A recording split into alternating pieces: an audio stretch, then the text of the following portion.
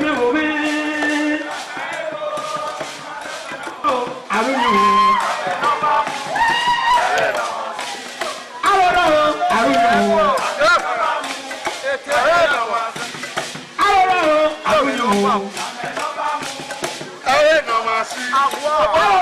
I don't know.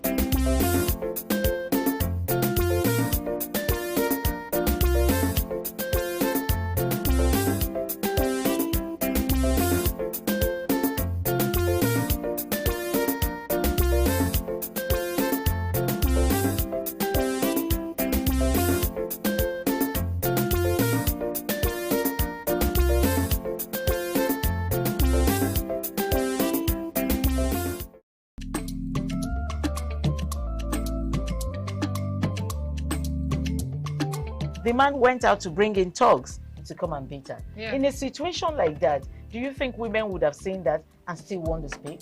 Really, we're talking That's about. what I said. So that's- when they bullied her, Yeah. if she's not bold enough, she will shut up. What is your advice for girls out there that are so desperate to be married? We women, we have to be really intentional about our parenting. If you know a child is being abused, or you see signs, a bruise or a child, it has to be investigated. People barely even breathe when they are going for a shrebi and something. Party. You have to be They can't smart. sit If down. you see where they are dressing them up and dragging on both sides, you cannot you cannot breathe. Oh, And wow. these women will stay in those events for hours just to keep up with that beauty trend. Is that healthy? That's not healthy. I am Patricia Uremu Gabriels and we're reaching you live from our Lagos Network studio. Of course, Women in Conversation is a program designed for women to discuss about themselves.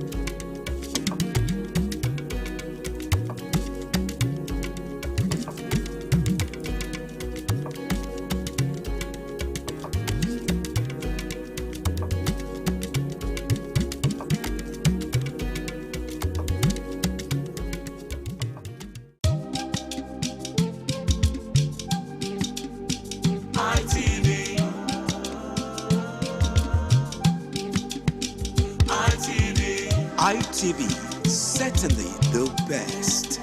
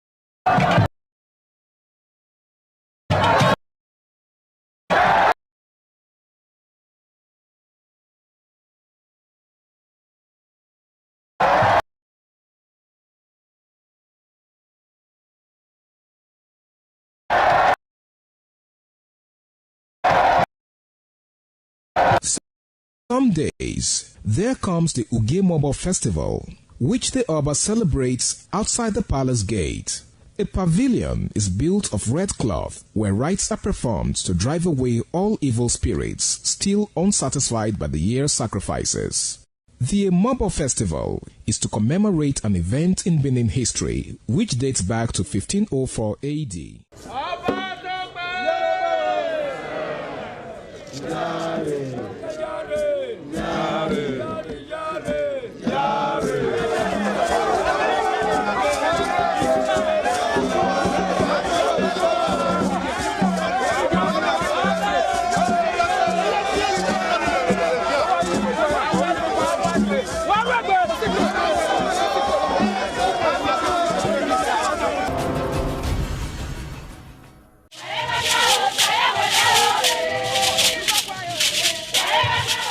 In a rare display of botanical brilliance, the palm tree defied natural norms, sprouting multiple branches that bear fruits. This rare occurrence has become a wonder to many, as experts are calling it a one-in-a-million phenomenon.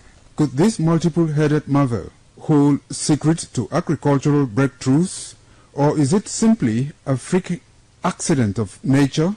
An agronomist with Nigeria Institute for Oil Palm Research, NIFO Benin. The strange palm tree also raises issues of a blend of science with human interest and cultural significance for maximum impact.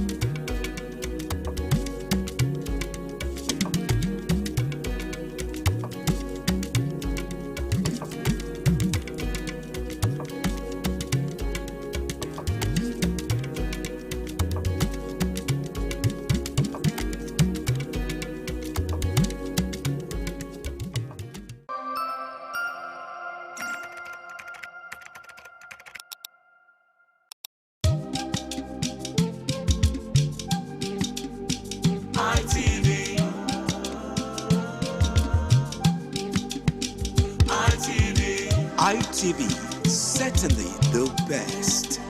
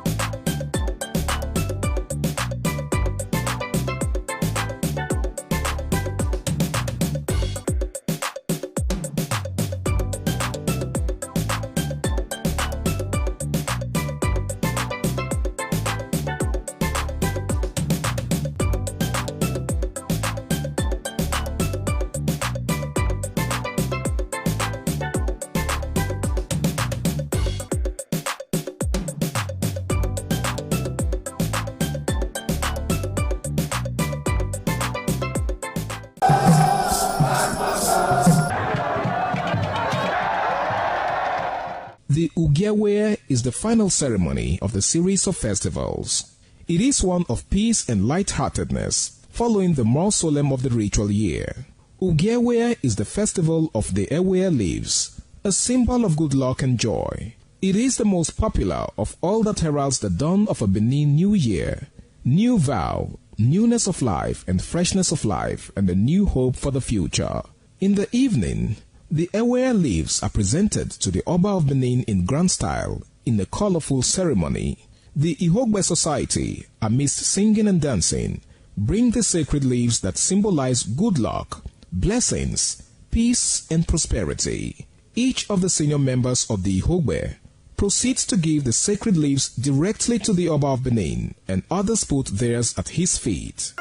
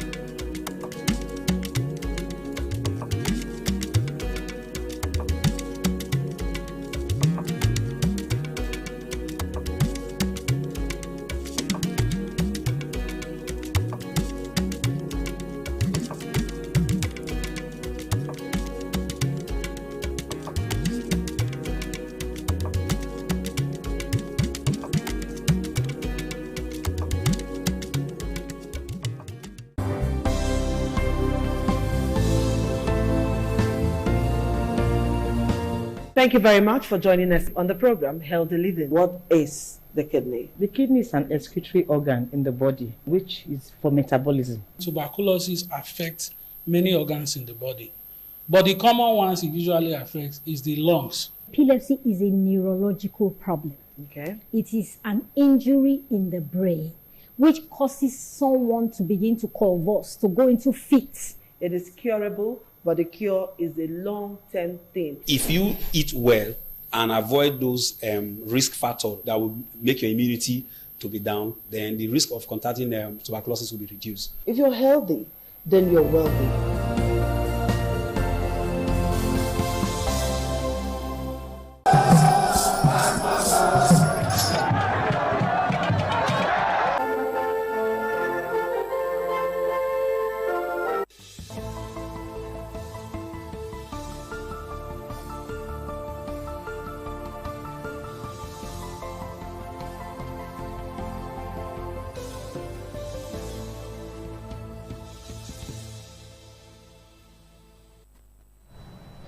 Good evening and welcome to ITV News at 11. I am Chukufumnanya Digwe. Now, the Court of Appeal in Abuja has ordered a stay of execution of the judgment that directed the Independent National Electoral Commission to deregister the ADC, Action People's Party, Action Alliance, Accord Party and Zenith Labour Party, while delivering a stinging rebuke to Justice Lifu for flouting a May 22 appellate court order restraining him from delivering the ruling. In a unanimous decision on Tuesday, a three-member panel led by Justice A.B. Mohammed condemned Justice Lifu of the Federal High Court in Abuja for flouting a May 22 order that directed him to suspend proceedings before him, describing his conduct as the gravest form of judicial misconduct. Meanwhile, chieftain of the African Democratic Congress, Dele Momodu, has called for sanctions against judges who deliver what he described as rascally judgments, warning that the judiciary must not be allowed to undermine Nigeria's democratic process. Mr. Momodu argued that judicial officers who disregard established legal procedures and superior court orders should be held accountable. In another report, personnel of Edo State Security Corps has arrested one Hope Edobo with some armored cables suspected to have been stolen from an electricity transformer. The suspect, aged 26, is a native of Igbanke in Orionwo local government area, Edo State. Jonah Omorua has the details.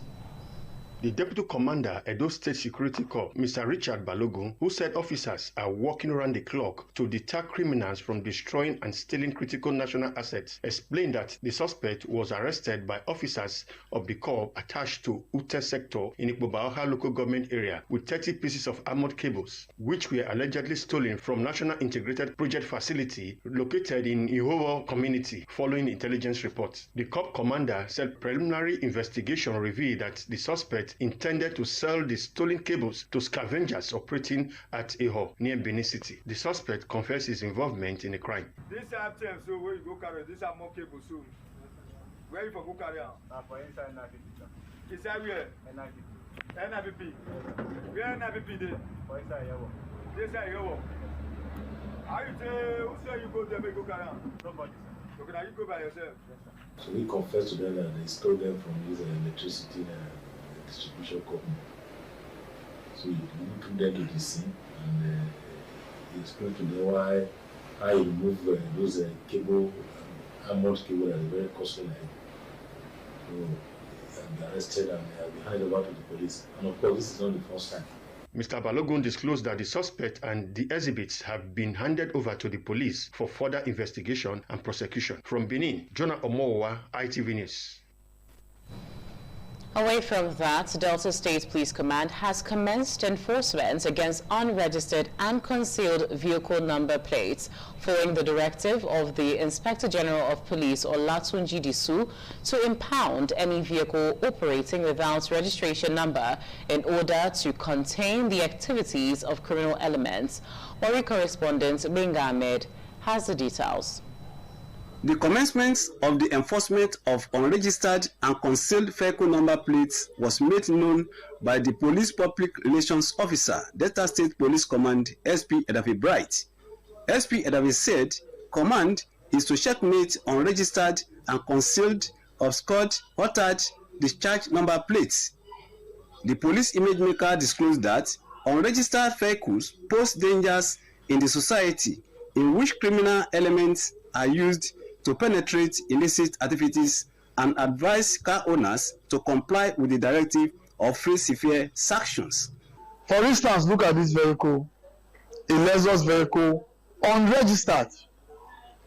Now, one thing is to register the vehicle, another thing is to register and not place the plate number there.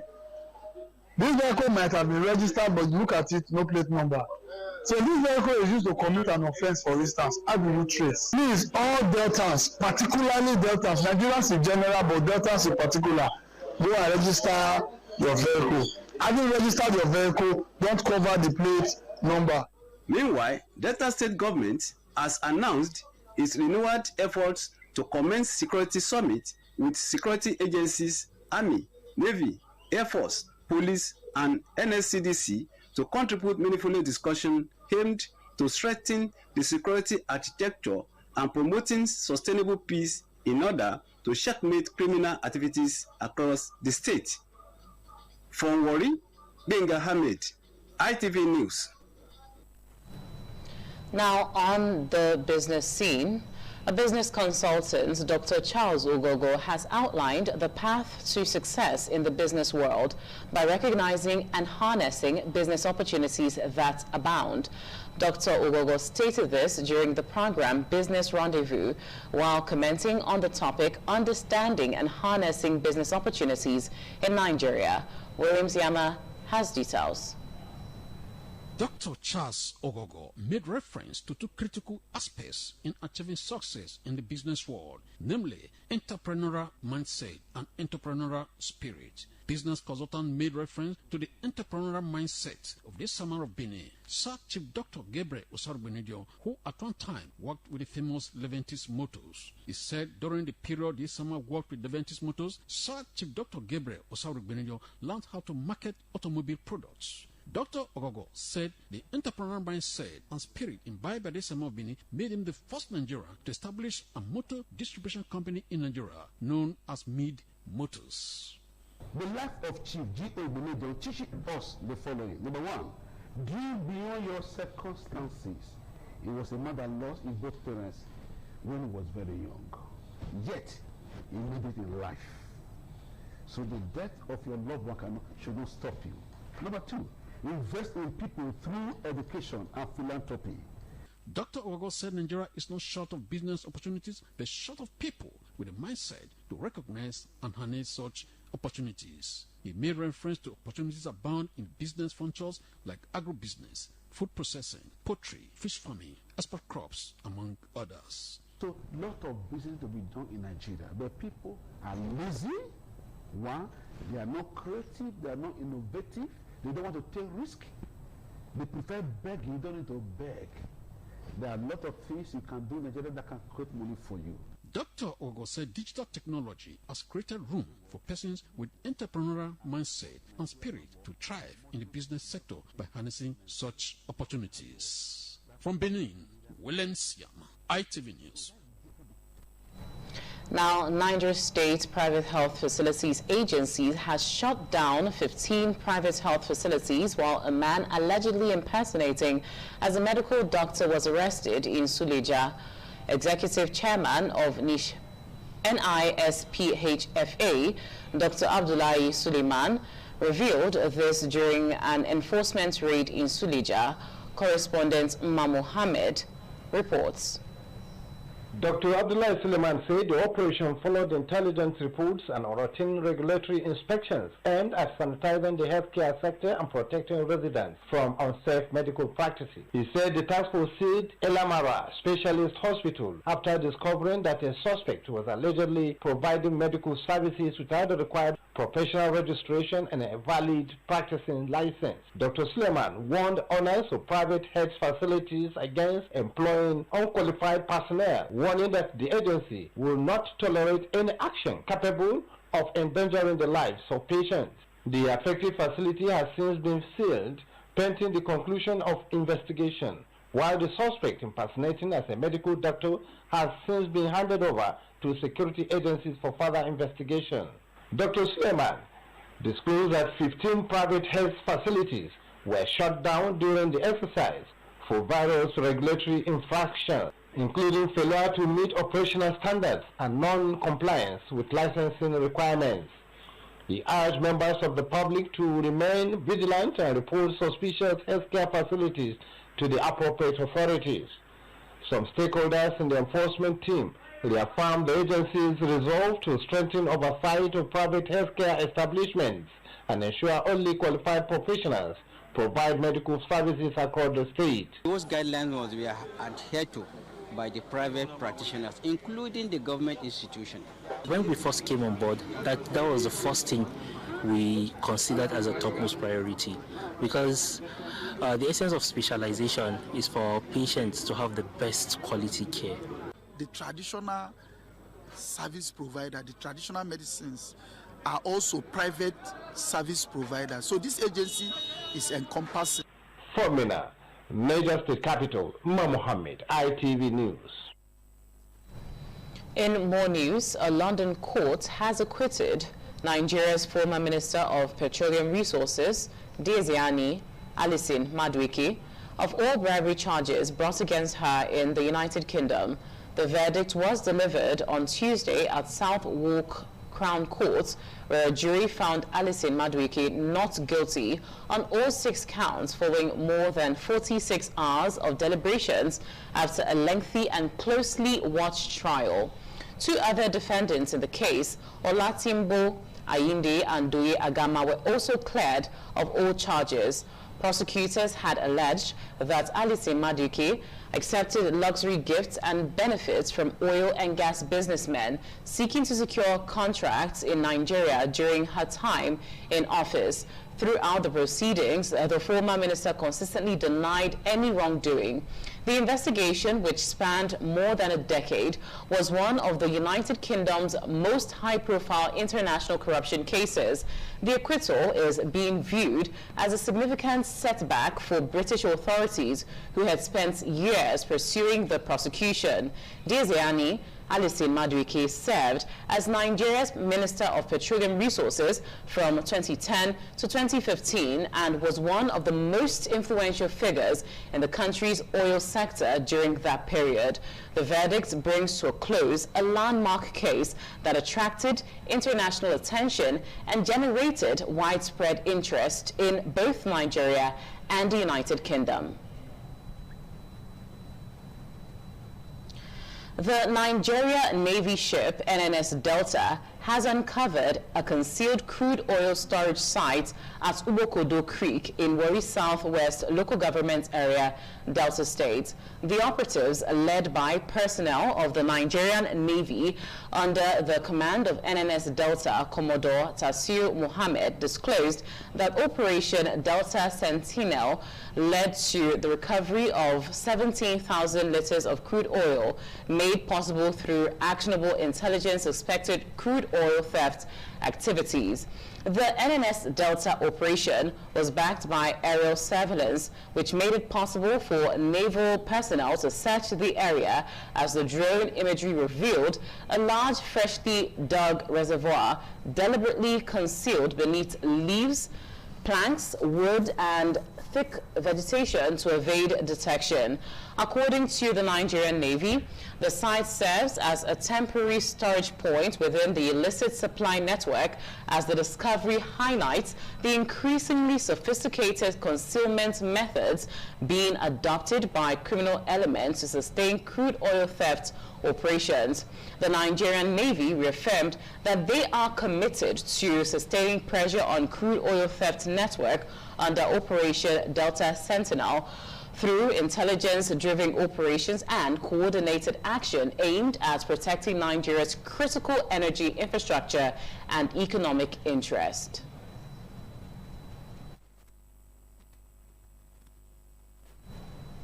And with that, we've come to the end of ITV News at 11.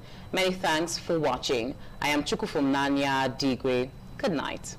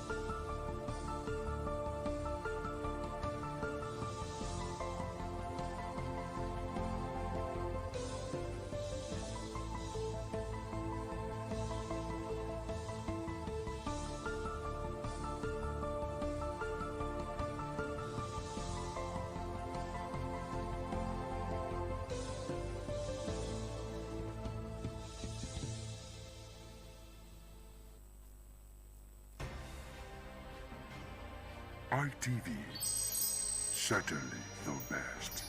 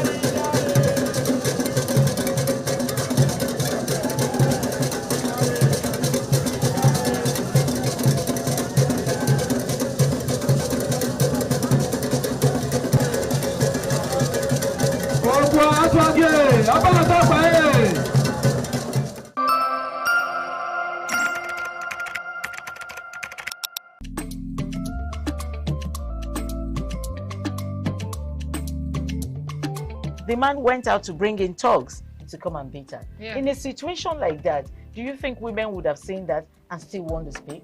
Really, we're talking that's about. What I said. So when they bullied her, Yeah. if she's not bold enough, she will shut up. What is your advice for girls out there that are so desperate to be married? We women, we have to be really intentional about our parenting. If you know a child is being abused, or you see signs, a bruise or a child, it has to be investigated. People barely even breathe when they are going for a shrebi and something. Party. You have to be They smart. can't sit If down. you see where they are dressing them up and dragging on both sides, you cannot you cannot breathe. And these women will stay.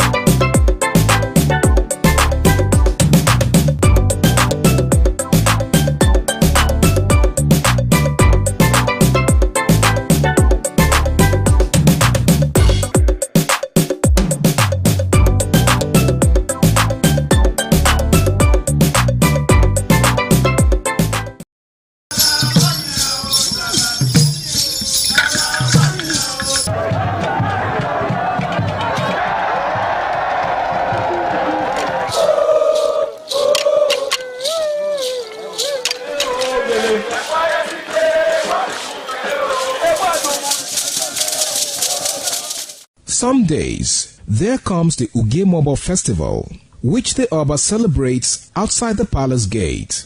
A pavilion is built of red cloth where rites are performed to drive away all evil spirits still unsatisfied by the year's sacrifices. The Emobo Festival is to commemorate an event in Benin history which dates back to 1504 AD.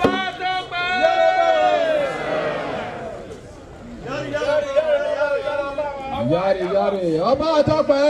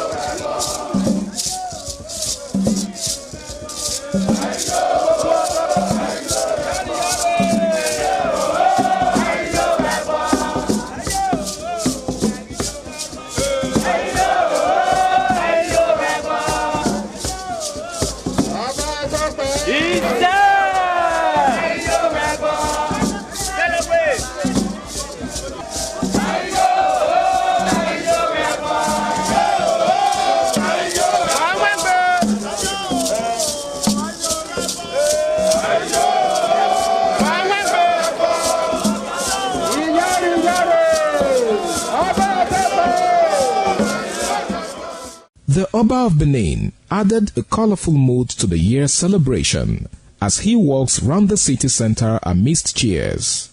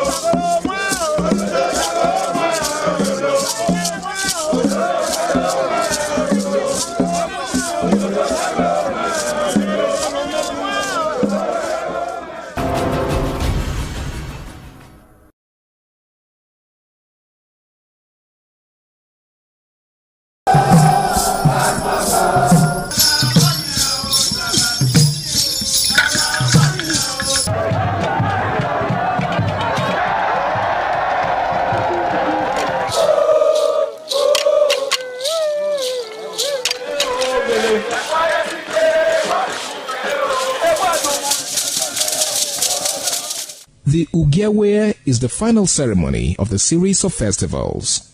It is one of peace and lightheartedness, following the more solemn of the ritual year. Ugewe is the festival of the Ewe leaves, a symbol of good luck and joy. It is the most popular of all that heralds the dawn of a Benin New Year, new vow, newness of life and freshness of life, and a new hope for the future. In the evening, the Ewe leaves are presented to the Oba of Benin in grand style in a colorful ceremony. The Ihogbe society, amidst singing and dancing, bring the sacred leaves that symbolize good luck, blessings, peace, and prosperity. Each of the senior members of the Ihogbe proceeds to give the sacred leaves directly to the Oba of Benin, and others put theirs at his feet.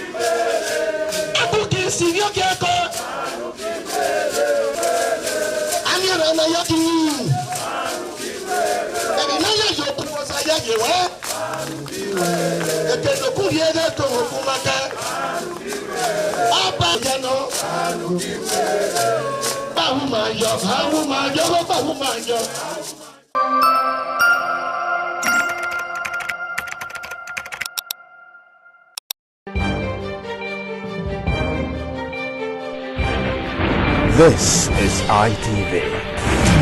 Certainly the best.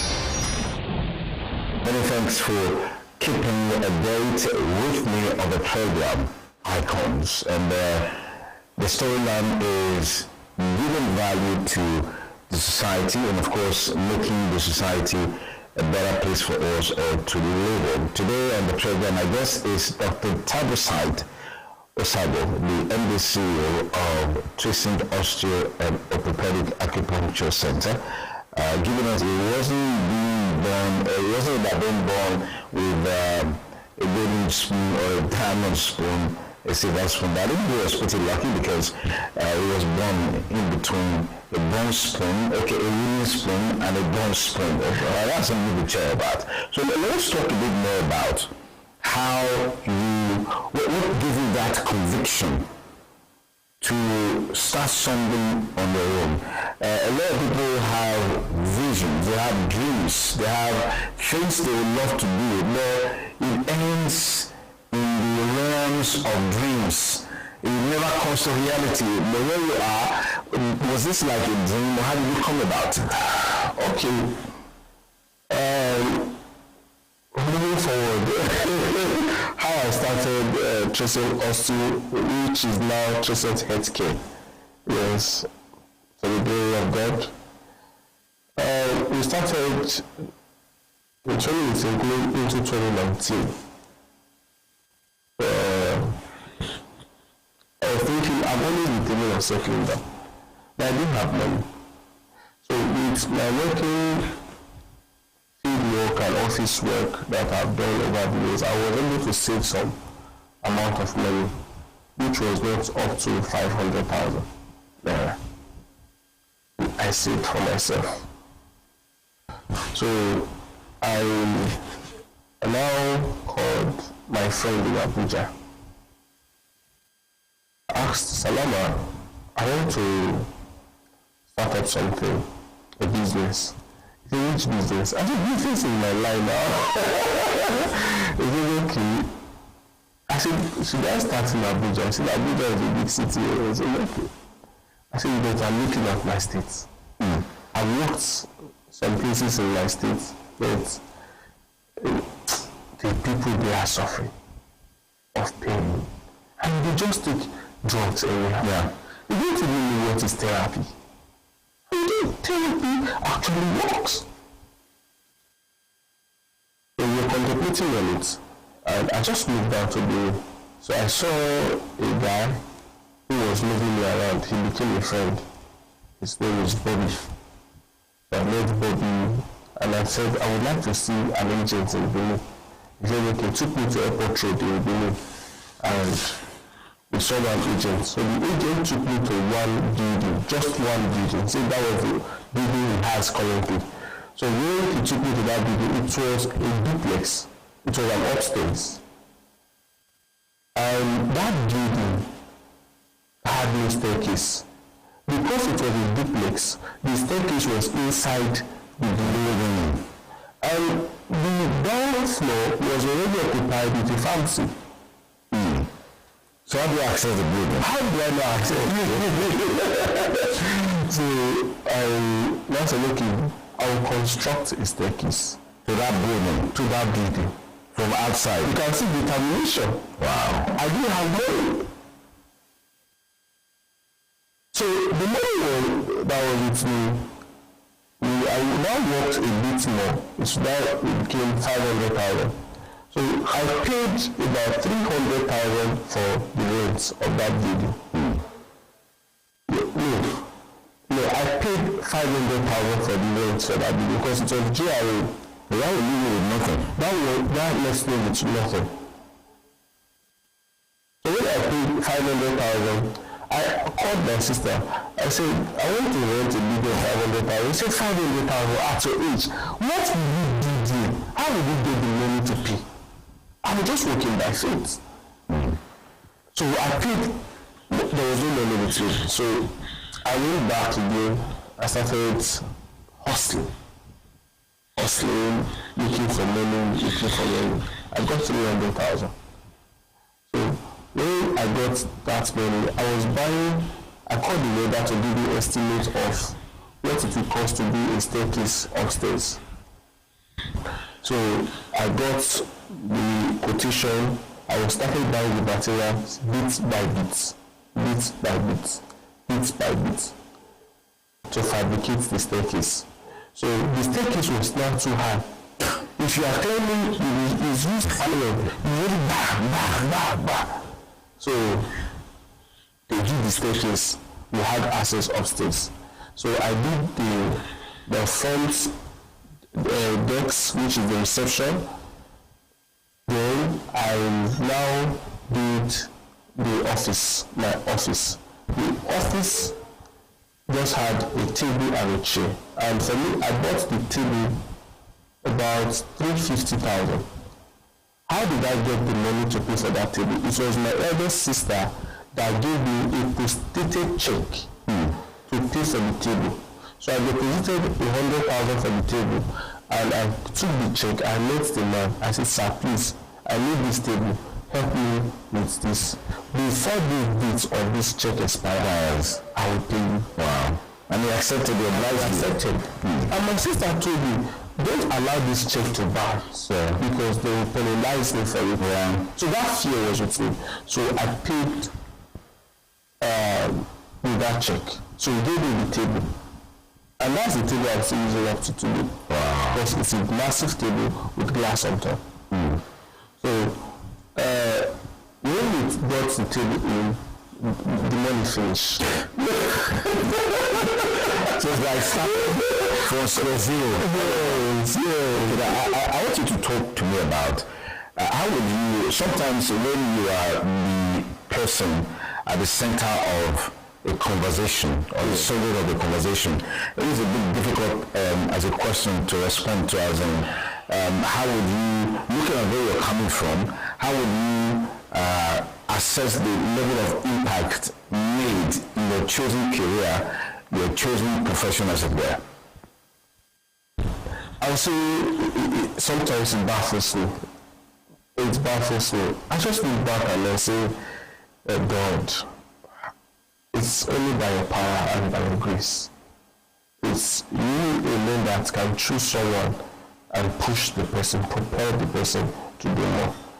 Over the years, if we have not given back to the society, we have given back to we reached out to more than 3,000 persons. More than 3,000 persons. These are free privilege service to them. Not the one we have taken care of. So it will be the ones we have taken care of and the ones we have reached out to, say 7,000 to 8,000 persons. And we have treated them of pain, and we have brought people back for us. Like referrals. So there was a time we did a therapy on an elderly woman that had not worked for 2 years. We just did therapy alone. No drugs, no injection, nothing. Just therapy. And the woman came not working. So the woman started working. And as she was working, she was using a Zimmer worker to work. Later, she didn't work again. With the Zimmer worker, she was working on her own, and she threw the Zimmer worker. So she didn't know that they were actually recording her. So they were videoing her, and we posted it on our Instagram. That's how we went viral.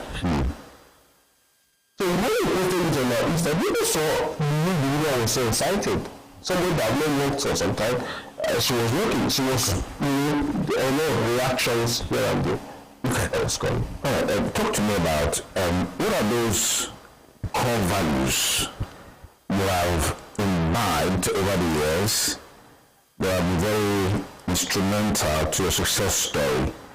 And then I know you talked about your elder brother a lot, your older siblings, how they molded you, all of that. But if you were to look outside the family settings, who would you say are those people in the business world that have inspired you, that have motivated you to what you are today? What are those core values driving you in the journey of life? First of all, I'll say my rebel. Yes, my rebel, Timothy, the presiding pastor of. Okay, I want to show you that. Okay. I like to know when people look at you today, they admire the heights that you have attained. What's the story behind the emergence of Trecent Osteo Orthopedic and Acupuncture Center as the primus inter pares when it comes to treatment for bones, treatment for pains, as it were? I've already said this a number of times. You can take care of pains without drugs.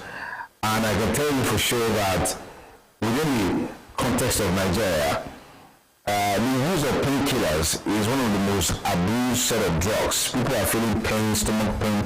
They just go, on the counter, get drugs at the table. You say most times, you can deal with pains without the use of drugs. And then we're talking about that after the establishment or the emergence of Trecent. What are those values that you invite, that are sustaining you, and how would you describe those who you look up to as mentors outside your family settings, as it were?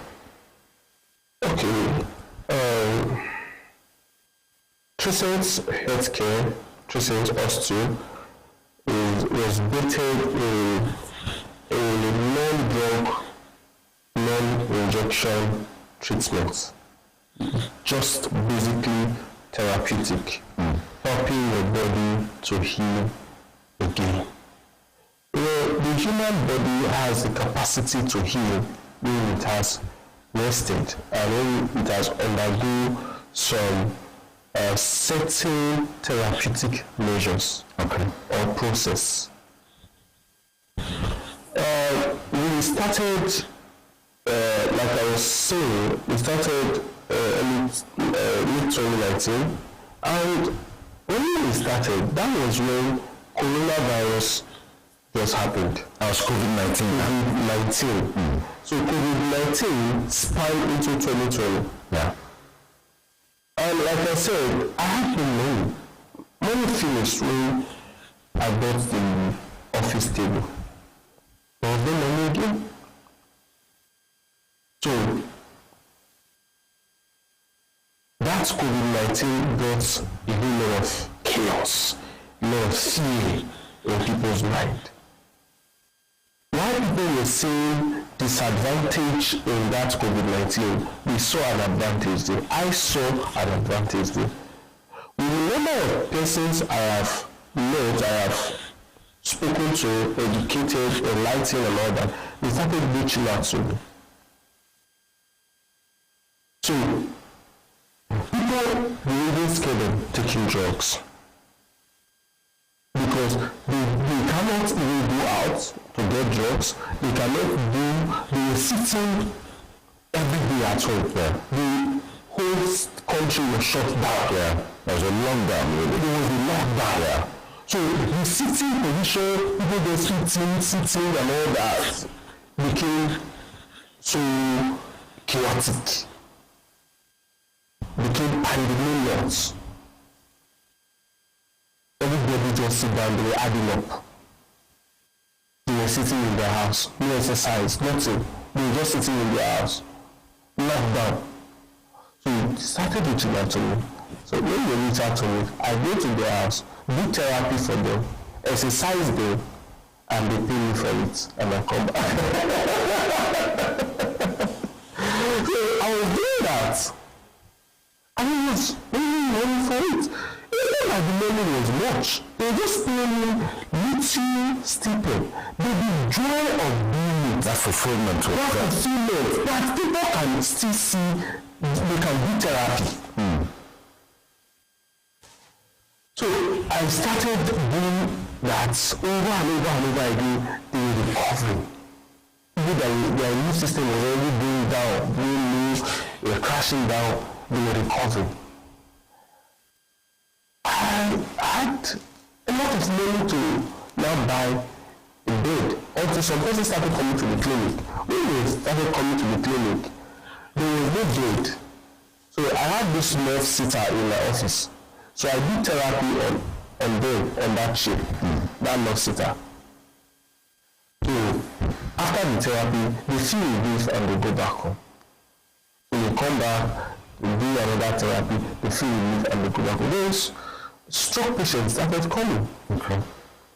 We started doing therapy on stroke patients, manipulation, exercise, giving them exercise to do, and all that.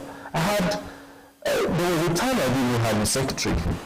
My secretary left because I was paying the secretary 11,000 naira. There, yes. So I don't know. Right from time, when they don't want to work, I don't know why. She now left. So I will go to the reception and welcome the patients. Then I'll take the patient to my office, I'll consult the patient, and I'll take the patient to the therapy room, I'll work for the patient. So when they will ask you, who is the secretary? I'll say, I'm the secretary, I will attend to you now. They will see the director, he's around. It's okay. I say, okay, let me take you to the director, you go to the office. When we sit in the office, I will tell the patient, welcome sir, you are highly welcome to Crescent SC. What is your challenge? Right now, are you not the one that just registered me? I think yes, I can still convert you. I'll convert the patient. They will still see the therapist. Let's go inside, I'll show you the manifest.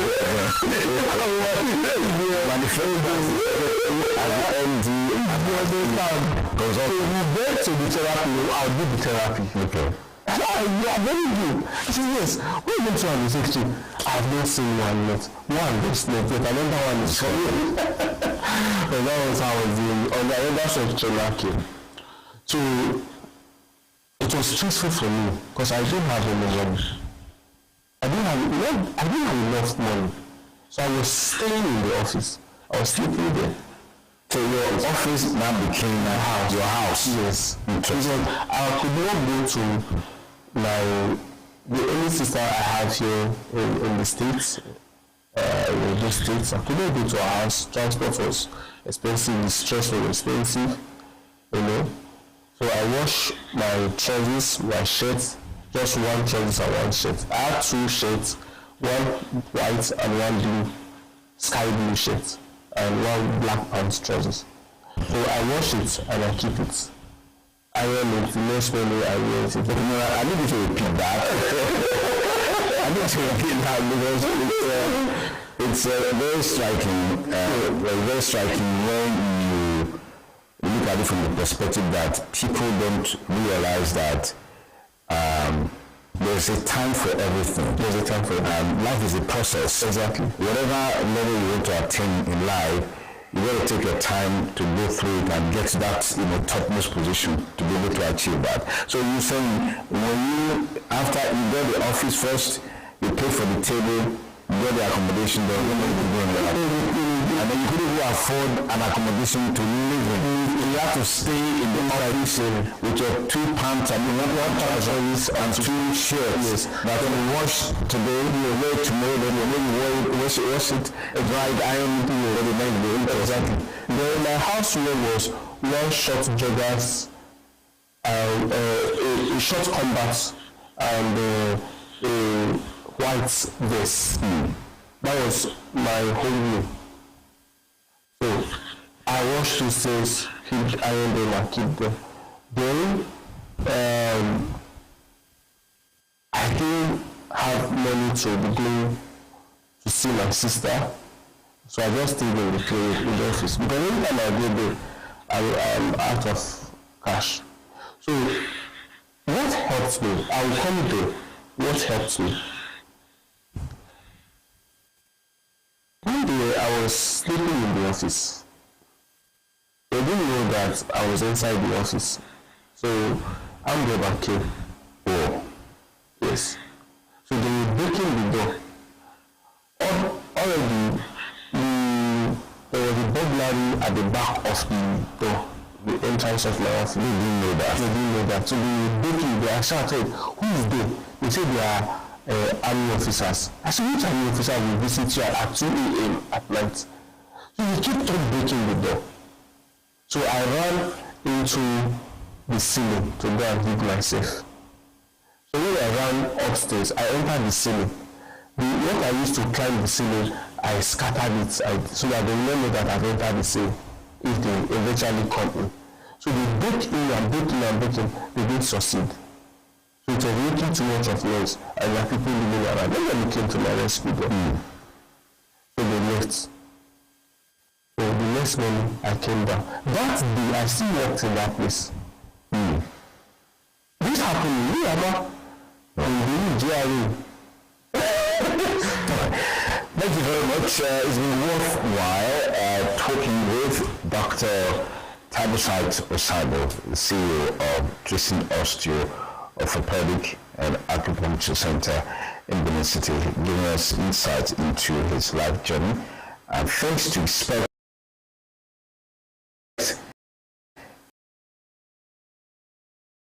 in the next decade. I want to thank you for giving us the time.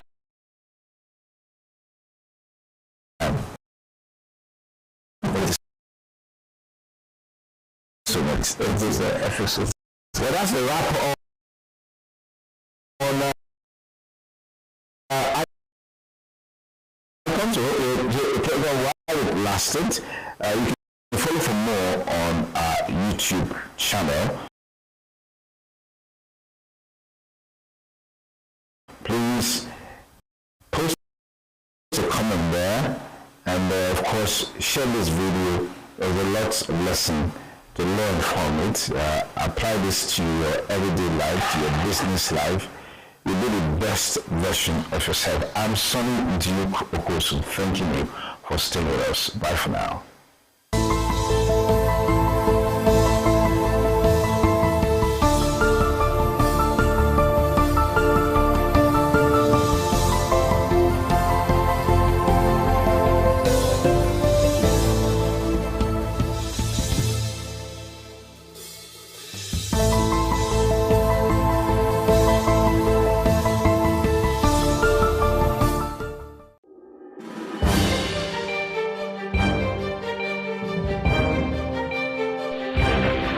This is ITV. Certainly the best.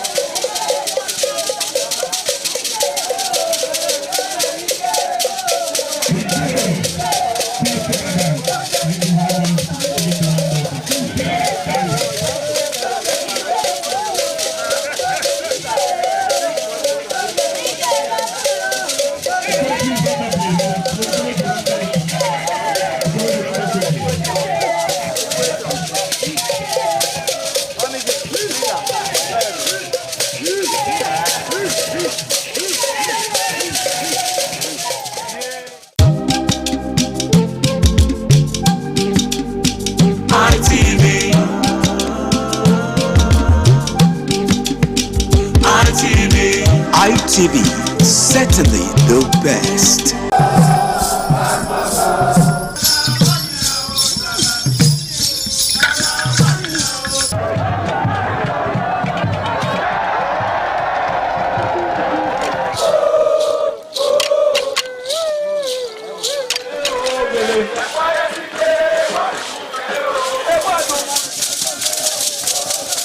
This is Aqua Game, a popular game in Africa played by our ancestors to entertain themselves after each day of farming.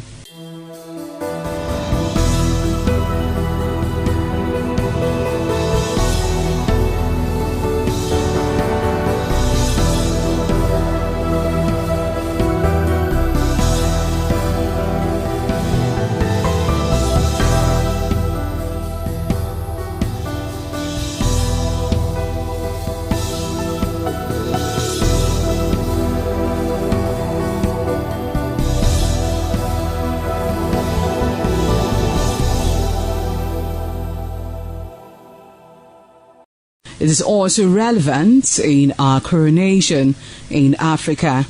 It is a sport and indeed very interesting, as every seed had a role in the game.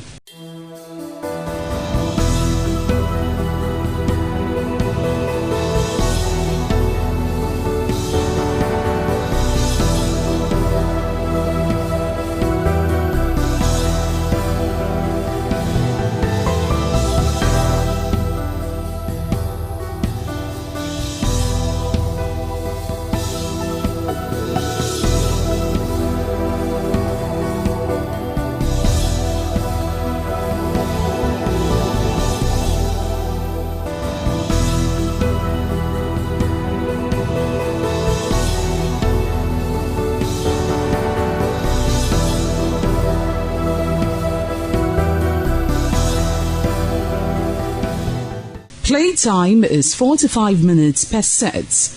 There is no age limit as long as you can spin aqua seed. Ayo or aqua game, known as the game of intellectual. This game requires a lot of mathematical skills. Aqua game is played with carved wooden box containing 12 holes.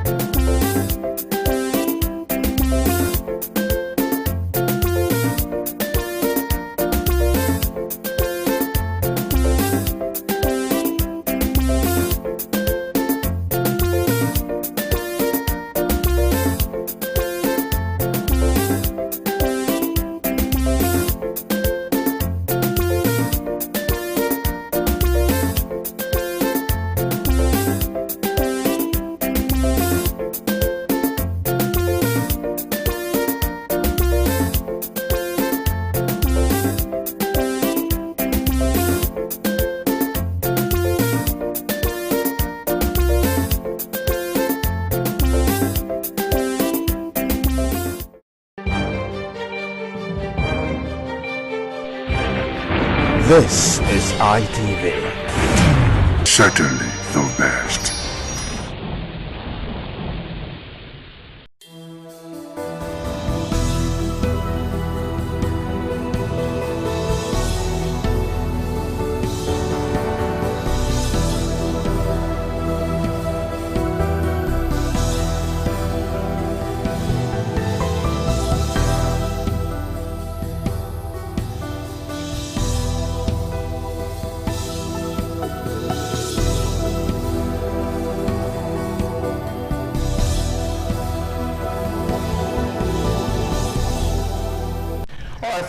Thank you so much. The program is still on your television this morning on ITV. You're welcome to the show. My name is Evan Sinokoke. You're welcome to Wednesday And of course, you're welcome to the program. So I'm not alone on this program. I have my co-anchors. Anolu Wakbo is right here, and also Wisin Omasho. Anolu, good morning. Good morning, once again. Yeah, the man in red. Good morning. Yeah, I was like, they just go red and black today, All right, thank you so much. All right, so we have our co-anchors rather in Lagos and Abuja, Patricia and Dr. Victor Ohaine there in Lagos, and also Abuja we have Kadiri Joseph right there. Now let's go to Lagos. Patricia, a very good morning to you.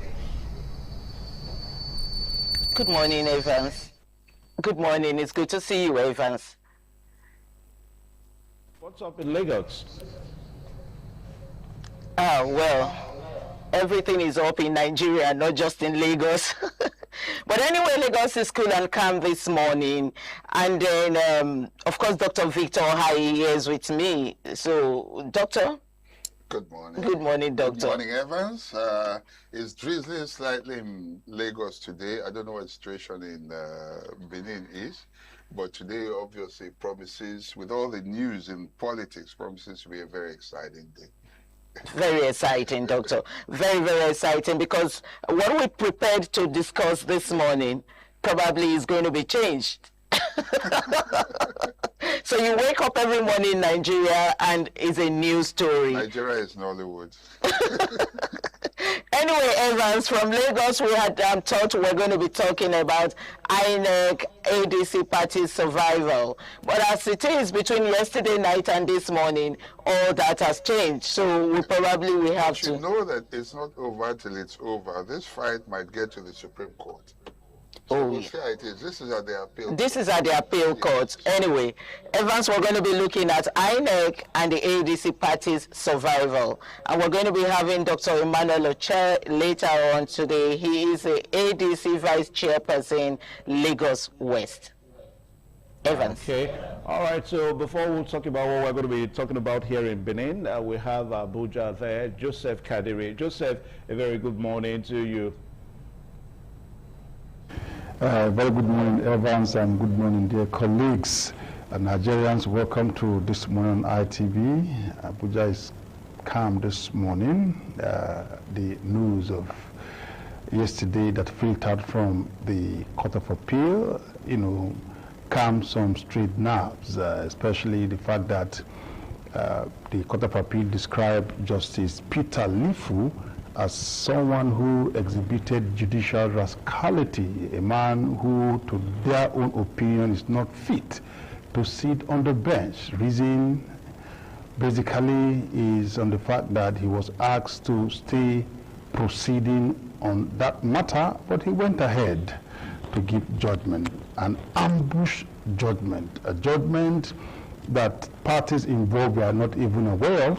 A WhatsApp platform was created at about 8 minutes past 10, where all the parties concerned brought in, and the information is that they should appear at the Federal High Court in Abuja for a judgment on the issue. And they thought it somehow may not be true, but when they got to court at about 12 noon, the judgment was given, and of course it didn't go well. And yesterday we saw that the Inter-Party Advisory Council, were all in court to, pay solidarity to their own. And at the end of the day, the Court of Appeal said no, that cannot stand. The execution, the application of that judgment be stayed pending the outcome of the substantive suit with them at the Court of Appeal. So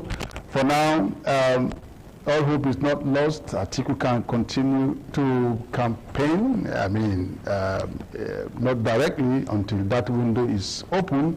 And you know that for Governor Adeleke, who is in Osun, can also continue his campaign, because that judgment actually affected him, So that is what we'll be looking at today. Just like Patricia said, the discussion was actually to look at the registration, but when that news filtered in, we have to change the topic to now look at the others and counter others. So that's what we'll be doing today. from the Abuja studio. All right, thank you so much, Joseph Kadiri there. The program this morning on ITV, we are firing from our three centers, Benin, Lagos, and Abuja. So in Benin, gentle lady and gentleman, we're going to be looking at the politicization of Nigerian security situation.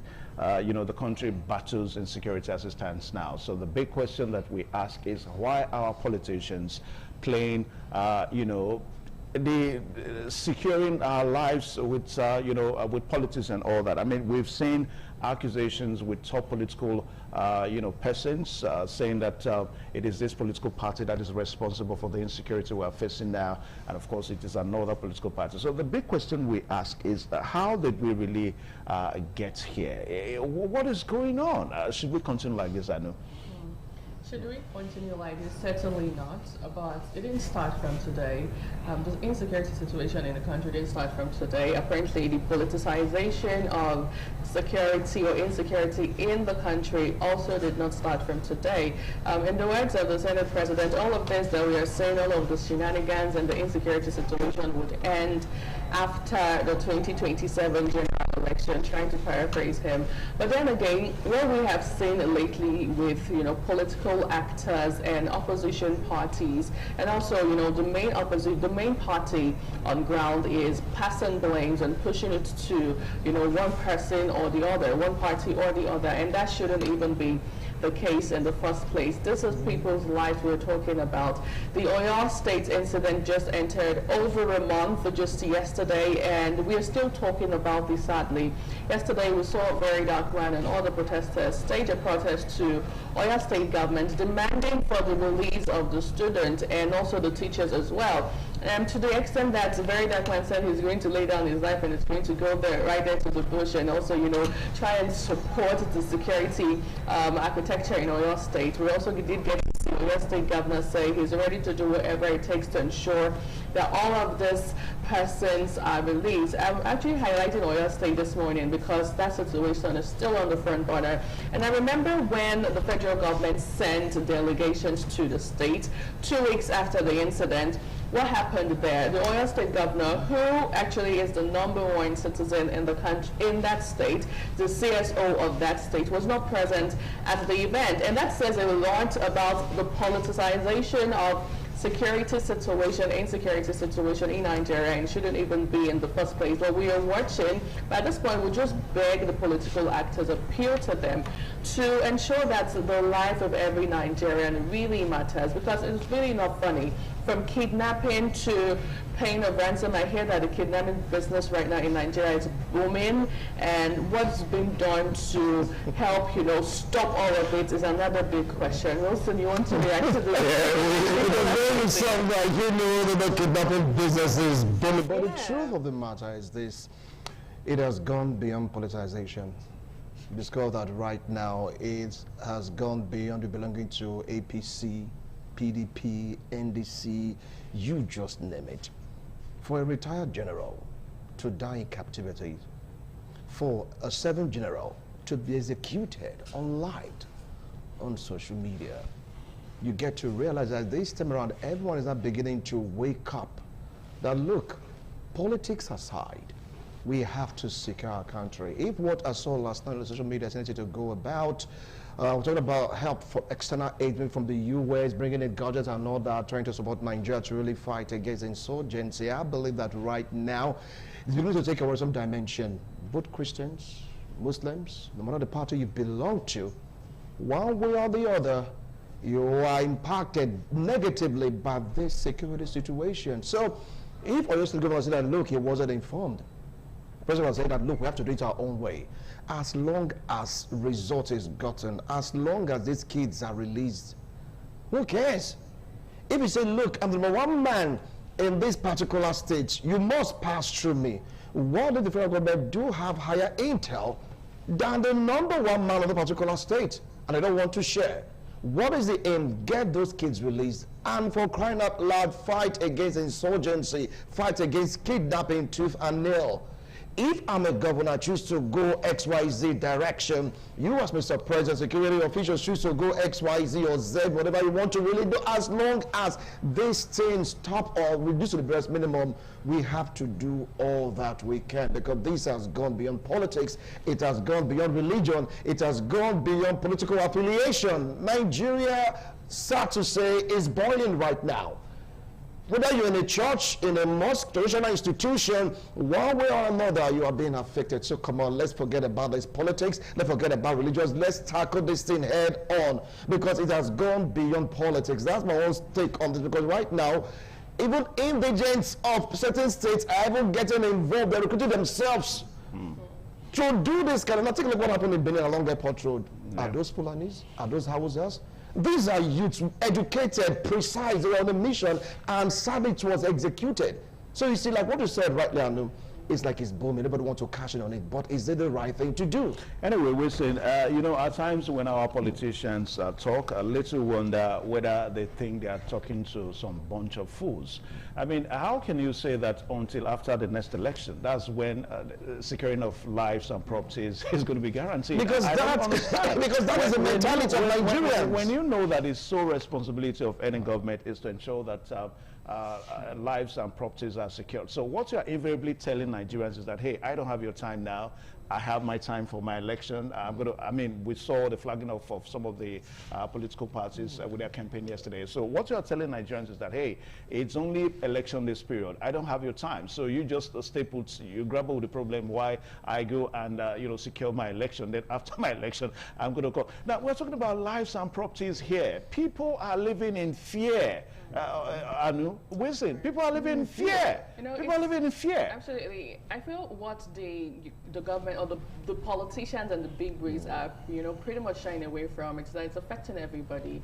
Gone are those days when it's just the big men that, you know, these guys come for. Right now, an average Nigerian on the street could just be walking. I was talking to someone the other day who said that he hasn't been going to work. Why? Because he gets to, you know, supply water to some certain communities, and for the fear of bandits, him and his team would not even try it at this point to go there. Now, I was also trying to say that with the situation that happened still in Oyo State with the former Minister of Power, Sister Adebayo Adelabu, and her twin sons who got kidnapped, and interestingly they got released, or they were rescued, you know, a couple of days after. It says a lot that sooner than later, someone who was saying that very soon these guys will start coming for you politicians, for the big wigs. So there's nobody safe at this point. How about we shelve and, you know, put aside politics and we focus on governance? Because at the end of the day, just as the Edo State governor did state when, you know, actually spiral all over social media, if you kidnap everybody, who would be there for you to govern? I'll land on this note. You know, that's where I probably expect the National Assembly to come in right now. If there's a need for them to amend the Constitution, that, hey, instead of us to have the period culminating into next election, let's extend the election. Give the election maybe 2 more years. Let's focus on securing life and properties. Because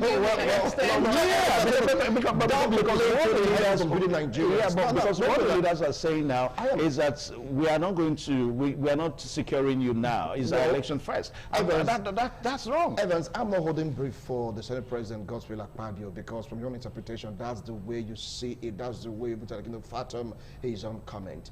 Like what he said from the onset, he said, look, these insecurities are, like, you know, going through, or let's say, being put through in this country is due to opposition. And that's why he's still trying to... What about the victims? Hold on, I'm coming. The victims are also opposition. The question now is, peradventure, you have opposition behind it. You as a ruling party, you as at the helms of affairs, can't you do something about it? What were you voted for? You were given the power, our collective patrimony, to protect us. So if you know that you've been there, being told about opposition through insecurity, fine, then you trash it. Anyway, again, I mentioned that Nigerians are safe and secure no matter the area. Don't say terrorists are targeting soft target. Who gives a heck about being a soft or hard target?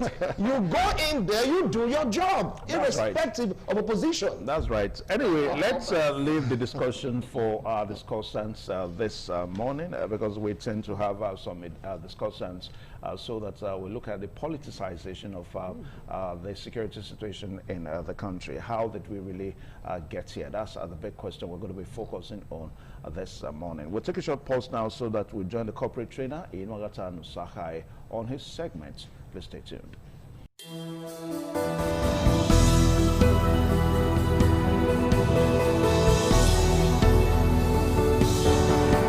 Inwagata Nusahai is still my amiable name, and I'm so happy, delighted, always excited to come your way every Wednesday since the last 16 and a half years to add premium value to your day.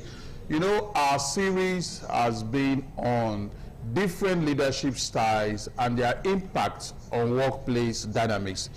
A simple definition of leadership is that leadership is positively influencing people towards achieving visions and towards achieving set goals. And for you to be effective in doing this as a leader, you should understand that you should be able to apply different leadership style as scenario changes, as situation changes. And that is why we are actually focusing on this topic, you know, different leadership styles and their impact on workplace dynamics. And you know, the template, the model we are using is to use a case scenario, you know, to look at it, you know, so that you can practically glean the insight and be able to apply it in what you do as a team head, as a leader, as the head of a department or the branch of an organization, or you are the one pioneering and running your own vision. Different leadership styles and their impact on workplace dynamics. Now, the leadership case scenario we are going to look at today, the template we are going to look at today, the case study, is going to show us how a leader applied the cohesive leadership style and then later transited into the coaching leadership style. And that is, you know, a characteristic or a trait that every leader must possess to be able to know that having applied a particular leadership style, when there is a need for you to switch, especially when situation changes, you should not hesitate. Shift quickly, and that is very important. And the case scenario that we are looking at today is shifting from coercive leadership style to coaching leadership style in a dental department of a state specialist hospital. That is what we are going to look at today. Remember, the coercive leadership style is that leadership style that is a command style of leadership, the one that says, do as I say, do what I tell you. And that is always very helpful when we are managing crises, when we are handling emergencies, and also when we are treating issues of serious indiscipline. Very helpful. But when you overuse the coercive leadership style, people, you know, are going to become kind of get tired as a result of you being overbearing. You are going to also see situations where, you know, people feel micromanaged, and at the end of the day, you know, you may just lose good hands. It also, when overused, it also stifles creativity and innovation. So, but you should know that this is the right situation to apply it, and then when there is a need for you to transit or shift, make sure you don't hesitate. And the coaching leadership style is a leadership style that focuses on developing people for the future, ensuring that the capacity of your team members are built for them to be able to always handle responsibility, you know, handle issues as the organization move from point A through B to C. So the case scenario that we are looking at this morning is the shifting from coercive to coaching leadership style in a dental department of a state specialist hospital. So let me just go into the case scenario, and then we'll look at it together. The phase one of the case scenario, the crisis and the coercive response. The dental department of a prominent state government specialist hospital began experiencing severe spike in post-extraction infections, threatening patient safety and the hospital's reputation. An internal audit revealed that junior dental officers and clinical assistants were cutting corners, frequently skipping standard autoclave validation logs and rushing the chemical sterilization protocols for dental instruments between patients to reduce wait times. It appears, you know, they actually wanted to help to reduce the waiting time of patients, but, you know, some things were compromised. Safety protocols were ignored. Recognizing an immediate crisis of patient safety and professional indiscipline, the newly appointed head of department stepped in with a strict coercive leadership style. There was no room for debate or consensus building. the HOD issued a direct mandate. 1, effective immediately, no clinical procedure will commence without a signed and verified sterilization log for that specific instrument tray. Then secondly, any officer or assistant found bypassing this protocol will be instantly locked out of the clinical duties and referred to the hospital's disciplinary committee for gross misconduct. The HOD strictly monitored compliance, conducting unannounced spot checks twice a day. While this rigid top-down command created temporary tension and anxiety among the staff, it achieved immediate results. And that is the use of the coercive leadership style to see that crises are immediately, arrested, and then we are able to return back to doing things the way they should be. Infection rates dropped to 0 within 3 weeks, and absolute compliance with safety protocols was restored. The coercive style functioned perfectly as corrective life-saving tool. I'll take that again. The coercive style functioned perfectly as a corrective life-saving tool. Then the phase 2 of this case scenario. Remember, the case scenario is focused on how the head of department of a dental department in a state specialist hospital was able to transit from a coercive leadership style then to coaching leadership style. Then we are now on the phase 2. He has applied the coercive. Let's see how he was, when he saw the need to shift to the coaching style. 2 months later, the crisis was entirely resolved. The safety protocols had become second nature to the team, and the atmosphere has shifted from chaotic to stable. However, the HOD noticed a lingering side effect. The team had become overly dependent on instructions. Junior dental officers were hesitant to make minor clinical decisions, constantly seeking approval for routine procedures out of fear of making an error.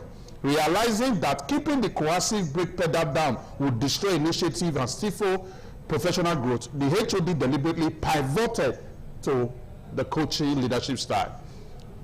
Instead of dictating terms, the HOD began scheduling weekly clinical review sessions. During these sessions, when a junior resident presented a complex case, the HOD no longer gave flat directives. No, he has now, he has saw that, okay, the system order has restored, and there is a need this time around to shift leadership style. Continuing with the coercive leadership style will not help matters on the long run. So there is a need to apply the brake pedal on that and shift ground. Now he's employing the coaching leadership style. Instead, the HOD asks guiding questions. Looking at this panoramic radiograph, what are the 3 possible approaches you see here? What are the long-term risks of that specific treatment plan for this patient? They have moved into the coaching style.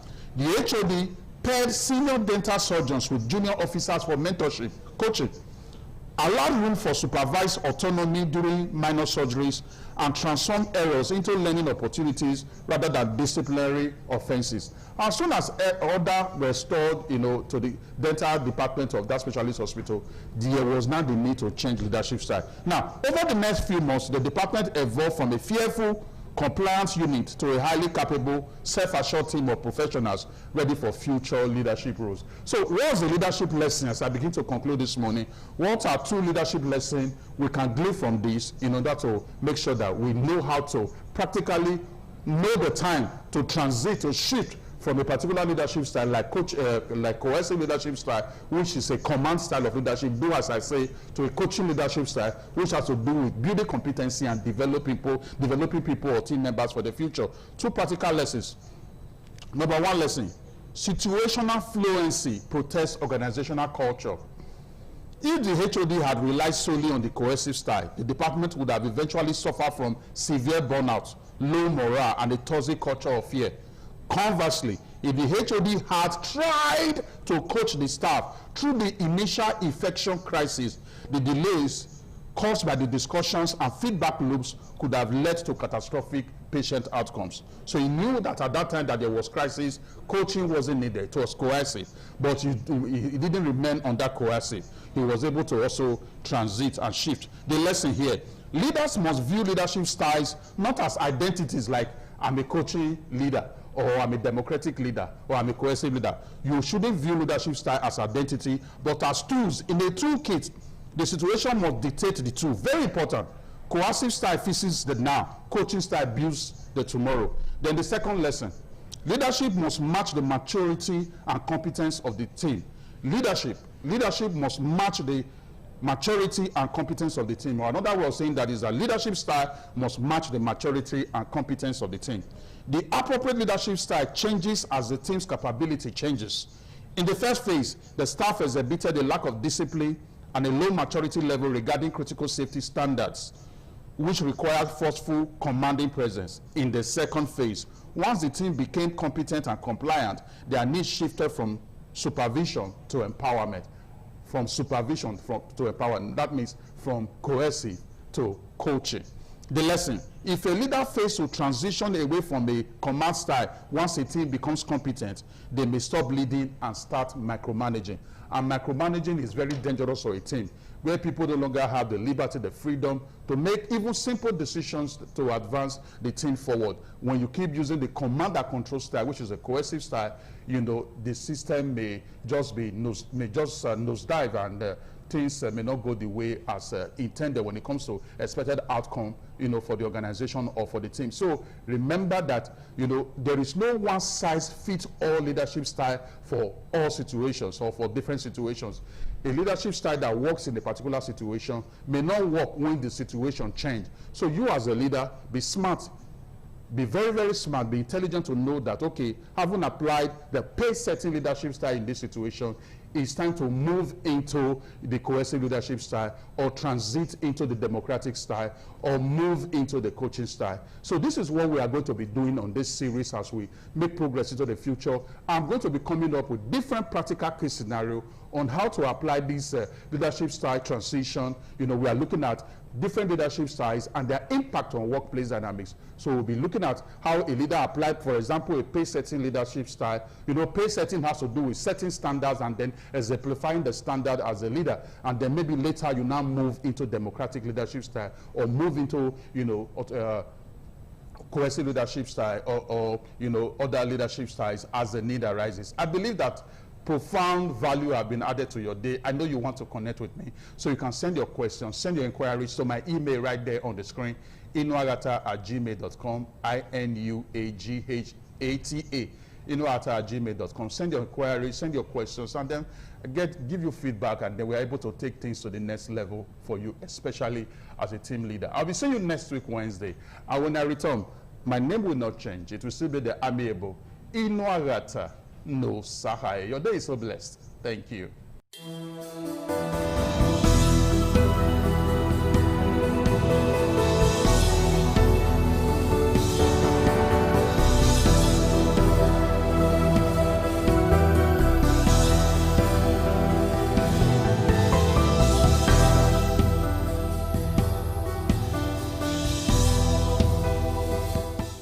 Hello and welcome to the section of the newspaper review from our Lagos Network studio. I'm not going to be doing this alone this morning. I have here with me Dr. Victor Ohai. Doctor, I say welcome again. Thank you for having me. Okay, Doctor, let's start with the Vanguard newspaper. On the top of the Vanguard newspaper this morning is relief for ADC, other parties as appeal court stops deregistration. Doctor, I know why I'm calling you, but let's move on before we go and take a look at this. And then at the top of the newspaper this morning, we have Senate Oshomole at Jaggers down over Natasha's 6 months suspension. And then at the bottom of the Vanguard newspaper, we have gunmen attack NIBS in Plateau, kills 2 soldiers, 1 policeman. This is getting really scary. And then we also have federal government moves to end open grazing identities. Open grazing identifies 47 gazetted reserves. And then in Oyo State, insecurity, Oyo will never be another Chibok. Governor Makinde says that. And then let's just go ahead and look at the relief for ADC, other parties, as appeal court stops deregistration. Well, there's been so much impunity and judicial rascality. I mean, the appeal court made it very clear that Justice Lifu was reckless And in his pronouncement, he went ahead. So the level of, if you like, corruption and impunity by the judiciary, no less, is appalling. And I'm glad that it's a higher court that is saying this, not us. I mean, we may say, oh, one say, oh, okay, it's right, it's wrong, but a higher court has not only overturned it, at least for this, but it has rebuked the judge that took that decision. Interesting part. Former President Abdul Salam said, when they were registered, AD was right at the time. Didn't meet the requirements. But you know, sometimes you apply a bit of discretion, you just say, okay, for the sake of peace, because it was from the Southwest, with what happened with MQ Abiola and all the recent problems at the time. It seemed as if the Southwest was being victimized. It's just for the sake of peace. Let's say discretion is a better part of valor. Something may be right, but it may not be expedient. But you do it because if you take certain actions, there might be counter actions, lives may be lost and all that. So as a leader, you decide what you should do at that point. Use your discretion.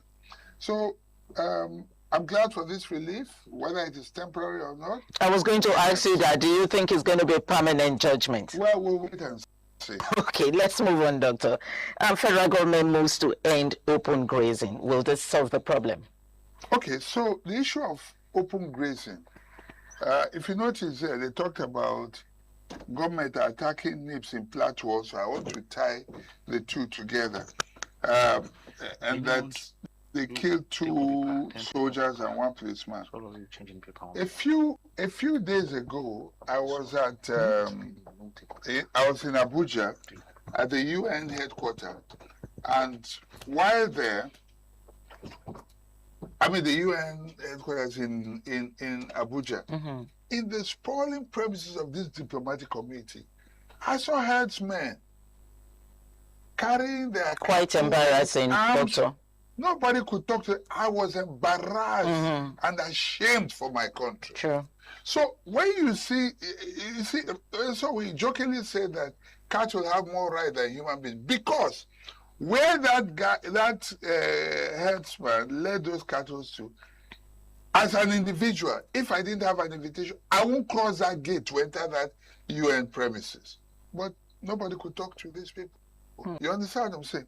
So look at NIPS, the highest body, educational body in Nigeria, yes, policy-making body in Nigeria, has been attacked. Okay? Yes. 2 gunmen killed, and 2 soldiers and 1 policeman. Then to tie it into the issue of grazing, when people can move in freely with arms, you know, all citizens are equal, some are more equal than others. I don't know. Let's see what this end to open grazing will. Let's see if they will obey. Let's see who is stronger, whether the federal government or the herdsmen. Because I think in past governments have tried to do this. We will see. Let's see. Okay. Let's see who is stronger. Still on the Vanguard newspaper, insecurity, or you will never be another Chibok. This is Makinde. Yes. I like the fact that he's making that bold statement that Oyo will not be another Chibok, which means that every soul will be accounted for. It's also an indictment on the current federal government, because the people who are in charge now were the ones criticizing them. They said, oh, if they come into power, Chibok girls will be, and as I speak to you, many of them are still in captivity. Okay, Doctor. Let's not allow this to repeat itself. Let's move on to another newspaper, but that will be from our Benin Network studio. All right, from Benin, we have Daily First. That's the first paper we're taking from Benin this morning, where we have some major headlines. Federal government records 150 terrorism convictions in Abuja mass trial. That's the first headline there. And of course, we'll read some more. We have troops destroy terror camp in Kebbi and recovers arms. Then Abuja courts reject Yahaya Bello's bid to stop 110 billion naira fraud trial. Then also we read that xenophobia, Nigerian businessman defies closure order in South Africa. That's on one of the pages of the Daily First this morning. And still on the Daily First, Senate clears customs of 62.2 billion naira under remittance allegation. Top headline there. Then also appeal court saves 5 political parties from deregistration. That's another. Then you have the right after that, ADC order secure temporary relief in a landmark judgment. Dangote slashes depot petrol price to 1,175 naira per liter. Well, I just hope that that continues, Anu and Wilson. I mean, we head at the Straits of Hormuz. Any moment from now is going to be open. So I think the implication of that is that the price of petrol is going to go down. Anu and Wilson. Anu. Well, if you take a look at the issue right that Donald Trump has been able to broker this ceasefire deal, and let's see what is going to happen on the 19th, because this is the first I'm talking about ceasefire. Just hope and pray that the deal says true. But there's a rider there. I see the screamer that says about the Court of Appeal, and of course the ADC. After this particular appeal judgment, ADC, other 5 political parties, they're going to heave a sigh of relief due to the fact that a landmark judgment was revoked. And for what Kabiri said at the beginning of the show, he talked about the comment made by the judges in the appeal court saying the first judgment was a display of judicial rascality. People have been talking about it, saying that if you go, there is some political parties that might not foster peace in our political terrain. But I believe that with this particular appeal or judgment, definitely Nigerians should just hear this out of relief. They'll be very, very happy about that. After all, you're going to give other political parties an avenue for them to express how good they are, how tough they are, how resilient they are, or how popular they are in the field. Because all about politics, you just cannot. There is the political parties barely how many months to the election. It doesn't really make sense. Thank God for a reversal of that judgment. Everyone now have a free day, now have a fair day. It all depends on if whoever took this matter to court in the first instance is going to push it to Supreme Court. That's what Nigerians are like waiting. We don't want to push this matter to Supreme Court. Just allow other political parties to at least test their honors, test the popularity to get to know. Because if it's going to be a one-party affair, tell me, would that be described as democracy? Okay. All right, so let's go over to Lagos now for the next paper. Patricia and Dr. Kaine. Next paper. Thank you, Evans. We're looking at the Guardian newspaper, and the big headline there says digital adoption leaves 300 local governments stranded, dependent on POS agents. And then at the bottom, we have Atiku mark lead opposition pushback as appeal court halts party deregistration. We also have on the page 7, we won't bow to forces of darkness, intimidation, says Adeleke. And then court dismisses Yahaya Bello's jurisdiction suit in 110.4 billion naira fraud trial. Senate denies Oshomole's forgery allegation over Natasha's suspension. And on the bottom of the newspaper, we have how Shawore lost in his alleged rights violation suit against SSS. Doctor, anyway, let me quickly take this and the page 3 where Makinde vows, I'm ready to risk my life for release of Oriri adoptees. That's Makinde. And then also at page 3, we have petrol remains 1,350 per litre in Abuja amid crashing oil prices. Dangote effects 75 naira cut. Anyway, doctor, let's quickly look at these POS agents. Okay, put it one way. If somebody was born about 20, 30 years ago from a poor village somewhere, or from a village to a poor family somewhere in Edo, or let me not go too far, just about 3 years ago, somebody who never went to university or anything and is from a poor background, they were told, you are going to own a bank. Eh? The chief doctor says you are going to own a bank. Eh? People will be coming to you to give money, you'll be paying out money and all that. He would say it's a lie. That is the magic of Nigeria today and digital banking.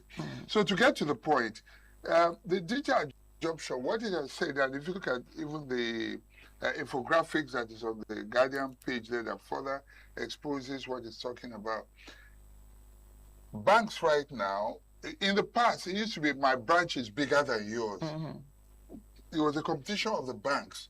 I remember 2 banks in Gambia, Nigerian banks. When I was in the Gambia, I saw them side by side. Big buildings, one was taller than the other. I was wondering, and they were sharing fence. Competition don't reach here. So what it simply means is that with what is happening now, in the past, banks would have opened branches in all these villages. Yeah. Okay. Like my village, there's not a single bank. But because of POS right now, you can be sure that there will never be a bank again. You understand what I'm saying? So this is what has happened right now. If you want to do other aspects of banking right now, because of POS agents, the need to have bricks and mortar banking is over now. And the only thing, the bankers that you have now are those people who native doctors saw that they will be bankers. Okay, doctor, thank you. Let's move on. Let's look at Senate denies Oshomole's forgery allegation over Natasha's suspension. Well, Oshomole will not talk carelessly. He stated it clearly. Some people, you know, during committee meetings, during hearings and all that, you can sign that, you will sign the license. You understand? Whether for allowance purpose or for whatever. What the Senate now did, allegedly by Oshomole, is that they used that attendance list as saying these are the people that agreed, you know, for the suspension of Senator Natasha. Because many came back there and said, I was not involved, I did not give my consent. This is the kind of impunity that goes on. And I'm glad that he has been able to stand up to the Senate president. Some may argue that he's eyeing the Senate presidency. It's neither here nor there. Truth must be told. The impunity of the current leadership, especially of the National Assembly, especially of the Senate, I mean, it leaves so much to be desired. You know, and I'm glad that the Senate is exposing itself, you know. We hope we have, in a very recent times, exposure. We're going to be going back to our Benin studio to take the next. All right, thank you, Patricia and Dr. Victor there. And let's see the next paper. Now we'll go over to the New Telegraph newspaper this morning, leading with the major headline that says the registration of parties, Justice Leafield's action and affront to court hierarchy are coming out from the appeal court. It says stays execution of judgment against ADC and 4 others. The subwriter says Tinubu calls on governors to strengthen judicial infrastructure. Judiciary on trial, says Mark, as Ugon Chinyere rejects the registration verdict. That should be the New Telegraph, right? Right, the New Telegraph newspaper. Yeah. Democracy under threat, Adebayo speaking there. Parties just platforms for power grab coming out from Abba Moro on page 3, 5, 6, and 27 of the New Telegraph newspaper. You get details of this trending story. JAM releases 2026 UTME mop-up results, begins candidates ranking on page 3. G7, Trump insists Iran deal will open Strait Hormuz toll-free on page 4. 2027, defect, surrender our mandate, NDC tells candidate. I think I like this style on page 2. Well, Lagos announces temporary closure of Ido Bridge, unveils traffic diversion plans on 28, and finally on the New Telegraph newspaper, and security, porous borders fueling terrorism, arms trafficking, coming out from Ribadu, says Tinubu allows troops for neutralizing bandits kingpin, rescue General Abubakar's widow, terrorism, we have recorded 150 convictions in 2 days, the federal government says on page 2, 4, and 5. Well, I think that's all we have on the New Telegraph newspaper. Want to react to any? Oh, your abduction, that is really what caught my eyes when talking about how Risk My Life says Sheyi Makinde, the governor for your state, everybody's like catching crews. You know, and he said he risk his life also. Please, they should not risking their life and release his children. All these hard things getting too much. Very dark man risk your life. Went ahead to say that he's ready to go with the security outfit into the forest. So I'm sure the Oyo State governor responding to him now say, I will also risk my life. So please, very dark man, Sheyi Makinde, please risk it. Wilson, would you risk your life? So what now? So what now? I'm not going to be a security operative. They know the drill, they know the job. So they want to risk their life to release children. Well and good. We are doing our part here, right? All right. Now, in as much as I'm interested in your issue and the security of security in Nigeria, I want us to quickly look at this this Strait of Hormuz thing. I mean, Iran and U.S. coming to a truce on seeing how to end the war, so that our lives can just go back to normal. Why are you so particular about the Strait of Hormuz? Yeah, listen, I'm so particular because it has dealt a toll, on people. I mean, a lot of persons, car owners cannot, effectively use their cars anymore, and you find out that the prices of commodities, services, items, and all that, have spiked up over, the months and all that. So please let the war stop, so that the Strait of Hormuz by Friday. That's the deadline now. So we just hope and pray that by Friday. Well, that's a good news right now, according to Dangote on the the price, 1,175 naira per liter. But how many filling stations are complying? Okay. They get to these old stock. We just have to sell off the old ones. I'm so sure that some people are selling 1,312. I wouldn't want to mention names right now. They are here in Benin City. If you know that the prices of fuel, talking about the pump price, has reduced, but how come these guys are still dwelling on old stock? Now, if they had old stock then, and there's an increment in probably okay, fine, everybody increase immediately, why not bring it down? At least you have to suffer some losses with Nigeria, and they've been losing. If you lose a couple of thousands of naira, millions of naira just for this short period of time, is worth it.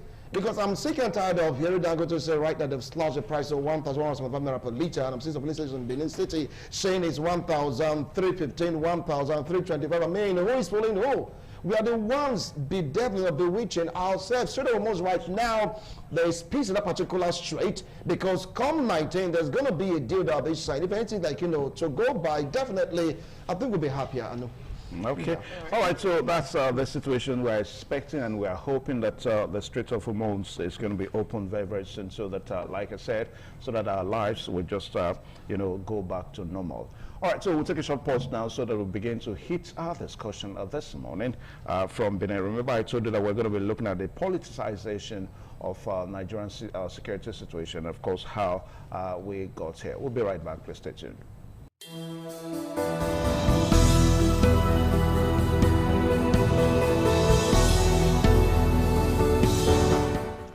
All right, thank you so much. The program is still on your television this morning on ITV. Yes, we're going to be starting our discussion segment of this morning right here in Benin. And I told you that we're going to be looking at the politicization of the security situation in Nigeria, then trying to answer the question how we got here. Well, I'm not alone on this program. I have my co-anchor, Wilson Marshall. Yeah, Wilson, welcome one more time. Yeah, Evans, politicization of our security architecture, security, whatever is being called, is like serious issue to really talk about this morning. Yeah.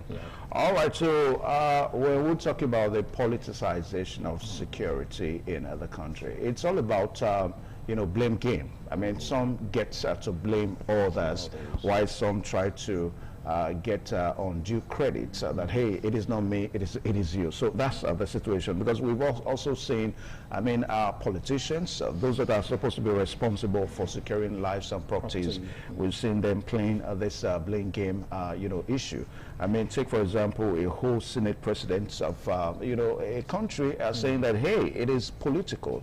Even we've also seen some state governors also making such a statement too. Then also the opposition parties that have been accused. We've also seen some of them, saying that, hey, this thing is not under my purview. It is because it's not under my purview, so that's why this thing happens. So you can see that politics has crept into this situation in our country. Now, the big question we ask to that is that how can we really get to this, fighting insecurity? Now, to help us digest the situation of this morning, we have a public affairs analyst all the way from the Federal Polytechnic Ado-Ekiti. We have Honorable Sase Iyiheba. He's joining us virtually this morning. Honorable Sase, very good morning to you, and it's been quite some time on this program. Good morning, Honorable. Good morning, my brother Evans. How is Benin? It's fine, except the fact that what seems to be happening in Benin now, it has a kind of a national spread. It's also happening elsewhere. So that's why we're talking about it. I'm talking about the insecurity that stares all of us, in the face. Now, Sase Iyiheba, please help us make sense of the situation. What do you think is going on? Is this real politics or just real insecurity that we are dealing with? I mean, with the, what is going on, our politicians making statements and all that. So do you think what we're experiencing now is just real politics or real insecurity in the situation, in the country? Thank you very much. I can still see Wilson Obasho. Obasho, it's quite a while. Anyway.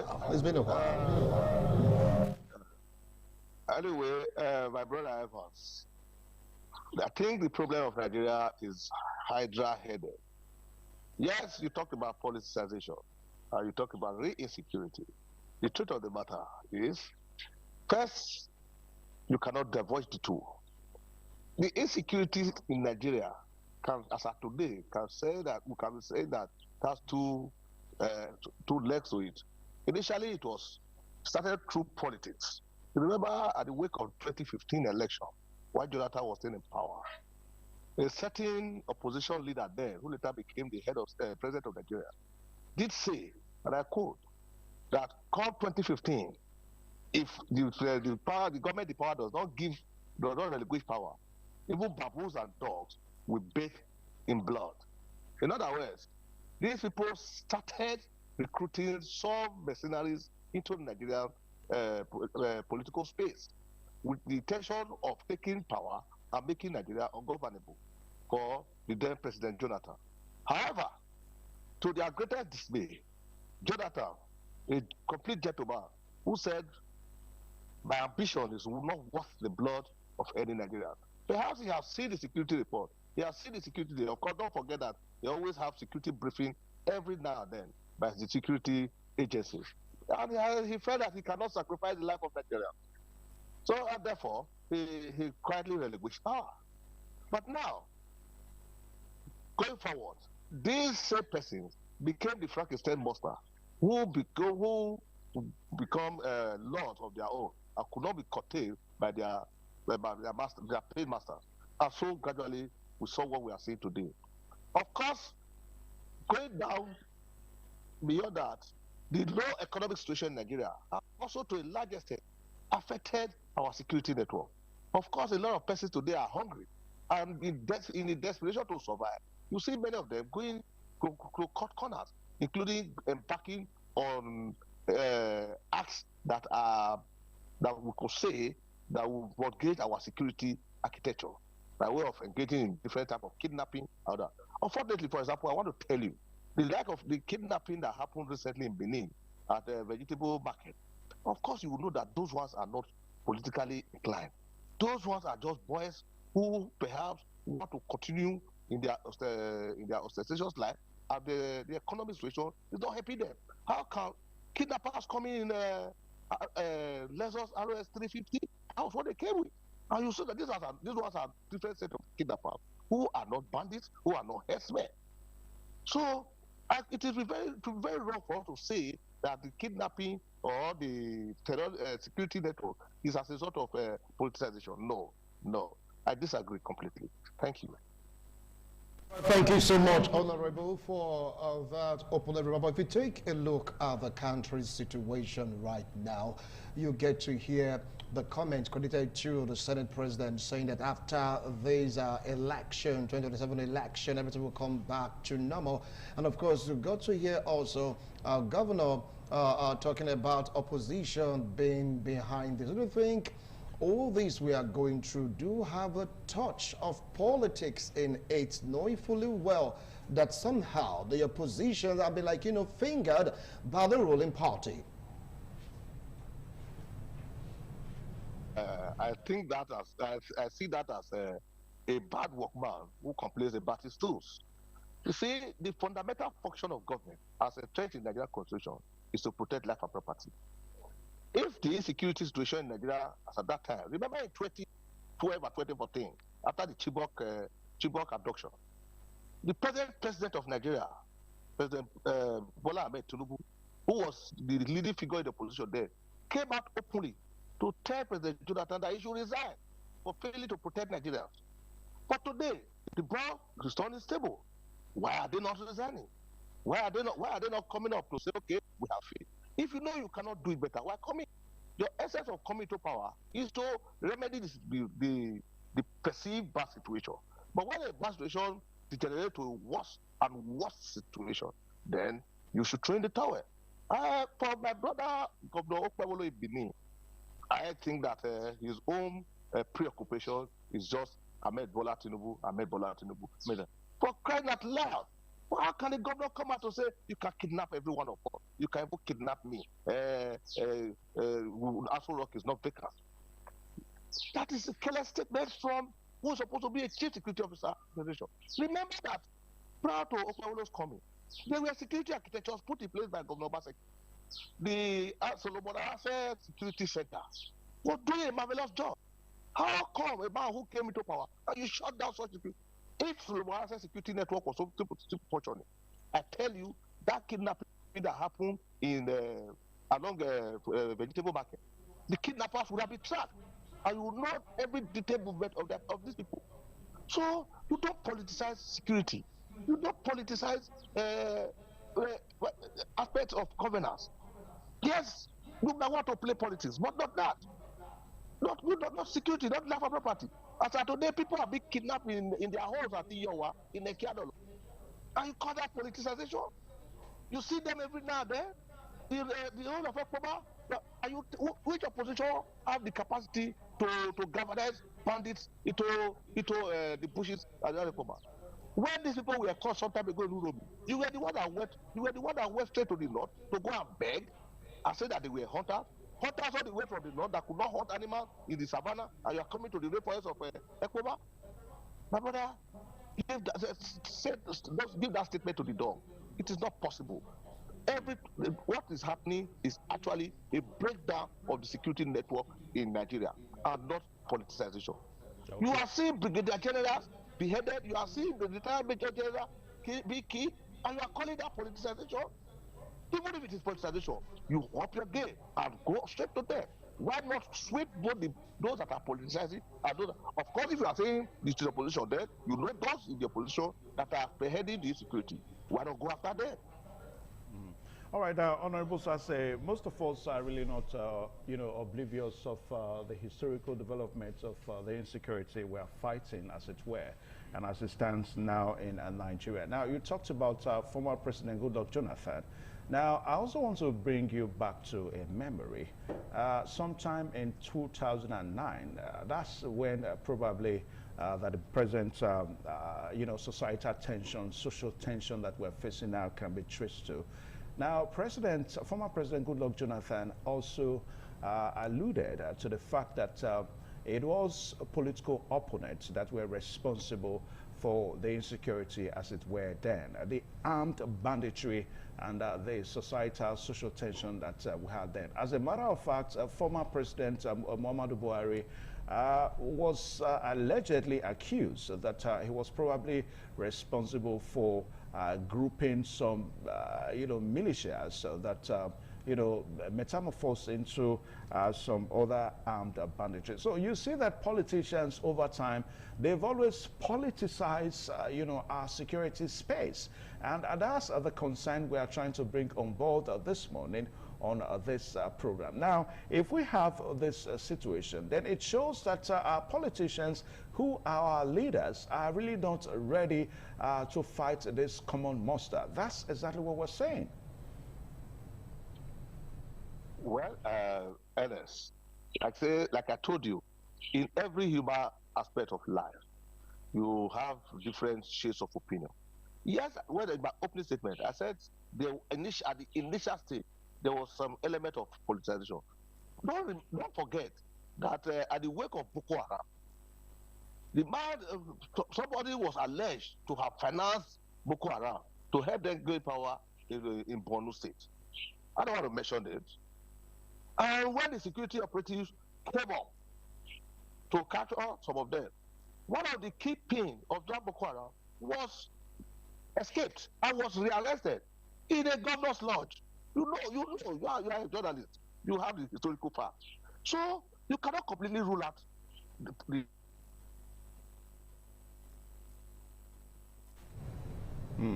All right, so we'll try to reconnect back to Honorable Ausase here and there. Now, listen, you can see how politics has crept into the situation, because those that are not in power today, they are making, once upon a time, they made similar accusation that those in power are making. Even those in power also making accusation. Take, for example, the case of Seyi Makinde in Oyo State. And I said that, hey, this thing is not in my purview, so I really cannot. So it goes to show that you are trying to make excuses for your responsibility. Now, if you take a look at our history when all these things started, you get to realize that during the time of President Goodluck Ebele Jonathan, he did not in any way, it may serve me right, accuse opposition. He always said that these people are in his cabinet. You consider that's a man taking responsibility. He said they are in his own cabinet. He never said whether it's XYZ party that is involved in, whether it's ZP, whatever it's being called. He said they are in my cabinet. That's why I said at the beginning of the show that, look, this might have gone beyond politics. Now, let's take a look at our former President Muhammadu Buhari, God rest his soul. You get to realize, some people say that he made a series of mistakes by opening the borders to order African citizens to come to Nigeria. They said that that was the reason why we are having this influx of these marauders in our country. If you go to the place of newspaper, you get to see the confession, so to speak, and ascribe to a former member or an APC member saying that way back, it was alleged that they invited these guys to take part in the ruling party. None of the job is done, they're refusing to go. So see the complexity of all this. Few weeks ago, you get to hear that over 700 repentant Boko Haram, they've been reintegrated into the society. So if you take a look at all this situation, where are we really headed? The question is, how did we get here? These are the factors that really put Nigeria in a particular story, talk about security, because it's like really there's politics, there's religion, there is tribalism, and all of this is making so much complex. Now take a look at the military. They cried out about it that, look, before they go for an operation, the enemies, they knew that they were coming. Who leaked that information? You get to hear, all right, since you guys have repented, please infuse them into security architecture. Where are we today? You see, it's all complex, too complex, like, a web. And tackling this web is going to take a while. It's not about opposition. Okay. It is beginning to envelop us politically. It's beginning to envelop us spiritually. It's beginning to envelop Nigerians physically, morally, psychologically. The Nigerians are afraid. They are angry. Let's look for who to really blame. Okay, let's get Honorable Sase into the show back now. Now, Honorable, I think you're back right there now. Okay. Yes. All right, so you were trying to establish, the way some of our previous politicians have reacted to the security situation in the country. And you were trying to make a case for former President Goodluck Jonathan. So can you continue? Well, thank you. Let me take you from where Obasha stopped. Obasha have actually given a historical perspective. Both telling you that it is religious, inclined, it is politically inclined, and it is ethnically inclined. All this put together, but the truth, but the crux of the matter is, if you know these people are there, what do you do about it? That is where I'm holding government responsible. Remember that before the 2015 election, Jonathan took the bull by the horn by even going into collaboration with neighboring West African countries by forming a joint task force on terrorism. Of course, they were able to push them to the aspect of Borno. But today, when late President Buhari came, the his soul rest in peace, like you have said, Obasha, he actually tried to exercise this issue by saying that Nigeria, of course, you remember the statement accredited to one of the foremost political governors then, who said Nigeria is the hope of all Fulanis in West Africa. And so they brought them in. You also remember the statement accredited to El-Rufai, how he said he took money to go and settle these bandits and said that enough is enough. But they said, no, you cannot bring us here and abandon us. Then, of course, there is also another dimension to it. The crave for Nigerian mineral, the killings in the Middle Belt are part of the North. It's been you cannot completely rule out external factors. Sack a whole community, all in the name to go into illegal mining. These are all aspects that have accumulated into our integrated security network. So, as a responsible government, what are you doing to tackle this? How are you curtailing illegal mining? How are you curtailing extension of the security network, who have been infiltrated into the military? How can a chief of army staff say that kidnappers or bandits are likely to prodigal sons who have gone astray, and therefore we should welcome them back? Of course, if you are doing an analogy to the prodigal son, the father of the prodigal son in the Bible received the boy back and integrated him into his family. But there was a clause. He said, but you no longer have an inheritance. But in Nigeria, you are rehabilitating the prodigal son, also giving you an inheritance by putting him into the army, by giving them, paying them, sending them to bandits, slaughtering innocent people that have killed, and you are saying that you are integrating them. What happens to the life of those? What happens to the family of those who have been slaughtered in cold blood? So that is where governance must not be gauged. If you are ready for governance, be ready for governance. So that is my position. It is not enough for you to just say oppositions are encouraging kidnapping and banditry. What are you doing to curtail both the opposition and their plans? Now the military architecture. These people, as of today, these people are not in charge of our airspace. Where are the Tucano jets? Somebody for a minister of defense will say that bombs cannot penetrate Sambisa forest. Is that not crazy? Is that not mediocrity? So, if you are talking about politicization, perhaps it is the government that is actually politicizing the security network. All right, now let me take it up from the point where you asked the question, "What are you doing?" I hope that that was being generalistic. You were directing that point to leaders, and that falls back to what we're saying. Now, Sheyi Makinde of Oyo State has said that, hey, it is not in my purview. I'm not in charge of the security agents in my state. That is why what probably happened in Oyo State happened. So you see that our leaders over time, they've always played this blame game. Remember, we started by saying that the politicization of security situation in Nigeria today, lies on the fact that some take credit, while some take the blame game. So if we have the situation, this situation now, the question we now ask, is it a case of the fact that some of our leaders are not willing or they are not capable? Even let's go back to the era of Goodluck Jonathan as a president, just like what my colleague said here, that Goodluck Jonathan, owned up that, hey, these guys are within my cabinet. Whereas Goodluck Jonathan was the president of the Federal Republic of Nigeria then. The commander-in-chief of armed forces, that's the highest epitome of security in the country. So has it always been a case of our leaders not being able or not willing to do what they're supposed to do? That's what we're saying. Yes, I agree with you, Evans. The truth of the matter is, the political will is not there among the people. See, my brother, take it or leave it. I am not a fan of Dr. Oshomole.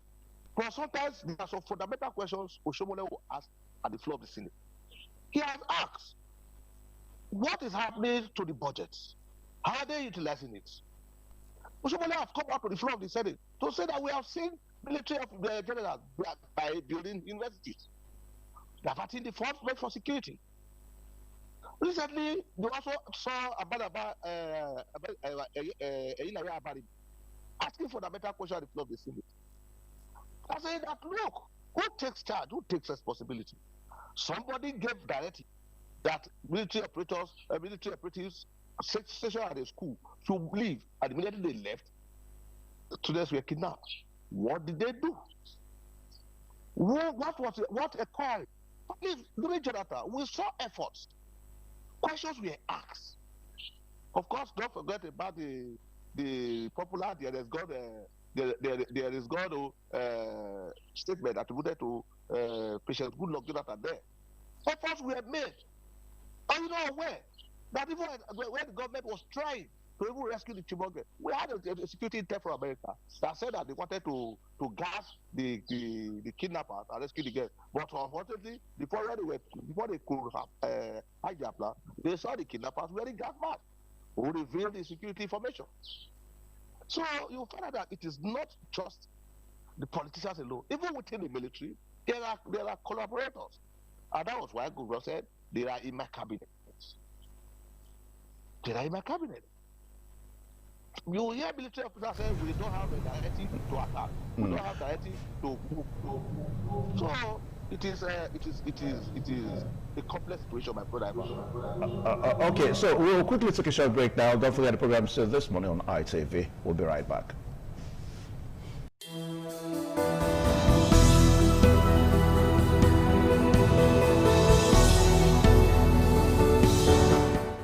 All right, thank you so much. The program still on your television, this one on ITV. Now, listen, I know you are so loaded. You want to ask some of us, say you have, but let me quickly, say something. I think at this juncture, leaders need to know that leaders are problem solvers. They are not excuse givers. I mean, we've always had this problem over time. Even the Goodluck Jonathan we talked about. Remember, that was when we had a wife that owned up, hey, there is God, oh, there is God. Anyway, let's get straight down to Honorable. Honorable, now you get to realize that what Evans really talked about leadership being problem solvers.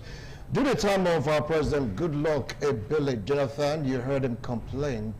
The only president then that didn't complain was former President Olusegun Obasanjo. He went head on.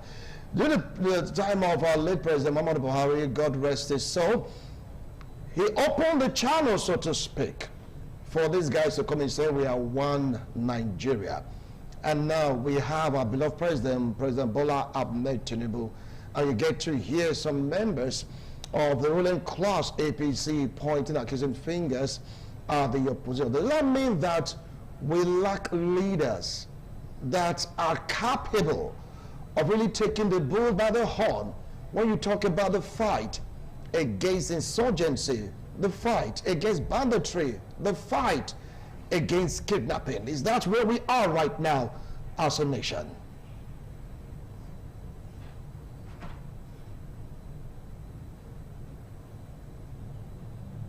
Hello, can you hear me? Yeah, very loud and clear. We can hear you. Okay, thank you, Marshall, for that statement. You see, when you aspire to become president, you are directly telling us that you have the capacity to take on the difficulties and things that are wrong with the society. But unfortunately, when many of us come to power, politics take over there again. You know, I want to make a statement to, I can't remember her name now. There's one of these lady, APC women leader, who came on air to say that at the beginning of this, at the wake of this Tinubu's administration, she asked, Mr. President, what do you have for us in the north? She said she booked a flight, flew to London, and had a discussion with the president, where the president wholeheartedly come out I said that, my dear, I am not ready to fight insecurity. If I do, they will kill me. So it simply means that right from onset ab initio, the man does not have the attempt to fight the insecurity. So you find out that who actually is in charge of our security architecture? If the commander-in-chief says, I cannot fight insecurity, they will kill me, who is in charge? These are fundamental questions we must ask ourselves. If President Goodluck Jonathan came out to say, these people are my cabinet, which means it's also known that his life was endangered. Then it means that God for us or everyone for himself, that is what we are living in Nigeria. So it is a complex situation. For us to be able to move forward, like you have said, how do we get here? We must, first of all, put aside the ethnic sentiment, religious sentiment. Yes, of course, don't fail to realize that there are different theorists who are also believing that the insecurity nature in Nigeria is not far from the fact that there are attempts to Islamize the nation. So if you look at this conspiracy theory, you will say to an extent they are right. If you look at those who are also saying that the banditry is an attempt to perhaps make up the government ungovernable, sometimes you will be tempted to say, okay, but the truth of the matter is the box stops on the table of the commander-in-chief. So what is it doing? What are the military operatives doing? Now, if you know that of course you know that the sovereignty of Nigeria has been compromised. So if you know that you cannot do this, why not collaborate with neighboring countries? What is wrong with, at least, there was a time we had a command who helped to fight the security breakdown in Liberia and even in Sierra Leone. Why not form a joint anti-terrorism body with neighboring Sahel nations? And from our ends, we attack these people headlong. That's my position. Before we draw the curtain, when you talk about partnering with other nations, it's always kind of been a one step forward, 3 steps backward. Recently, we saw the United States of America, coming into our space. I mean, giving some strikes in Sokoto State and all that. Now, all this foreign help and foreign collaboration seems not to be yielding the right results. So, what do you think is going on? My brother, the truth of the matter is, I don't really believe in America. Boots on ground have actually not helped the situation. Yes, they can. If your government is not ready to collaborate fully with America, of course, not fair to realize that the Western powers have their interests. They have they have their interests, and if your interest is not meeting up with their interests, there's nothing they can do. But they can share information, intelligence report with you. But if they share intelligence report and the intelligence report is compromised, what do you think they will do? Yes, in quite some time they have come. They have done 1 or 2 bombing, terminating some MISWAP and ISIS kingpins.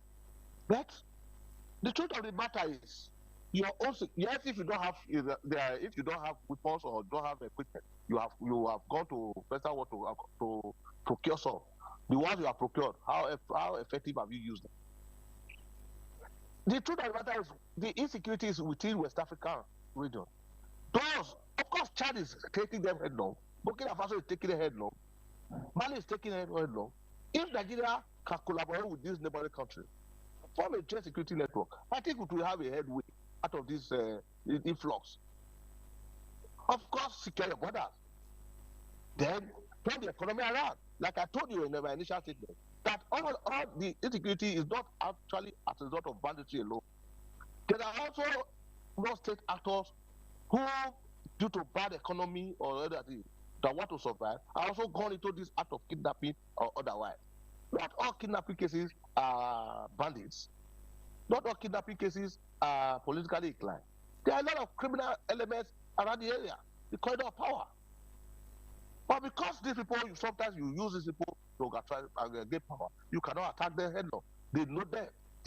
For example, in your state, in our state, because I'm not resident there now, I can say yours. There's no way the governor will tell us that he does not have security intel on daily basis. I was in government. Security operatives give information to to CEOs on daily basis. So what are you? How are you annexing them? Yes, I agree that, like Makinde said, that you might become chief security officer. You don't have power to give directive to the police. But when you want to use the police to hold down opposition, they will go ahead and carry out your this thing. What are you doing with your security vote? What happened to the security network put in place by your predecessor? How have you been able to strengthen it? What happened to the security operatives? Maybe the security system that was built by Obaseki. Like I said, that's what I said, security center. Play the fundamental role in securing all the people behind. What are you doing with it? If you don't have any business with government, don't come to government. Well, thank God we are coming to another election, the week of another election 2027. If the government in power will allow opposition to try. I know that Nigerians are fed up with this kind of government. That's my position, my brother. Honorable Sase Yihewa, we want to say a very big thank you for joining us this morning, all the way from Federal Polytechnic at Ado-Ekiti, for sparing your time with us on other programs. So we hope when we invite you more time, you'll join us on this program. It's always my delight, my brother. Okay. All right, so Winston, you see that it's almost a case of, our leaders are raising to the occasion, to the responsibility for them to know that, hey, leadership is all about solving problems. It's not making room for excuses. Evans, in this situation, like a tangled web, all right? We witness or seen on the news, social media, you just name it. APC chieftain been kidnapped, died in captivity. PDP chieftain been kidnapped, died in captivity. Retired general, a Muslim from the north, died in captivity. General also executed for the world to see. From the north, still a Muslim, died in captivity. Churches too been destroyed, pastors kidnapped and killed.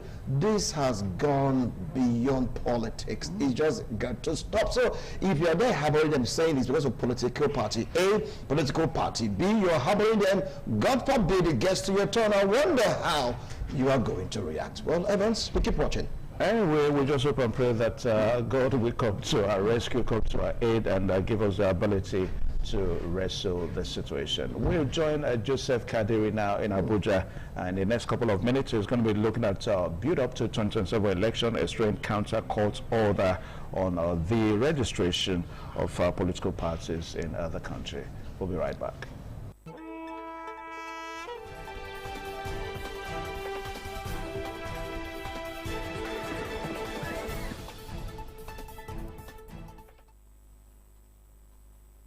Welcome back. It is still this morning on ITV, and from the Abuja Network Studios, we will be looking at the 2027 build-up. Of course, there are so many political parties and many candidates like never before. But what is the issue now with the various others of the lower and higher? And to look at this, I have with me two gentlemen who will be speaking on this issue via Zoom. And of course, Bishop Obiajulu Obi, the Publicity Secretary of ADC, of course, from Delta State, is already online. A very good morning to you.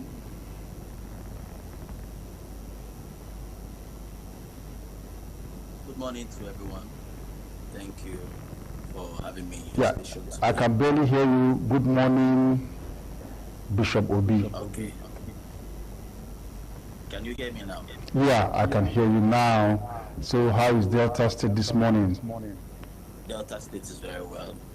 Okay, quickly, let's get your opening remark concerning what we saw in Monday when the Federal High Court Judge Peter Lifu registered 5 political party with ADC inclusive.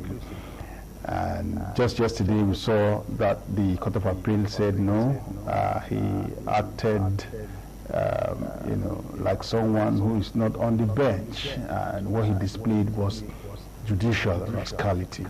And he has no business on the bench if he cannot respect the order of the higher court, which is the Court of Appeal. So let's get your remarks.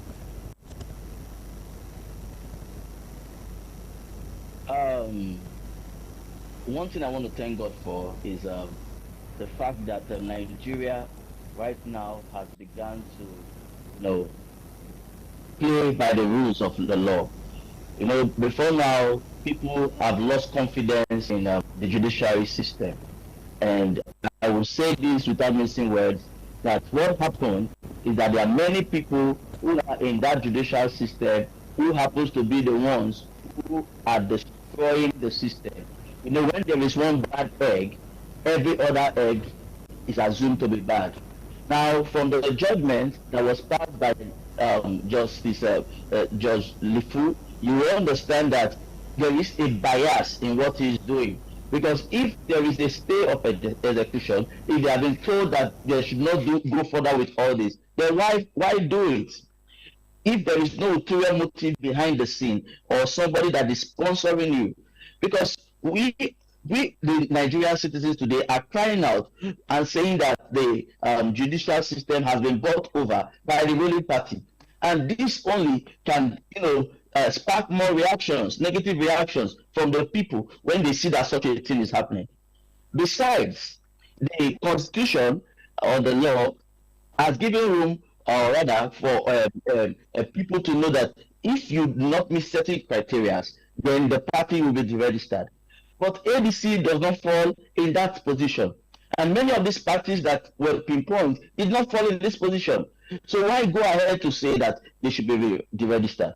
I want to also thank God for INEC, because INEC also, the umpire of the elections in Nigeria, have been able to prove that they know the law. They have proven to Nigerians that they know their honors, and they have been able to show that whatever has been said by the judgment from the High Court is null and void. So for now, everybody's eyes is on the judiciary. I want to say this, that the appeal court has really done wonders, you know, in reacting fast and doing the needful to give confidence again to the Nigerian people. Thank you.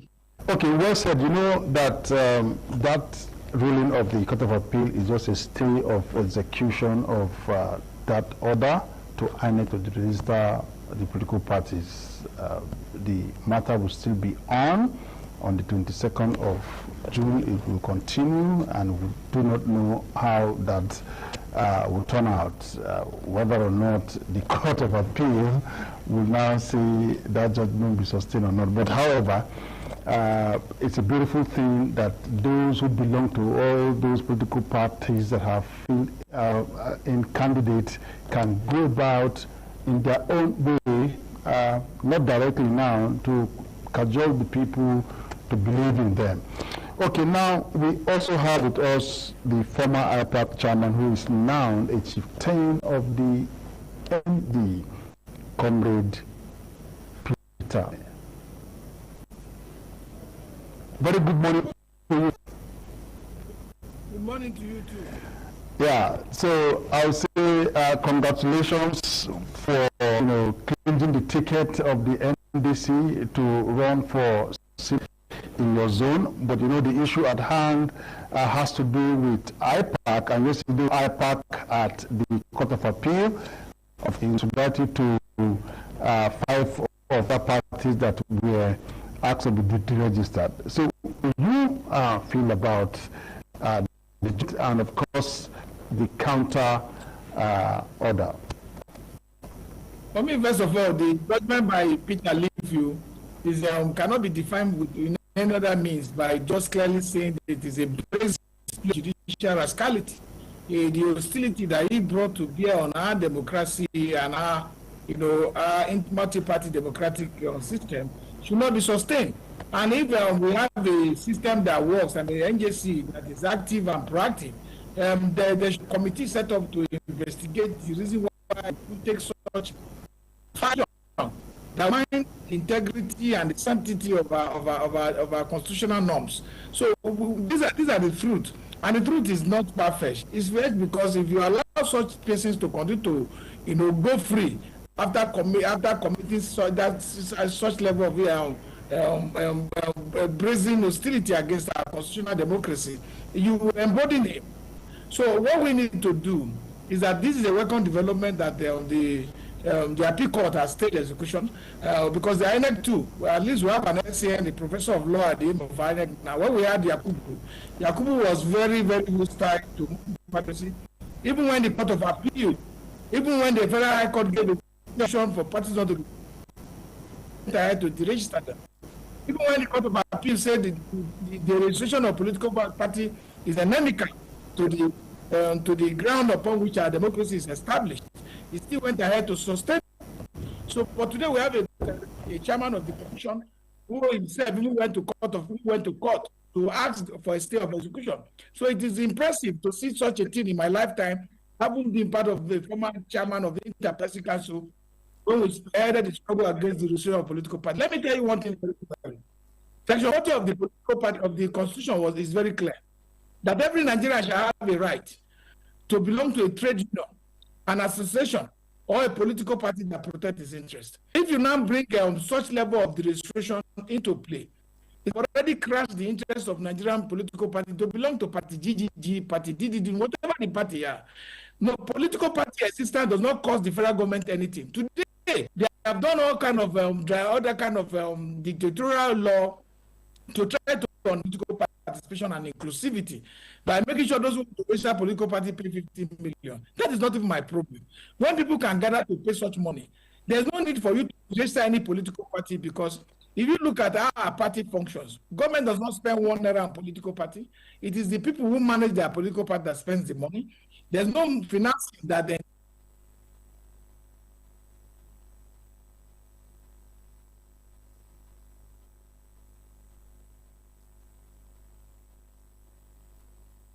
has been in existence.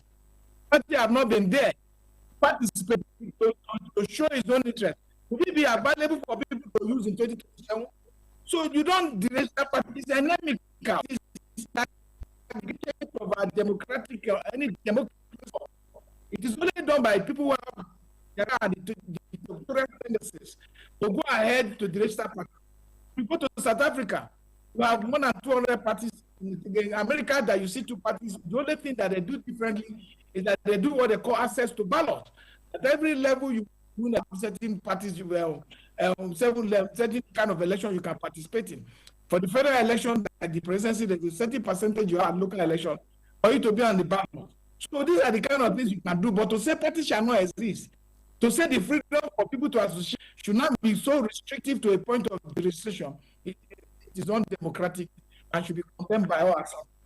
Comrade, I think that there's a section of the guide, the electoral act, that says if a party fails to secure 25% of the vote or fails to win at least a position, yes, that party shall cease to exist.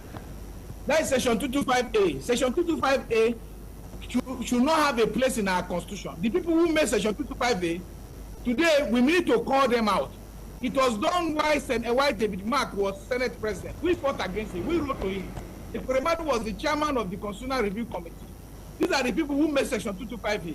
That's why we are telling you, when you make law to try to sustain illegality, to try to make something not to work for the good of our community collectively, you might be at the long end of the receiving end of it one day. Today, in 2024, party was registered.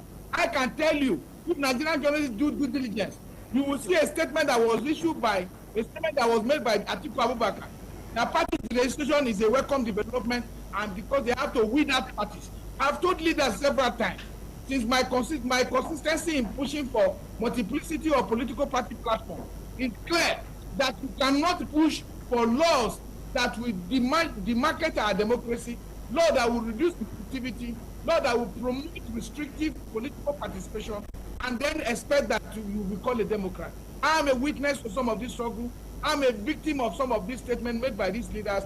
I'm a victim of some of the draconian policies established by the leaders who are today at the long receiving end. But it will not deter me to continue to push that the restriction of political parties should not be encouraged, not be accepted, and should be discouraged, because people like us became national chairman of political parties. We became national chairman of Inter-Party Advisory Council and national secretary of the IPAC because there were inclusivity, because there were opportunity for any man to belong to a political party of his choice.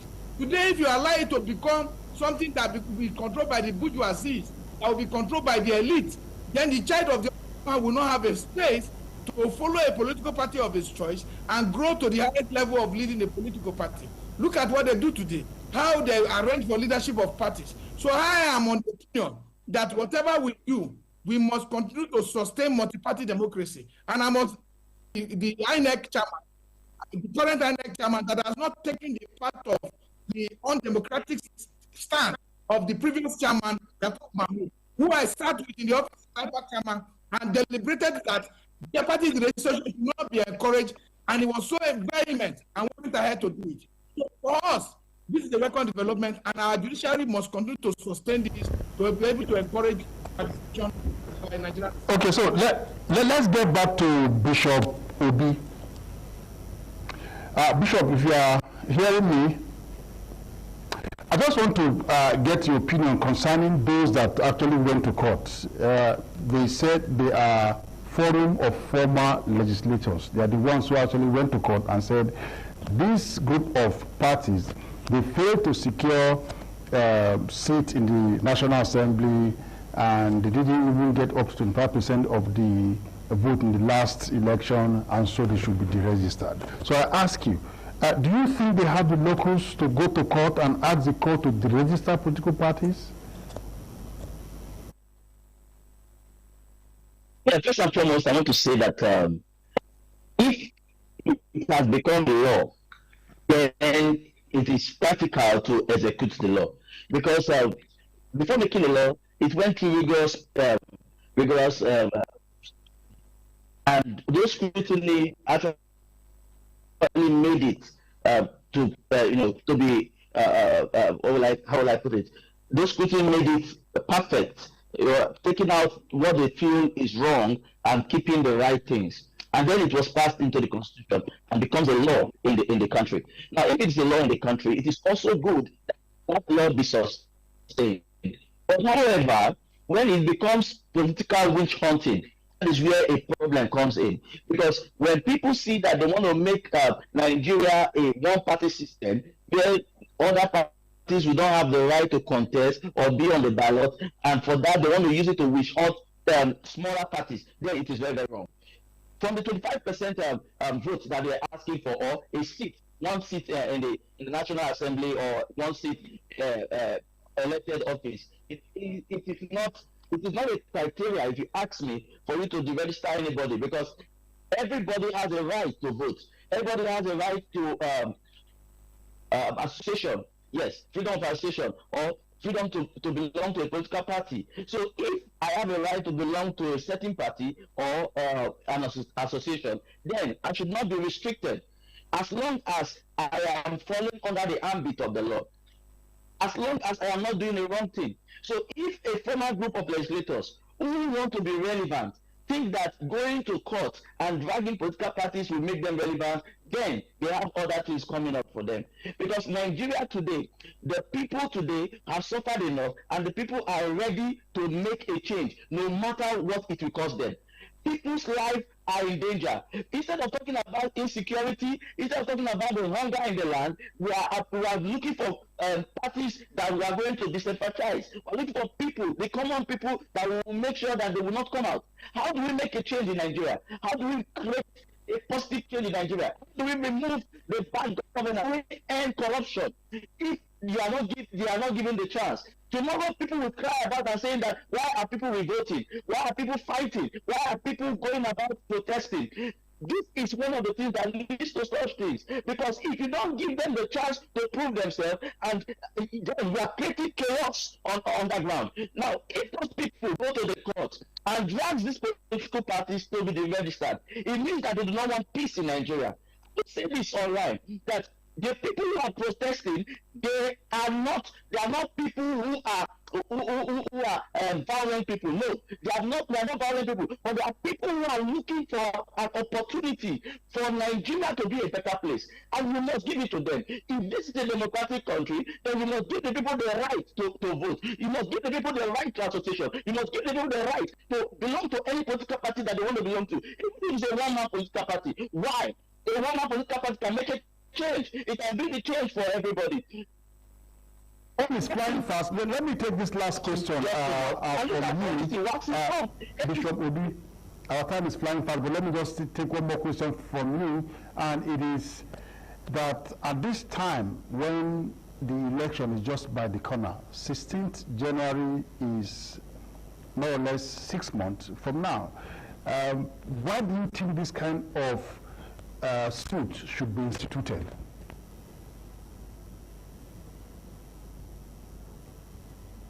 If you ask me on the lifetime mode, I would say that this scheme has proved that there was somebody that was actually targeted in the coalition at first. Yes, many of us were thinking about our brother from the east, that he was the target on this, on everything they have been doing. But from this, it has been proven that the target is no other person but Atiku Abubakar, and they don't want him to be on the ballot. So I want to say this: within this period, every Nigerian should be given the chance to prove themselves on the ballot. Whether you are good, whether you are bad, whether you are evil, let the masses be there to cast their vote and say this is the person we want, and that should be the position of every Nigerian. Okay, thank you. Let me go to Comrade Peter now. Hello, Comrade. And before Peter Obi left, this target was Peter. Yeah. You know the issue now. Whether he left or not, in fact, this judgment would have still come, because and these are the things that Peter, as a man with so much vision, and decided that instead of him to be trapped in the place that this target has been put, I'm telling you that this is just a test in the mark. They are still going to come after him in the end. But because he's determined to be able to contest the election and rescue Nigeria from the grip of those who have mismanaged our public resources, we are going to stand by him, continue to defend the sanctity of the governance system that we have established. For us, this Section 225A, the only thing the court will do is to expunge it from the Constitution as a provision that is conflicting with other provisions of the Constitution. It should be expunged because it does not have a place in our democracy. Nigeria is the only place where political parties are deregistered, apart from the dictator who deregister and regulate political parties. Nigeria is the only democracy in the world that encourage and promote the registration of political participation. And if we must do well, we must expunge it from the Constitution, and that is what the only thing I'm expected from our judiciary to do. And going forward, democracy you see, and the way our political party were established. If you read Section 221 to 2210, there's no small party, there's no big party. The only reason why you run to the other parties is because they use state resources to promote their affairs. The visibility they get is as a result of public resources. The visibility they get over the other parties is as a result of dipping into public funds to use to promote political affairs. If you give more parties, just as it happened in '93, SDP and RST, if you give them level playing field, and you give them equal chance to promote themselves, without people having access to public funding, and people, you will see who the people will follow. They will follow people who have massive interest, who have decided to work for the interest of the people. So it is clear that what we should do now is to say that Section 225A, it is a draconian law that have no place in our democracy. Okay, let me quickly ask you this. I've asked Bishop Obi, but let me get your response to it. Those that made the law are, of course, legislators, and they have put themselves together as forum of former legislators. They are the ones that actually went to court to say there is an aspect of the law that has not been given effect to, and the court need to, of course, interpret it and give life to it, and that's why they went to court. So do you think they do not have the locals to go to court and say, look, there's an aspect that you need to give us directive on? Locals they have no local standing. They are acting on behalf of government in power. We have seen obviously that they have endorsed the President Mahmoud Bola Ahmed. We have seen their group endorsing. We see that the chief of staff is a member of that same group. He has spoken in that same platform, on that same platform. So there's no way they can hide behind one finger and expect that Nigerians will not see their intentions.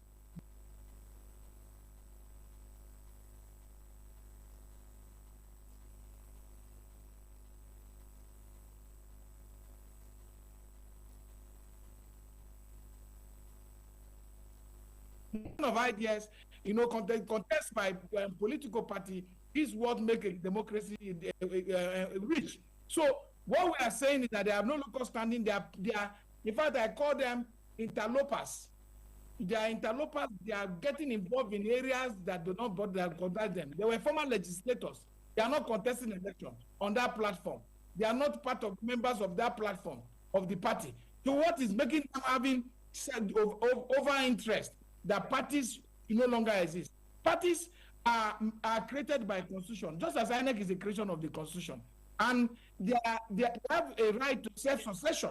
That is what political party is. Whether everybody in the NDC retire to everybody, party will still exist because it's an entity, and political party is not the property of an individual.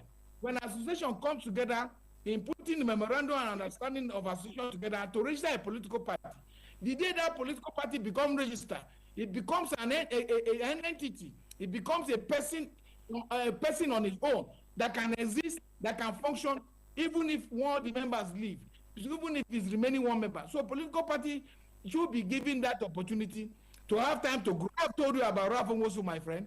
I've been close to him for over 20 years. He's my personal friend. And I can tell you why he has struggled with that party. Imagine if it was registered prematurely. Will you be hearing the name of ADC today? So it is about giving parties time to grow. Party does not cost Nigerian any money. The people who are stealing our resources should be the one to be cut off, should be reduced from.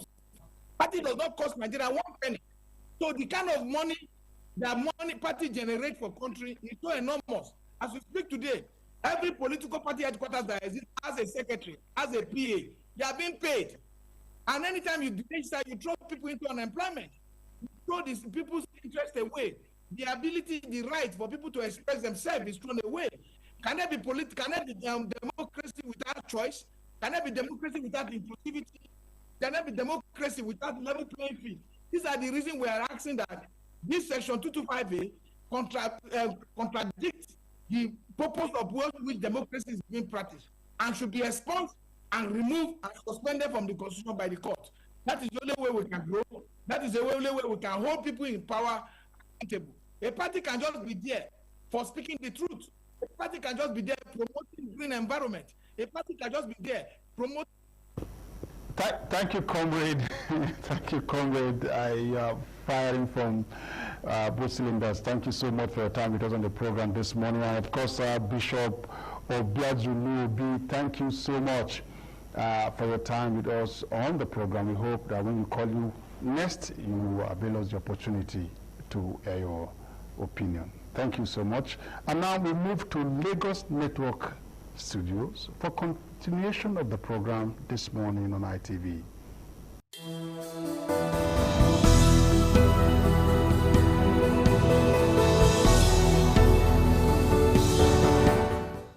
Welcome back. Thank you, Joseph. And this is a continuation of This Morning on ITV from our Lagos Network studio. I'm Patricia Uremu-Gabriels. Anyway, this morning, of course, as usual, in the house, I have my senior co-host, my senior co-anchor, Dr. Victor Ohai. Doctor, good morning again. Morning. Permit me to apologize to viewers that we're starting 15 minutes later than the advertised time that Lagos should normally start, which is 8:45. But nevertheless, we'll try and do what we have to do in the 30 minutes left. We apologize for that. Anyway, this morning we will be looking at the court's ruling.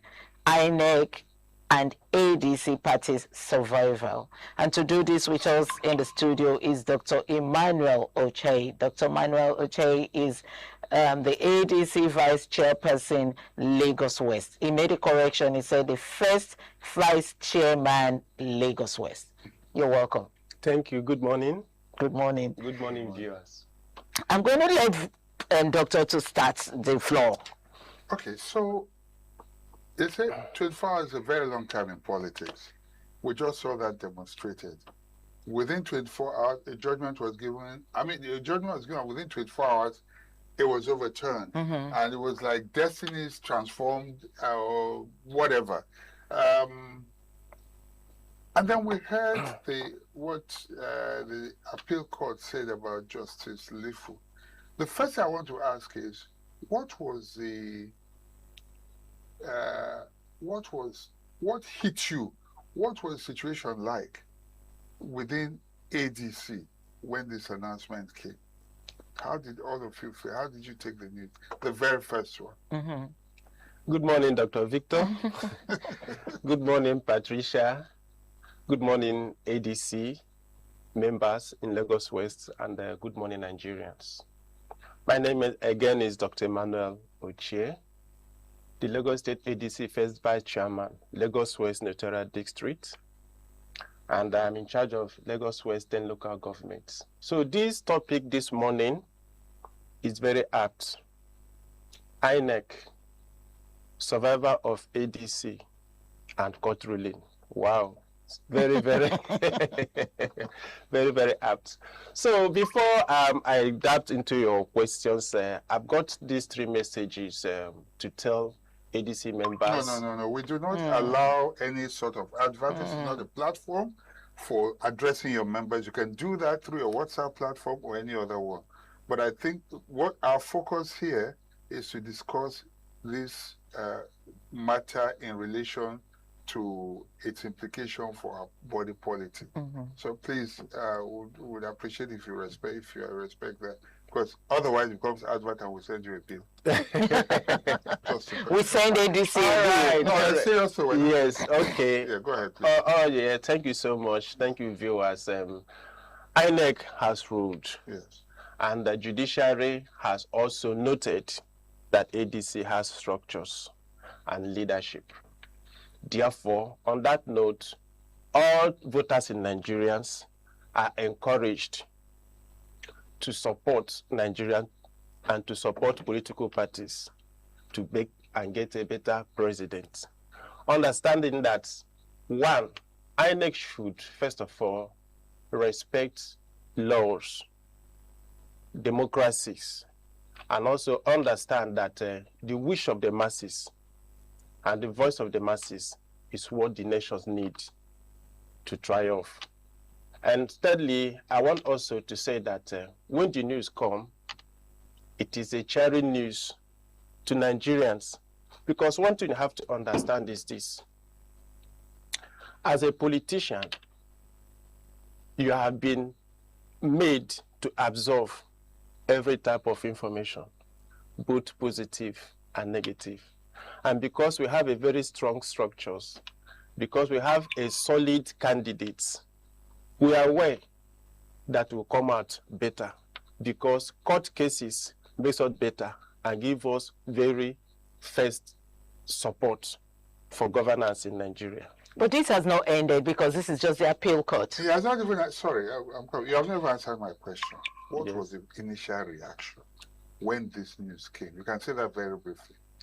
To us. Where were you when you heard the news, and how did it hit you? I wanted to know. The first news. Yeah, the initial reaction. The initial. When you called yourselves, what did you say to yourself? What was the initial reaction? The initial reaction was, wow, what is happening? Wow, what is happening? Okay. The opposition has hit again. Okay. So what will be our reaction? The ruling party or the opposition? The ruling party has hit again. So what are we going to do? How are we going to respond to this? Because we know that this is all politics. So when they hit, you hit back. So what did you agree? What was the agreement to hit back?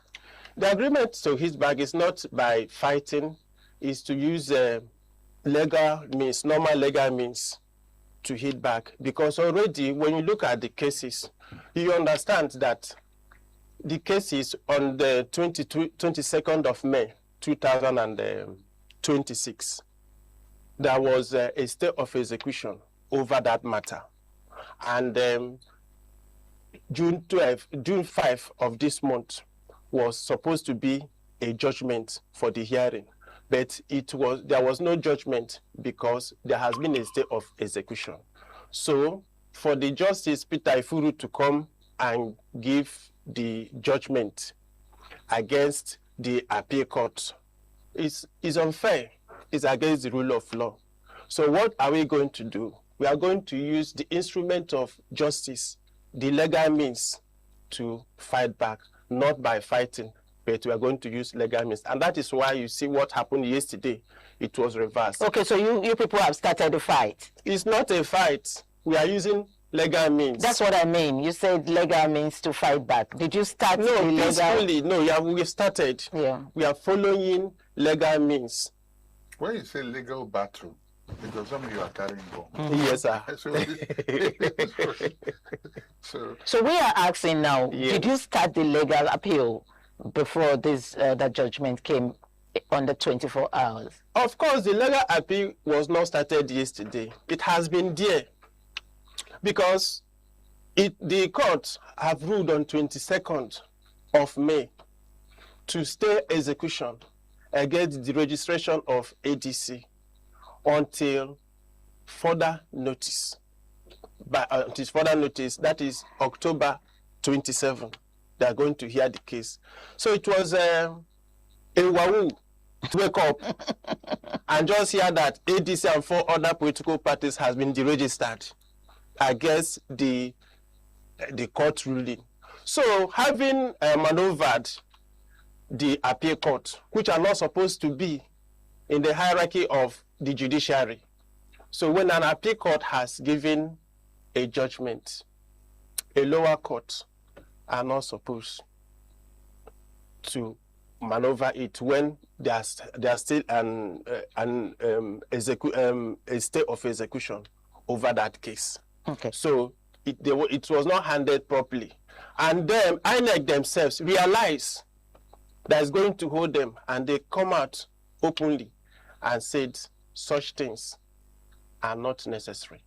Because we recall that INEC themselves on May 25th has come out to say that ADC has not failed over the accusations that the section 225 of the Nigeria Constitution that they do not have 25% or unelective positions. And because the pressure groups in Nigeria has come, association of former or old lawmakers wrote a petition and said that social parties should be deregistered. So INEC came up and said that pressure groups and different people do not have right to say that a political party should be deregistered. So INEC themselves are trying to be democratic and trying to do the rightful thing.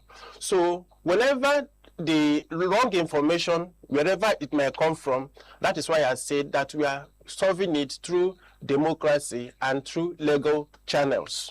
Doctor, so, yeah. You might have some questions for him. So, you have not used the word witch hunting, but I'm assuming that you feel that because as you were alluded to the fact that it looks like you are being victimized by the ruling party. Yes, there was a time it seemed like ADC was a threat when those 9 NDC were part of ADC. Do you still think ADC has what it takes to win the next election, to the extent that the ruling party will be afraid, to the extent that they will do everything necessary to make sure that you are not on the ballot? Thank you so much, Doctor. Every political party is a movement, and there is dissensions in every growing political parties. And the ADC is not an exception. So ADC has gone through courts, it's made them strong. ADC themselves as an institution is above any individual. So those people that remain have started to build structures. And the structures we are building is giving us the go-ahead to win the 2007 elections confidently. So we are on the course. There's no cause for alarm. Okay. We are winning. Dr. Chair, you just told Doctor that there's no cause for alarm. ADC is winning. Sure. But we also know that in the ADC party, there are fractions there. How do you handle that? Exactly. Thank you so much. As I always said, factions is a normal thing.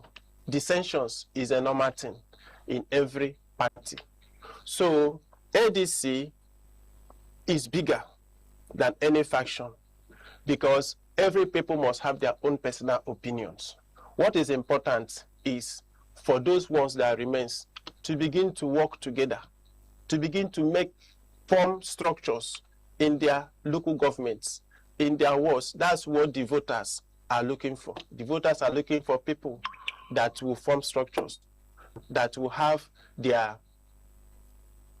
problems at heart, and that is what ADC is doing to give Nigeria a better governance. As you can see, 2007 do you not think that NDC has weakened the very base of ADC? I have not seen that. I have not come to realize anything about NDC. I think that NDC is just on paper. They are not on ground. I don't understand. Yes, NDC is on paper. I'm just hearing it for the first time. Huh? Yes, I'm just hearing it for the first time.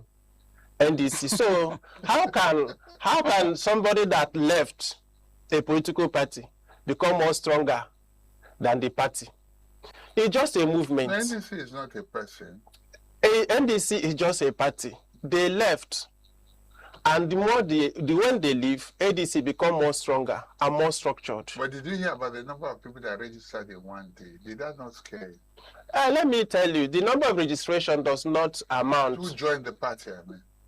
And you say they have no structure. No, the number of registration does not amount. Nigeria does not have a very verifiable data.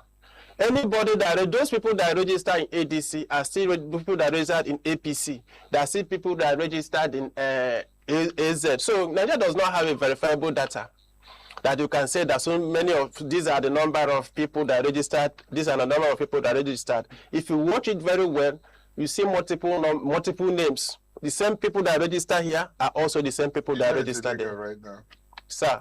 To register in more than one party, you must resign in one before you quit the next. Yes, you must resign. That is the law, but it's not working. How would you know? Because I am in the system. Okay, doctor, let me come back to the question that I asked you before. You haven't really answered the way I want you to answer. All right. Are you not worried with the fraction in your party? You're talking about registration and then structures. So these other fractions will also have a structure, and is that not making you worried? Thank you so much. With due respect, I want to remind you that there's no faction in the party. This question is in the past. The court has made their statement about it, and INEC has made their statement about it. Who is the chairman of ADC? But INEC also went for all the primaries for this fraction. That's what we heard. That is what we heard. So I say it is in the past. INEC has made their case. And the case INEC made, the recent information you are hearing is between what? Is it not between ADC? So INEC has made their case. Their case is that ADC is united. No, they cannot. ADC is one. Are you implying, sorry please, are you implying that, because there can be a court pronouncement. Like INEC can say what he wants to say, but can it change individual minds? How can you, if I say I don't like your face and I'm not in your camp, no, court cannot acknowledge that. Cannot rule over how I feel or support. Mindful of the fact that there are people in one party who are supporting actively people in another party. There are some very prominent, names we've heard there, but so what guarantees that because I said that is with you? We have to understand this. ADC, one focus, one ADC, one slogan, has given their verdict. Court has said that ADC, this is your... Understand that, as I said before, everybody has right to express his or what he likes in any organization or in any political parties. It does not mean that your right is a final right. Every institution has its own principles and guidance. So as it has to say that our party, ADC, does no factions. Court has given their verdict, and their verdict is final, and that is what we are following. That's court's verdict. That's what doctor is saying to you. That is not my verdict. Court can come and, decide for me where I want to be and who I want to go along with. Now, that is for the voters. But for the party have its manifesto. The party has its constitutions. So, and that is why you see today, when court is giving their verdict, as yesterday judgment, the verdict was given. So, which means that ADC is free to contest elections. For now, if they don't go to the appeal court. We are still free. We are not disturbed because we know we are winning 2007 elections. That's Okay, doctor, how does ADC intend to reassure its supporters and stakeholders after all of these developments? Then what is there is that they have to be focused. They have to be strong. They don't have to divert, because judiciary has given ADC a lifeline. INEC have to give us an access. Court rules will come and go, but ADC will still remain intact. What do you mean by access? Access is that we are the credible alternatives, the alternative that Nigeria are looking for to access better governance. So INEC will give us that access. I'm still... still not clear. It's still not clear. The INEC should just hand over power to you, is that what you're saying? INEC should listen to the will of the people, of the masses, because the masses want a better government. Some pressure groups from the ruling party are trying to make some maneuver. So the people want INEC to stand by the rule, by democracy. So they have to give access to what the people want, to the need of the people. I take it that what you mean is that they should create a level playing ground for all the political parties. Yes, and to thrive. Yes, but which means that whoever emerges, even ADC has to accept it, whether or not. Of course, ADC. Yes, we want a level playing ground. They have to give us access for a level playing ground, so that whoever that emerge, the people, Nigerians, we know that this is our governor, this is our president. There will be no dissentiment. What if? I like the way every politician is an incurable optimist. What if? And don't tell me God forbid. I want a practical answer. What if we had somebody yesterday who, as soon as the announcement was made, he immediately declared that his party is no longer existing, and he went straight. He's opting for joining the ruling party. What if? Two scenarios. Maybe this is upturned at the Supreme Court. I remember I said, "Don't tell me God forbid." Yes. If ADC is proscribed today, assuming worst case scenario, nothing is impossible. Assuming, permit me to say God forbid, but you cannot. Yes. Okay. If that happens, that's on the one hand. Secondly, if ADC does not win the election, how would you feel? Let's start with the first one. All right. You said that peradventure, if ADC is not is deregistered. Is deregistered. If ADC is deregistered, that should be that justice has been perversed, democracy has been murdered, because going by the fundamentals of this through the law, there is no way ADC will be deregistered, because ADC have maintained all the criterions that every political parties are supposed to maintain. So ADC has not failed in any area. So I've not seen any lacuna or any loopholes that will make the judgment against ADC. So ADC, by the judgment, I'm hopeful that will be justified. It is not over yet. That's what Doctor is trying to say. Yes, it is not over yet. But we are very hopeful because of what we have and because of the legal advantage we have. We are hopeful that we have overcome. Okay, when we were talking earlier off camera, I was talking about the issue of NDC weakening the base of ADC. Yes. Because the coalition was obviously strong, and to a very large extent, I would say, should have been intimidating to the ruling party because it was a coalition of very strong forces. But that was not to be at the end of the day, and then NDC suddenly emerged from nowhere and took very strong members out of the ADC. And yet you have maintained confidently that ADC is a stronger party and that NDC is just a paper party. Why did you make those statements? And why are you so sure that ADC, in spite of what has happened, can take over power in 2026? Thank you so much, Doctor. ADC is building structures. We are not building slogans. Like in Lagos West, in Lagos State, the 10 local government in Lagos West, we are building. 20 local government in Lagos State, we are building. We are building our local government structures. We are building our ward structures. And we are trying as much as possible to make the voters to understand the need for a credible alternative, the need for a change. So for that reason, before now, we have the strength. Legally, we have the strength by the type of candidates that we have that contest in our various positions, the House of Assembly, the House of Reps, the President. So we have credible, tested politicians over years. So we are good to go. We are just waiting to be announced as governor-elect, as governor.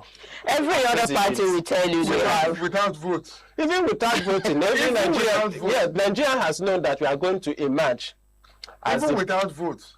Before the voting counts, all Nigeria has known that ADC will win 2027 elections. Doctor, pardon me to remind him that every other party also are hoping that they win the elections and have credible. Every other party. I love that word you use. Every other party, including the ruling party, including NDC. Now let me remind you that every other party, how structured have they been? How strong has they been? They all have their structure. How strong has they been? You can't say it's only ADC that has structure. How strong has they been in their oppositions? If ADC has not been a strong opposition, why has it been that the ruling party has been throwing spanners, throwing chains? Remember, okay, let me even shock you. The 4 political parties that was deregistered, remember that the governor of Osun State, he's emerged in one of the 4 political parties that was about to be deregistered. And by August, there will be election. So didn't you view something over it? So it is, they don't pursue a weak person. They pursue the stronger person. Because when the stronger person is weakened, the winner takes his all.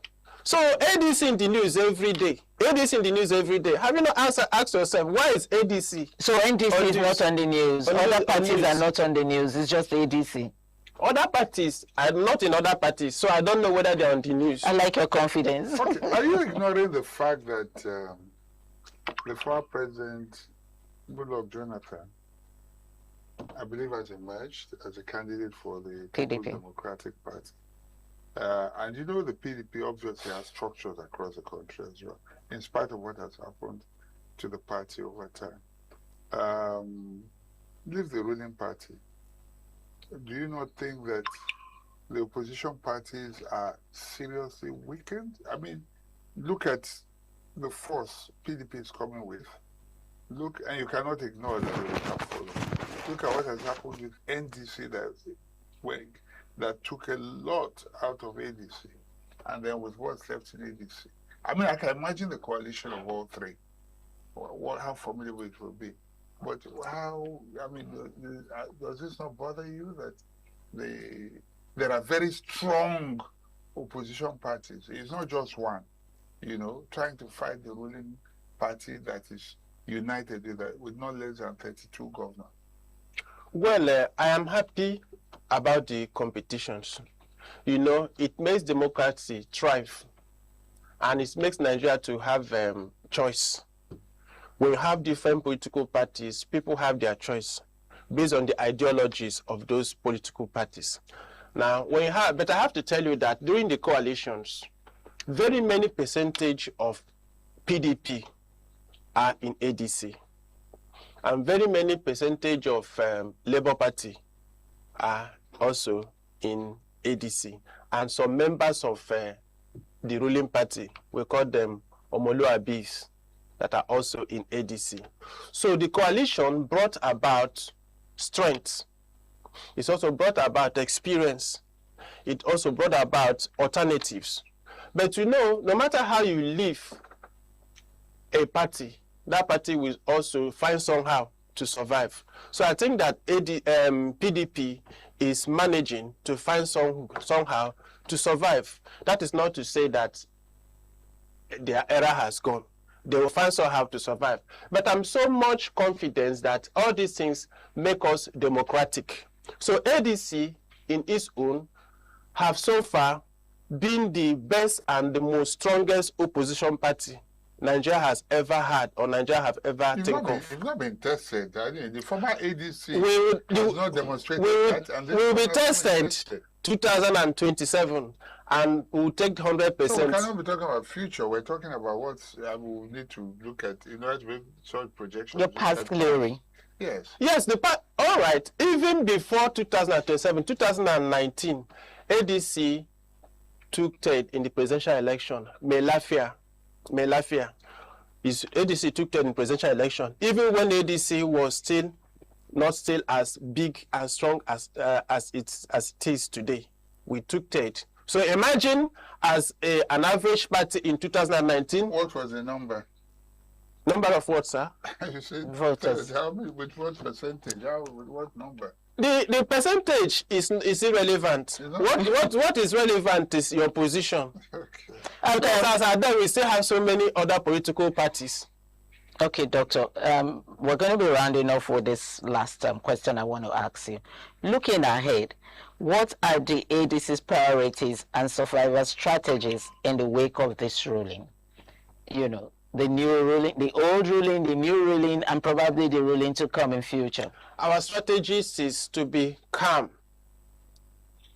People should not fear. There is no confusion. The goal is straight. ADC is one. Our slogan is one. One Nigeria.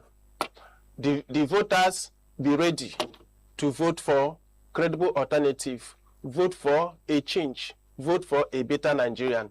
So we are wishful, and we are hopeful, and we are confident that the judgment, both tomorrow, in the future, and to be, ADC will come out successful. Doctor, I'm going to leave him to you. We just have one second.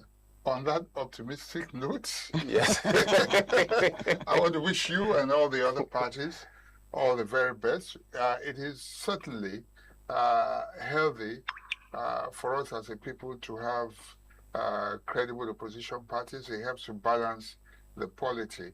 So we'll be watching the days ahead, and we'll be bringing you updates, the latest updates, and what is going on in the polity, so that you can take a well-informed decision going into the elections in 2027. At this point, I would like to, go ahead. Yes, Doctor, thank you so much for, letting the viewers understand. We'll be bringing them, as it's playing out in the world of politics of Nigeria today. And to Dr. Oche, thank you for always finding time to be here. Pleasure. Thank you. We hope ADC you know, is as confident as you are. And to our viewers out there, thank you for staying tuned. I'm Patricia Oremu Gabriels.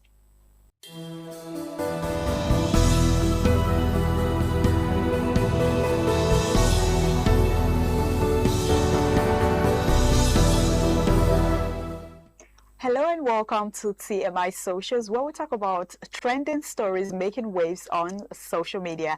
And of course, to hear different people's with their different reactions, I am Marcelina Unkwo. Our first story we'll be looking at today is the protest yesterday, 2 days ago, where Very Dark Man and other protesters were seen protesting, where the Oyo State government, governor, Seyi Makinde, stepped out of the government house in Ibadan to personally address Very Dark Man and other protesters who had gathered outside the premises. The governor listened to their concerns and engaged directly with the demonstrators during their peaceful protest. I mean, these people are still in captivity. The teachers and the students that were kidnapped, they're still there. So we saw a peaceful protest yesterday. Let's take a look at the protest before we go to people's reaction.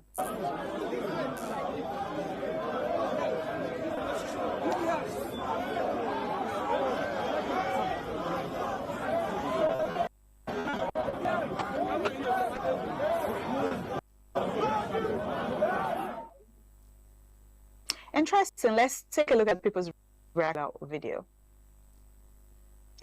This user says they're all playing politics with insecurity. A serious, sincere government won't take up to 24 hours to free the school children and their teachers. Interesting. Let's take a look at another reaction. This user on X says, citizens, leaders, listen. That is how democracy should work. What are your thoughts on the developments? Let's take a look at another comments on this is how governance should be. No tear gas, no violence. Just a leader listening to his people. Let's hope this dialogue bring a lasting solution to insecurity in our state. Okay, another user says, Ibadan people have been protesting all alone for days. Seyi Makinde didn't address them, but when he sees VDM, now he came out. Interesting. Let's take a look at another reaction.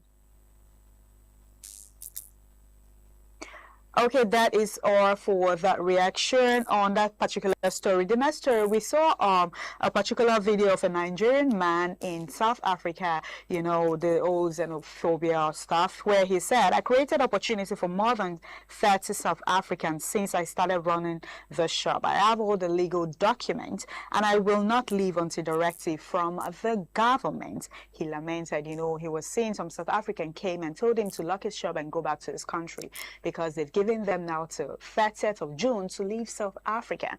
And this particular video has been trending on social media. Take a look at the video before we go to the reactions. We don't care. Okay, guys. I'm not running the saloon. I'm not running the saloon. I'm giving the South Africans the saloon. I'm running a trade shop. The saloon is being run by South Africans, not me. Listen. I'm running the trade shop. At the back of the shop, I created a saloon for the South Africans. Did I do anything wrong? You must call your boss. Must speak to your boss.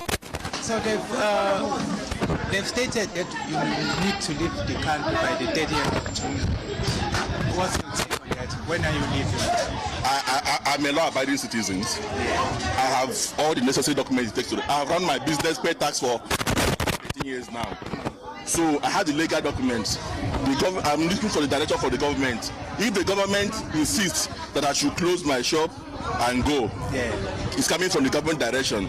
I will close and go. So you are ignoring this organization? I'm not ignoring the organization, but at the end of the day, the organization stated that they are chasing illegal immigrants. I'm not illegal. I've run a business. I have this company for. This is really sad. Trust me. I mean, if it's documented, why telling him to leave? Okay, let's take a look at people's reaction. This user says, this man employed 30 South Africans, not displeased them, not competed with them, employed them. And the same people he fed are now part of the movement trying to push him out. That is not xenophobia anymore. that is betrayer with a political costume on. He has legal documents. He built something real. He contributed to the economy they claim he's destroying. The irony is so thick, you could cut it with a panga. Okay, let's take a look at another reaction. This other user says he should think of how to recover his money invested in the shop and forget about who will manage the shop and what happens to South Africans working there. Get your invested money and leave. Okay, this other user on the comment section on X says, and is right, the Home Affairs is the only office that can solve this, not the screaming and threatening from ordinary citizens. Interesting. Let's take a look at another reaction. This other person said, this is very sad. I thought the fight was against illegal foreigners. If his business is legit and has all the right documentation, why is he being forced to close? Okay, another user says, people should stop forcing themselves on South Africans and move elsewhere. If they are not welcome, this isn't just about illegal immigration. If people clearly don't want you there, it's better you leave. Okay, that is for that. Let's take a look at another reaction. He should think of how to recover his money invested in the shop and forget about who will manage the shop and what happens to South Africans working there. Get your invested money and leave. Okay, that is from another user. Let's take a look at the last story. We saw a trending video of a Nollywood actor, Baba Ijesha, who has welcomed a Bansi baby boy with his partner, CEO Lumini. She is a Nigerian fashion designer. The Nollywood actor released from prison in November 2025 after serving a 5-year sentence for sexually assaulting a 14-year-old foster child. Posted on social media, thanking God for the healthy baby boy. Lumini, a fashion designer and mother to a 12-year-old daughter, called him a 1 in a million partner with a pure heart. Reactions divide sharply. Supporters congratulated the couples, while critics question the quick pregnancy timeline and have choice given his conventions, with Baba Ijesha confirming paternity in the video. Let's take a look at this video.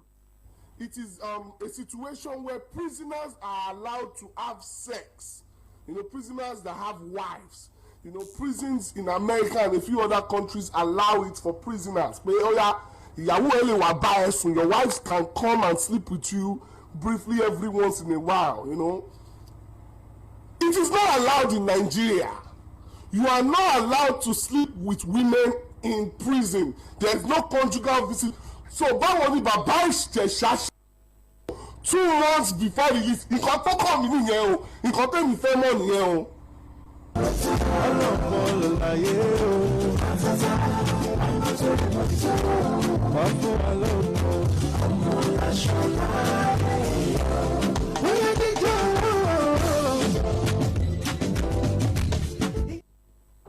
Congratulations to them. This particular video has packed a lot of reactions on social media. Let's take a look at the reactions. This user says, can someone wake him up, please? He will be surprised what goes on behind a prison wall beyond paperwork. Secondly, let them also enlighten him that some women have premature childbirth, please. Okay, let's take a look at another reaction. This other user says, shame on you all guys attacking Baba Ijesha. So an ex-convict don't deserve to leave after serving his jail term. Okay, what the F is your business with... If you get money, you fit do your 5 years jail term inside hotel room. Most people where you they see for club on Friday night now prisoners, LOL. Okay, let's take a look at another reaction. This other person said, do you know the exact date he was released from the correctional centers? Probably he has been out for more than 9 months before the official date made known to the public. Okay, interesting. Another user says, this is just a necessary distraction. Let's focus on insecurity and leave conjugal abeg. We easily get distracted in this country. We are not serious-minded people. Okay, that is for that. On TMI Socials this beautiful morning, thank you so much for joining our Lagos Network Studio, our Benin Network Studio, and our Abuja Network Studio on TMI. I am Marcelina. Do have a beautiful day out there.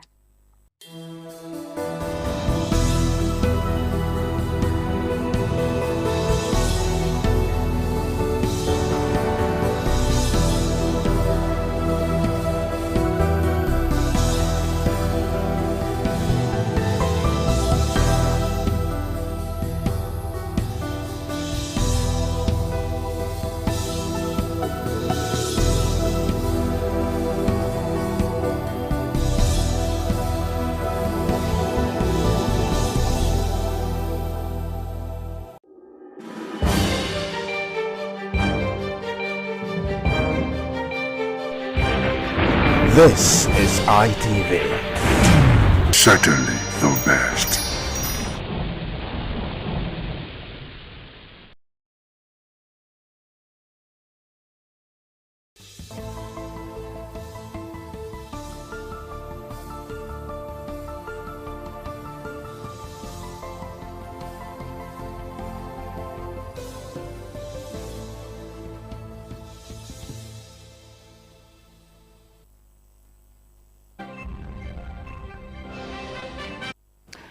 In the headlines, minority reps accuse federal government of administrative negligence, partisanship.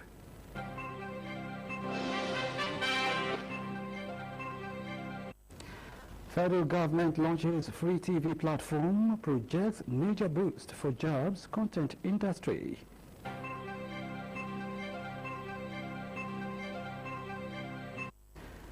Edo Deputy Governor flags off political campaign in Ugwu-Brazua.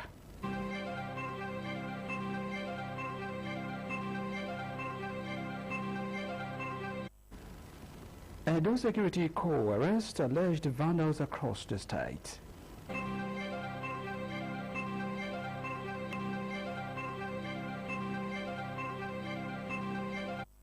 Plus, Lagos police says DCP Khan Salihu was not kidnapped, died after a brief illness.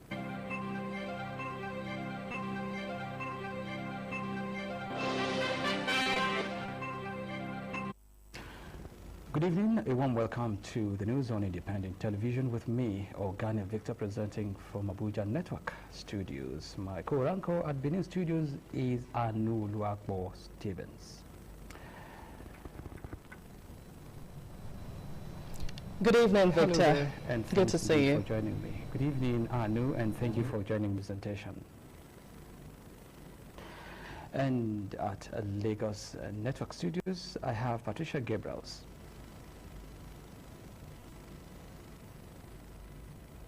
Good evening. Good to see you on the screen tonight. Good to see you too, Pat. A warm welcome to you and welcome to the news. But don't forget you can watch ITV live online at www.itvradio.ng.com/live.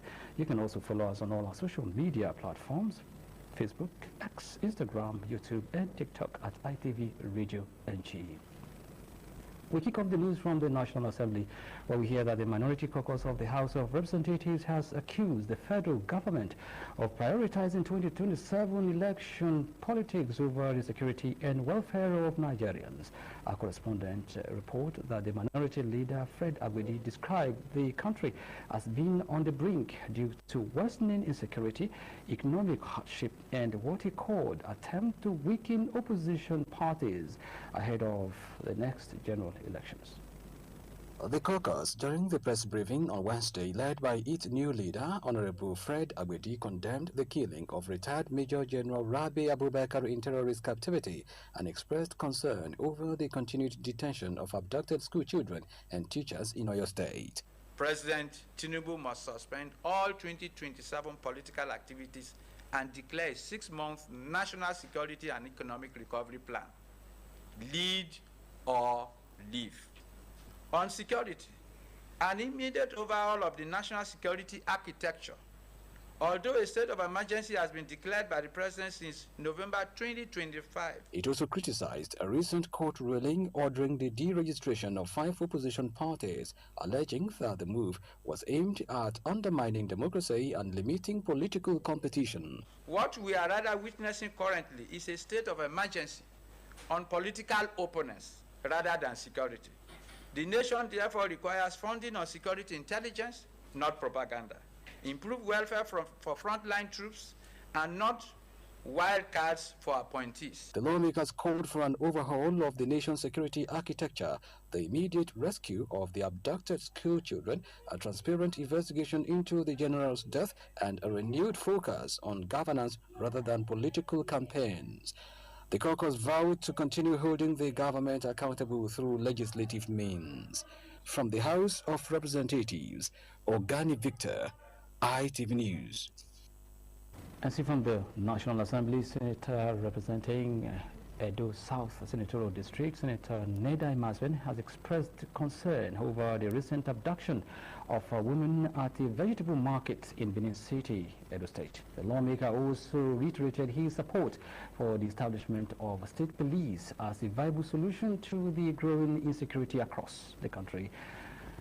Speaking in an exclusive interview with ITV News, Senator Imasuen further commended the economic reforms of President Bola Tinubu's administration, saying they are beginning to yield positive results. Our National Assembly correspondent, Charity Tanko, now reports. Residents of Benin City were recently thrown into panic following the abduction of a woman by suspected gunmen at a vegetable market in the Edo capital. The incident is one of several kidnapping cases recorded across parts of the country, raising concerns over the nation's security situation. Reacting to the development, Senator representing Edo South Senatorial District, Senator Neda Imasuen, described the incident fortunate and expressed concern over the rising wave of insecurity in Edo State and Nigeria as a whole. It didn't happen at 12 midnight. It didn't happen at 7 p.m. It happened at broad daylight in Benin City at a popular market called the Vegetable Market, opposite Sir Victor Owaifo Creative Center, few steps away from the Palace of the Oba of Benin. Lawmakers stressed the need for the creation of state police, arguing that decentralizing policing will enhance intelligence gathering and improve response to security threats at the grassroots. The only way we can begin to address, to scratch this matter, is to allow states to have its police so that it can be properly armed, so that it can be properly trained, so that it can be properly supervised. On the economy, Senator Imasuen said the reforms introduced by the President Bola Tinubu administration are gradually stabilizing the nation's economy and laying the foundation for sustainable growth. Structurally as a country, we were destroyed. The president is just started laying the foundation upon which you can begin to build a strong economic base. If we didn't have Tinubu as the president, and we brought in another president that had the same mind of his predecessor, today, if you were to go to the market to buy onions and tomatoes, you probably need a bag to put your naira in. From Abuja, Charity Tanko, ITV News. Let's now take you away from the National Assembly. The federal government has formally unveiled the free-to-air free TV platform powered by NICOMSAT. The platform was launched in Abuja by the Federal Ministry of Information and National Orientation in collaboration with the National Broadcasting Commission, NBC, as part of effort to accelerate Nigeria's transition from analog to digital broadcasting. The Minister of Information and National Orientation, Mohammed Idris, the Minister of Communications, Innovation and Digital Economy, Bosun Tijani, alongside top government officials and stakeholders in the broadcasting industry, attended the event. Abigail Aduremi was there in our reports. At the official launch of the Digital Switchover DSO in Abuja, the Minister of Information and National Orientation, Mohammed Idris, described the initiative as a major investment in Nigeria's future. He said the DSO will drive job creation, boost local content development, strengthen creative industry, and contribute significantly to economic growth. Digital inclusion must be treated not merely as a technological goal, but as a matter of national equity as well as social justice. The Digital Switchover project is therefore not simply a technological transition. It is an investment in Nigeria's future. It is more connected, more competitive, and more prosperous Nigeria. It means clearer access to information, broader access to educational and cultural content, and improved quality of service. It's a national vision. A vision of a Nigeria where every citizen, irrespective of geography, income, social status, enjoys equal access to high-definition television. Stakeholders at the event, including the Managing Director of ITV and Radio, Elvis Obaseki, commended the initiative, noting that the Digital Switchover has the potential to create a more vibrant and competitive media ecosystem. We are moving to abilities from analog to digital, from scarcity to abundance, from a restricted access to expanded opportunities. the DTT is going to run side by side with the DTH. So it's going to be a dual illumination. Bigger picture is getting our signals, getting quality content to every nooks and cranny of Nigeria, and also achieving a national interest. The free TV platform allows Nigerians to access more than 100 free-to-air television channels through satellite and digital terrestrial transmission without paying monthly subscription fees. From Abuja, Abigail Adiremi, ITV News. Bola Tinubu is inaugurating 10 housing units of judges' quarters for Federal High Court judges in the Katampe district of the FCT. FCT correspondent Joy Iguche Hakina reports that during the ceremony, FCT Minister Nyesom Wike is emphasizing the importance of a maintenance culture. One can safely say this week is beginning on a good note for the judiciary, and Wednesday is no different as President Bola Tinubu is inaugurating 10,000 units of judges' quarters for Federal High Court judges in Katampe district. The president, represented by Vice President Kashim Shettima, says the quarters provide the judges with security, comfort, and dignity. Through judicial independence is built on the dignity of our judicial officers. By providing these state-of-the-art residential quarters, we are ensuring that our Federal High Court judges operate from a place of security, comfort, and utmost dignity. FCT Minister Nyesom Wike is calling for the structures to be properly maintained. Our appeal to the Chief Justice this government has provided, but I believe that when we come back here, the next might be the still look like this. You know, we have problem in the culture of not having part of maintenance culture. Most people say black, you know, I don't want to believe so. I should get that if you have your own private house, the way you keep your private house, the way you keep wherever you are staying, it's very important that you keep the way it is. From Abuja, Joy Iguche Hakina, ITV News. That report concludes our package from Abuja. Let's now take you back to our Benin Network studios for more reports. Many thanks, Victor. Here in Edo State, where mixed reactions have continued to trail the Federal High Court judgment directing the Independent National Electoral Commission (INEC) to deregister 5 political parties over their alleged failure to meet constitutional requirement. Among those expressing concern is the Edo State chairman of the Zenith Labour Party, Dr. Bishop Akarame, who described the ruling as a setback to democratic participation and political inclusion.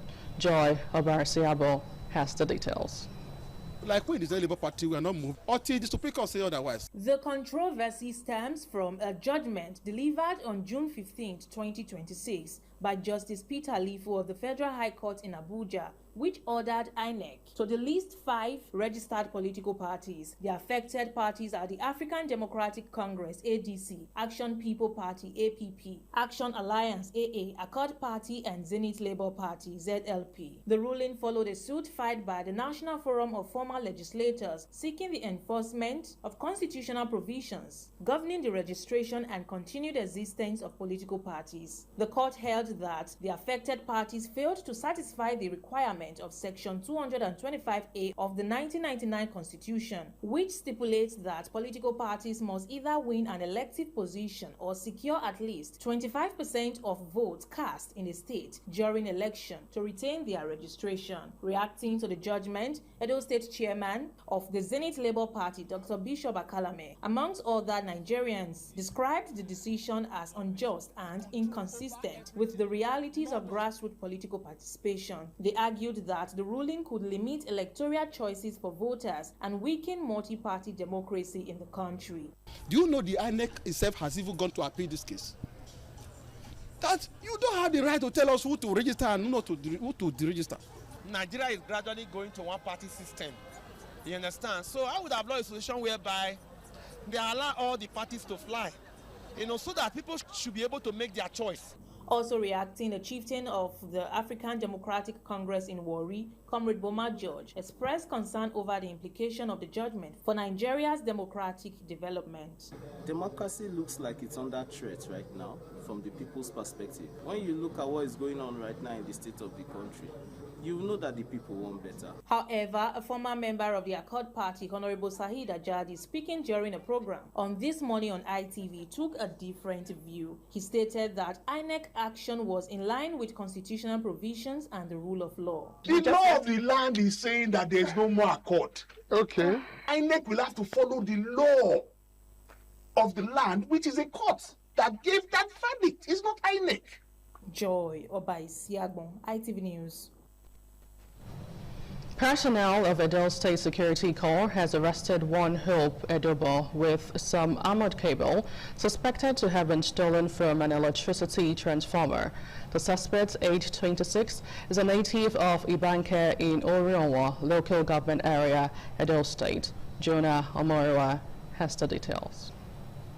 The Deputy Commander, Edo State Security Corps, Mr. Richard Balogun, who said officers are working around the clock to deter criminals from destroying and stealing critical national assets, explained that the suspect was arrested by officers of the Corps attached to Ute sector in Ikpobaoha local government area with 30 pieces of armored cables, which were allegedly stolen from National Integrated Project Facility located in Ihowo community following intelligence reports. The Corps commander said preliminary investigation revealed that the suspect intended to sell the stolen cables to scavengers operating at Iho near Benin City. The suspect confessed his involvement in the crime. This are terms, so where you go carry, these are more cables soon. Where you for go carry on? For inside NIPP. Inside where? NIPP. Where NIPP there? For inside Yowo. This is Yowo. How you say, who say you go there, make go carry on? Nobody, sir. So can you go by yourself? Yes, so we confess to them that they stole them from this electricity distribution company. So you took them to the scene and you explained to them how you remove those cable, armored cable that is very costly. So they arrested and they are handed over to the police. And of course, this is not the first time. Mr. Balogun disclosed that the suspect and the exhibits have been handed over to the police for further investigation and prosecution. From Benin, Jonah Omowa, ITV News. Away from that now to Delta State, where the Delta State Police Command has commenced enforcement against unregistered and concealed vehicle number plate, following the directive of the Inspector General of Police, Olatunji Disu, to impound any vehicle operating without registration number in order to contain the activities of criminal elements. Warri correspondent Benga Ahmed reports. The commencement of the enforcement of unregistered and concealed vehicle number plates was made known by the Police Public Relations Officer, Delta State Police Command, SP Edafi Bright. SP Edafi said, command is to checkmate unregistered and concealed, obscured, altered, discharge number plates. The police image maker disclosed that unregistered vehicles pose dangers in the society in which criminal elements are used to penetrate illicit activities and advise car owners to comply with the directive of free severe sanctions. For instance, look at this vehicle, a Lexus vehicle, unregistered. Now, one thing is to register the vehicle, another thing is to register and not place the plate number there. This vehicle might have been registered, but look at it, no plate number. So this vehicle is used to commit an offense, for instance. How do you trace? Please, all Deltans, particularly Deltans, Nigerians in general, but Deltans in particular, go and register your vehicle. Having registered your vehicle, don't cover the plate number.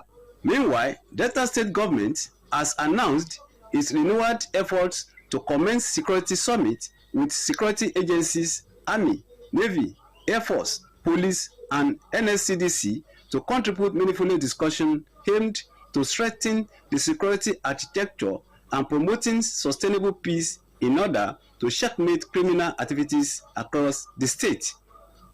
From Warri, Benga Ahmed, ITV News. In the meantime, a business consultant, Dr. Charles Ogogo, has outlined a path to success in the business world by recognizing and harnessing business opportunities that abound. Dr. Charles stated this during the program Business Rendezvous while commenting on the topic, Understanding and Enhancing Business Opportunities in Nigeria. William Siama completes the story. Dr. Charles Ogogo made reference to two critical aspects in achieving success in the business world, namely entrepreneurial mindset and entrepreneurial spirit. Business consultant made reference to the entrepreneurial mindset of the Samar of Benin, Sir Chief Dr. Gabriel Osarugbenidio, who at one time worked with the famous Leventis Motors. He said during the period this summer worked with Leventis Motors, Sir Chief Dr. Gabriel Osarugbenidio learned how to market automobile products. Dr. Ogogo said the entrepreneurial mindset and spirit imbibed by the Samar of Benin made him the first Nigerian to establish a motor distribution company in Nigeria known as Mid Motors. The life of Chief G.O. Benedict teaches us the following. Number one, dream beyond your circumstances. He was a man that lost his both parents when he was very young. Yet, he made it in life. So the death of your loved one should not stop you. Number two, invest in people through education and philanthropy. Dr. Ogogo said Nigeria is not short of business opportunities, but short of people with a mindset to recognize and harness such opportunities. He made reference to opportunities abound in business ventures like agribusiness, food processing, poultry, fish farming, export crops, among others. So, a lot of business to be done in Nigeria, but people are lazy. One, they are not creative, they are not innovative, they don't want to take risk. They prefer begging, you don't need to beg. There are a lot of things you can do in Nigeria that can create money for you. Dr. Ogo said digital technology has created room for persons with entrepreneurial mindset and spirit to thrive in the business sector by harnessing such opportunities. From Benin, William Siama, ITV News. In other news, Niger State Private Health Facilities Agency has shut down 15 private health facilities, while a man allegedly impersonating as a medical doctor was arrested in Suleja. Executive Chairman of NISPHFA, Dr. Abdullahi Suleiman, revealed this during an enforcement raid in Suleja. Correspondent Imam Mohammed reports. Dr. Abdullah Suleiman said the operation followed intelligence reports and routine regulatory inspections aimed at sanitizing the healthcare sector and protecting residents from unsafe medical practices. He said the task force seized Elamara Specialist Hospital after discovering that a suspect was allegedly providing medical services without the required professional registration and a valid practicing license. Dr. Suleiman warned owners of private health facilities against employing unqualified personnel, warning that the agency will not tolerate any action capable of endangering the lives of patients. The affected facility has since been sealed pending the conclusion of investigation, while the suspect impersonating as a medical doctor has since been handed over to security agencies for further investigation. Dr. Suleiman disclosed that 15 private health facilities were shut down during the exercise for various regulatory infractions, including failure to meet operational standards and non-compliance with licensing requirements. He urged members of the public to remain vigilant and report suspicious healthcare facilities to the appropriate authorities. Some stakeholders in the enforcement team reaffirmed the agency's resolve to strengthen oversight of private healthcare establishments and ensure only qualified professionals provide medical services across the state. Those guidelines were adhered to by the private practitioners, including the government institution. When we first came on board, that was the first thing we considered as a topmost priority, because the essence of specialization is for patients to have the best quality care. The traditional service provider, the traditional medicines are also private service providers. So this agency is encompassing. For Mina, Niger State Capital, Umar Mohammed, ITV News. Some beautiful report out there from our Benin Network Studios. Let's also take you to our Lagos studios where Patricia Gabriel is waiting to give us some interesting package from there. Thank you, Victor. From Lagos, the Lagos State Police Command says it strongly condemned and debunked the false, reckless, and highly irresponsible publication alleging that the late Deputy Commissioner of Police, DCP Ken Salihu, was kidnapped criminals before his death. The command, in a statement signed by the Command Public Relations Officer, SP Abimbola Adebisi, said DCP Ken Salihu was never kidnapped at any time prior to his dismay. The command said prior to his death, DCP Ken Salihu briefly complained of feeling unwell and was immediately rushed to the hospital for urgent medical attention. Sadly, upon arrival, medical doctors confirmed dead.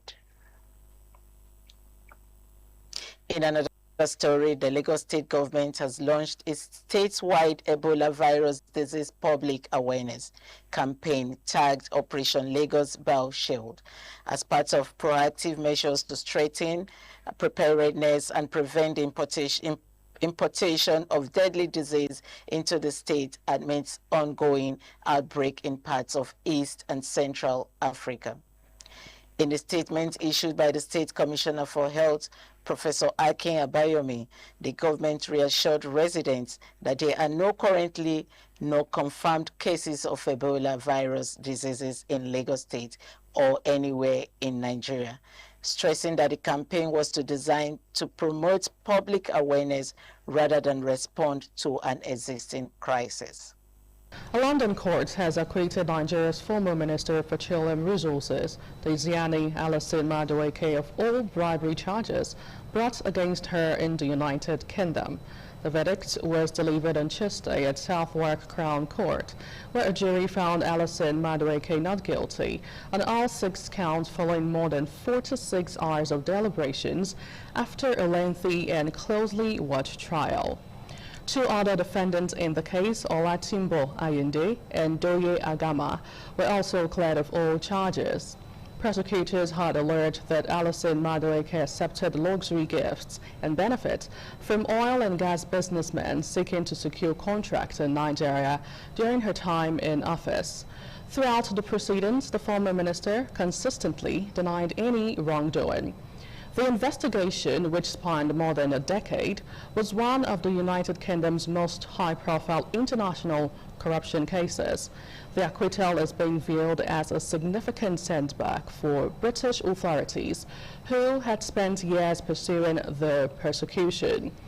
Diezani Alison Madueke served as Nigeria's Minister of Petroleum Resources from 2010 to 2015 and was one of the most influential figures in the country's oil sector during that period.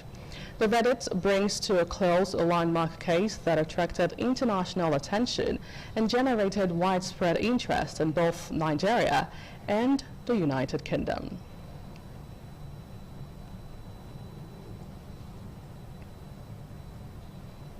And back here in Edo State, where the Deputy Governor of Edo State, Right Honorable Dennis Idahosa, has assured the people of Ovia Southwest local government area of dividends of democracy and inclusive governance in the area. Right Honorable Idahosa made the remarks during the official flag-off of campaign for the forthcoming local government council election in Ovia Southwest local government area amid a massive turnout of party supporters, party leaders, youth, women groups, and stakeholders. Deborah Berfu has the details. The official flag-off of political campaigns in Ikopazugwa of the Southwest local government area for the July 11, 2026 local government poll was attended by a large crowd of APC to commence grassroots mobilization ahead of the election. Addressing the gathering, the Deputy Governor, Right Honorable Idahosa, commended the impressive turnout of people for the flag-off as a clear indication of the people's confidence in the party's leadership and vision for the state. This is not the era of mocking the war about the talk. Those who work for the party will benefit from the party. I want to assure you that after this election, we will go into the bigger election. We, the people of Ovia Southwest, are we not ready to deliver as you are doing? Right Honorable Dahosa urged the residents of Ovia Southwest to take the campaigns to the 10 wards of the local government and mobilize support for the party's candidates, assuring them of continued dividends of democracy and inclusive governance. Under the leadership of distinguished Senator Monday Okpebolo, local government chairmen and councillors, their hands will be on deck. They must fulfill their mandate. This is not the time to keep money in their pockets. They must bring dividends of democracy to the doorstep of a common man. Some party leaders, chairmanship and councillorship candidates were optimistic that the grassroots campaign will be a win for the APC in the local government and other elections. Leaders of the All Progressives Congress also received defectors from the opposition into the APC fold. In Igwabazua, Deborah Obefun, ITV News.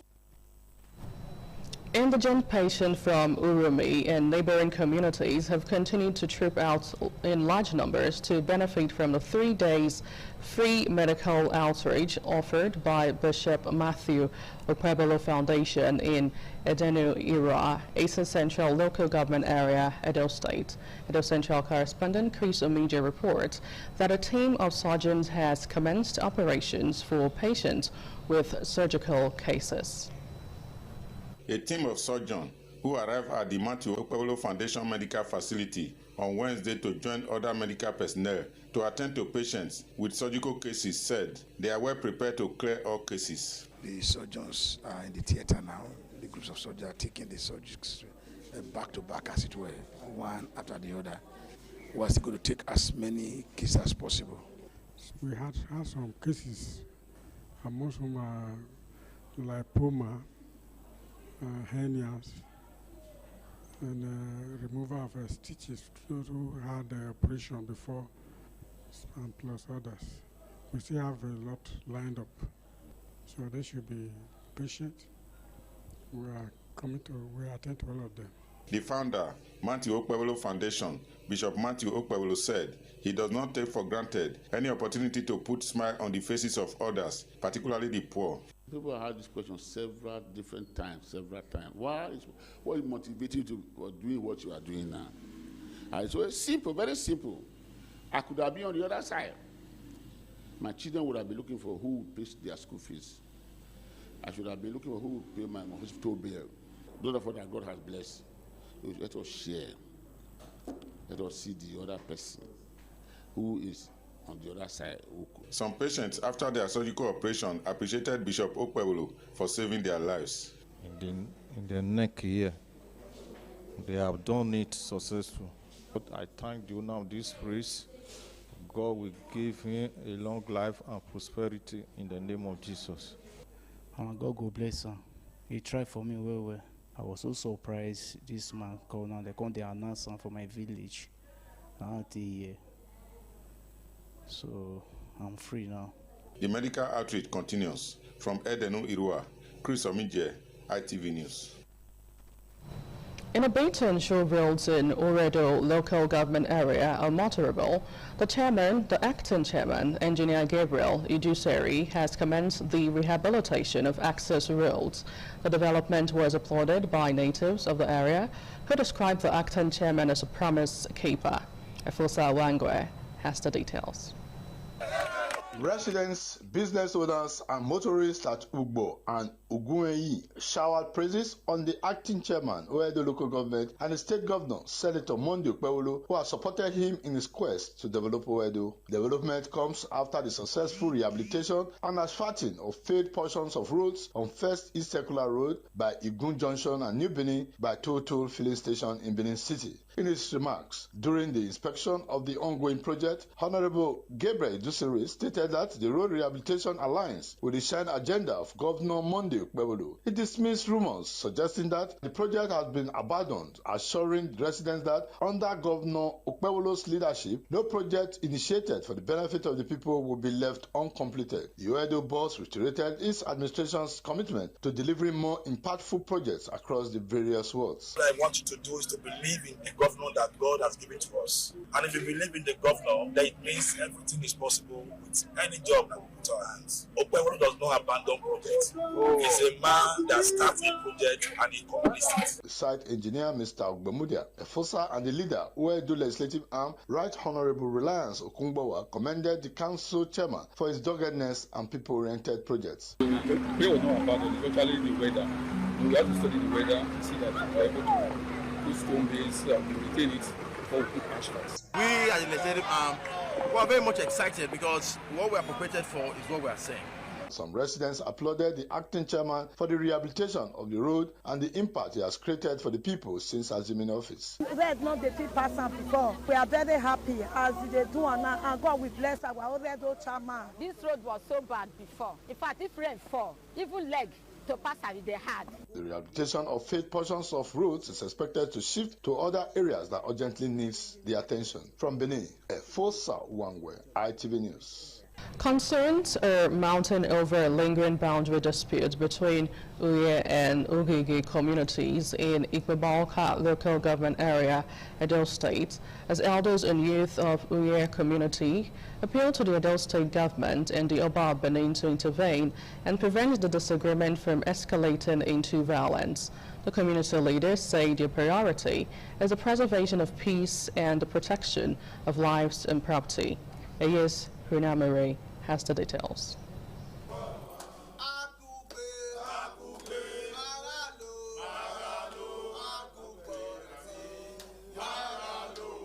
Addressing journalists, Uye community leaders maintain that the disputed land rightfully belongs to Uye, insisting that it was originally allocated by their forefathers to the community. The elders rejected a boundary agreement reportedly reached by their late former chairman and Ogege community chairman, stating that such decisions should be handled by elders and traditional authorities, not youths. The youth arrangement cannot supersede what the elders have said.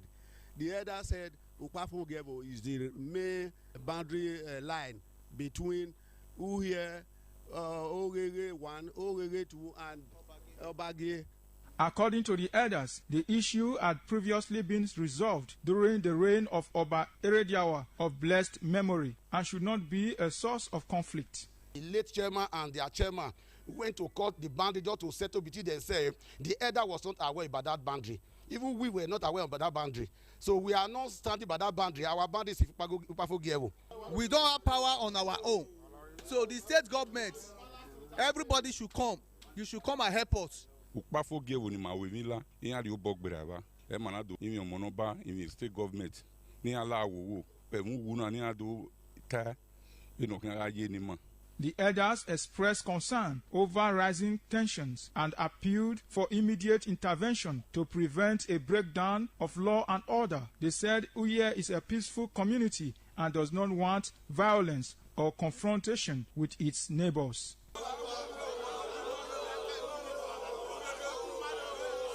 Ehis Nhunamure, ITV News.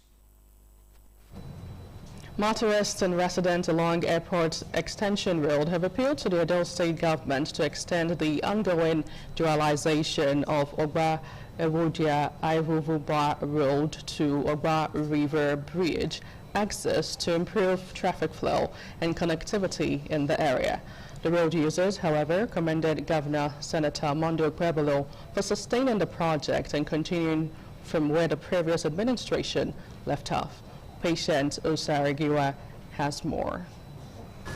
The road rehabilitation has reached an advanced stage with major drainage and culvert construction completed to channel flood into Ogba River. When the news crew visited the project site near Umigbe community, construction activities were in full swing with workers and heavy-duty equipment engaged in various aspects of the rehabilitation and expansion works. Some motorists and residents expressed satisfaction with the pace and quality of the project. They said the completed sections have already improved movement within the area and appealed to the government to extend the dualization to Ogba River Bridge axis to maximize the benefits of the project. We commend the government for the continuation of the road, but we still ask for more to be done, especially from this spot to the bridge. And it's giving us a lot of concern. I beg, may government come help us, can't do this road though, I beg. He's the governor of everybody. He's trying, and we're still placing it, he should help us for the bridge. Commenting on the progress of the project manager, Mr. Johnson Iloke, said a significant portion of work has been executed in line with approved specifications. He explained that despite challenges posed by the rainy season, the construction team remains committed to delivering the project within the stipulated time frame. Right now, our target is to protect the site that we have finished to this level with asphalt. We've already finished about 4.3 kilometers, and we have about 1.7 kilometers again that we want to add. The entire project is about 8.65 kilometers. So we've had 4 already, and we're adding about 2. So what will be left will be about 2-point-something kilometers. The Ogba Ewodia Ewobioba Road project is expected to enhance transportation, improve access to adjoining communities, and stimulate socioeconomic activities upon completion. From Benin, Patience Osaugiwa, ITV News. Away from that now to other stories where leaders and members of the 5 Bloc of the Christian Association of Nigeria CAN in Edo State, alongside ministers of the gospel and other stakeholders, have converged on Benin City for a leadership Conference 2026 aimed at strengthening unity, spiritual growth, and effective Christian service. The conference, which attracted Governor Mondo Pueblo, a special guest of honor, and other dignitaries, focused on the theme, Keep the Fire Burning. Ofure Aneta reports. In a remark, the Edo State Governor, Senator Mondo Pueblo, who was special guest of honor at the Ministers' Conference 2026, organized by the Christian Association of Nigeria, Edo State Chapter, appreciated the prayers of the Christian community and reaffirmed his administration's commitment to security, peace, and development across Edo State. By the grace of God, Edo must be safe. Yeah. I need you to continue to pray for this nation, for the unity of this country. Edo State CAN Chairman, His Eminence Supervising Apostle General Irikpeno Moike, described the conference as purpose-driven, aimed at strengthening unity, peace, and effective gospel propaganda within the body of Christ. CAN is calling for action against human suffering. Enough is enough. Speaking on the theme, Keep the Fire Burning, Vice Chairman of CAN, Very Reverend Father Alfred Agbonlao, identified pride, bitterness, and unforgiveness as threats to spiritual growth, urging ministers to embrace prayer and holy living. The greatest tragedy in ministry is when the fire on the altar goes out. But today, God is calling us back to the altar. Guest speaker, Bishop David Abioye, said sanctification, passion for God, and unity are essential for sustaining spiritual fire, calling on ministers to uphold righteousness and restore godly order in their various denominations. How do you know you carry this fire? First of all, it will show in your tongue. And as I'm speaking to you right now, I release tongue of fire. Special prayers for the body of Christ and the nation were offered by leaders of the 5 blocks of CAN, including PFN Chairman, Pastor Margaret Agbonifo. Nigeria is alive today is by the mercies of God. You shall fall for your sake and speak. Renew our zeal. Blessed be your holy. From Benin, Ofuri and Neto, ITV News. The Ojowe and elders of Iruogo community, located at kilometer 17, Benin Abraka Road, Ukpacho, Ward 6, Orionwa, local government area, Edo State, have called on landowners and customers to present a document of landed property to the verification committee, which will commence sitting from 22nd June to 22nd September 2026. William Siyama has more. A statement signed by the chairman, Verification Committee, Avigo Community, Pa David Osunde, says landowners are requested to bring land documents comprising original and photocopies to the office of the committee headed by him. The statement explains the time is 10 a.m. to 3 p.m. on Mondays, Wednesdays, and Fridays. It urged those concerned to comply with the verification notice to avoid sanction.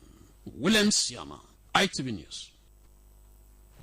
And for update on the world of sports, we now join Tolulope Ogutime. Lionel Messi delivered a historic performance as Argentina defeated 3-0 at the FIFA World Cup, scoring the first World Cup hat-trick of his career. The 38-year-old captain once again proved decisive for the reigning champions, netting all 3 goals to guide Argentina to victory and further cement his place among football's greatest players. The match also marked another milestone for Messi, who became the first player in history to feature at 6 FIFA World Cups. He also recorded the World Cup scoring record with a 16-goal at the tournament. Earlier in the day, Francis Kylian Mbappe and Norway's Erling Haaland had both scored twice for their respective teams, but it was Messi who ultimately stole the headline with another masterclass on football's biggest stage. Jude Bellingham is set to start in England's coveted number 10 role for their World Cup opener against Croatia.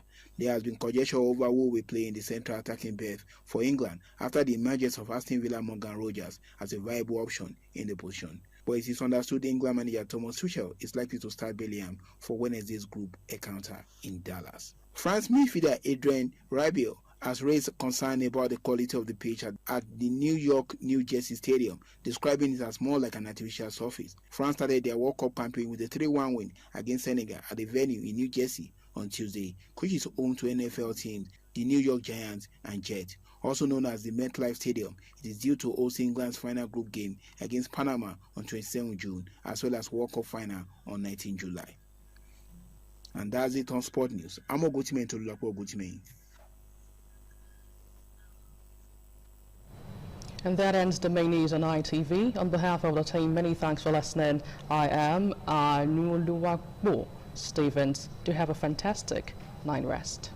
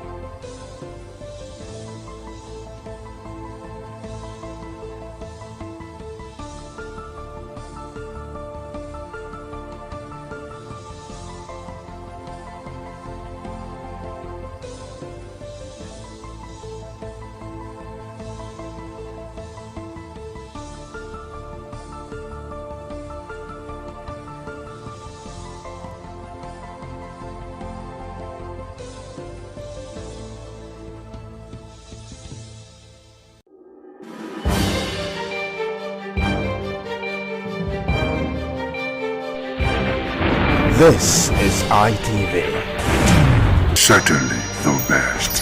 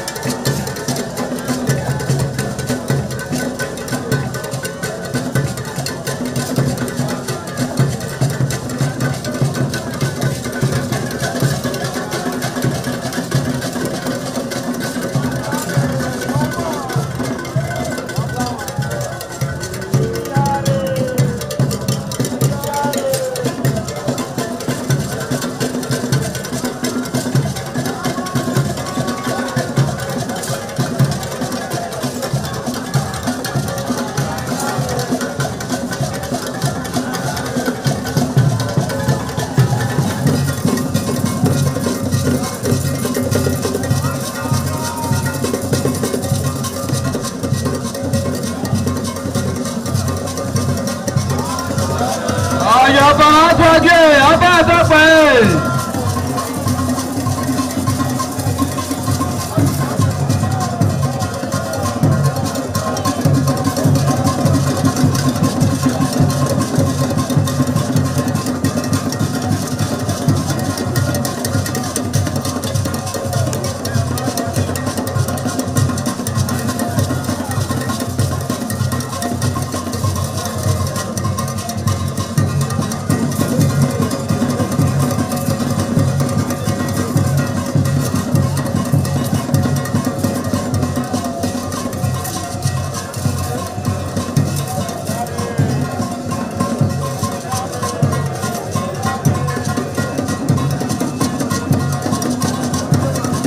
Ojúde aṣáájú ọba àtọ́pẹ́.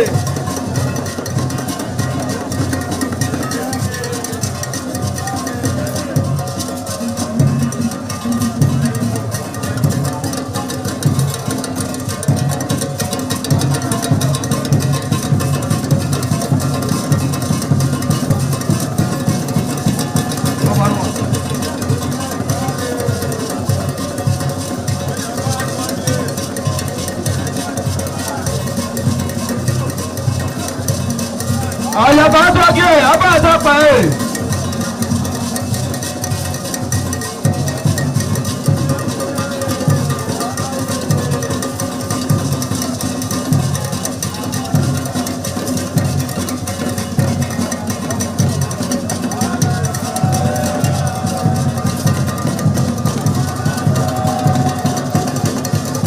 Àlàyé àtọ́jú ọba àtọ́pẹ́.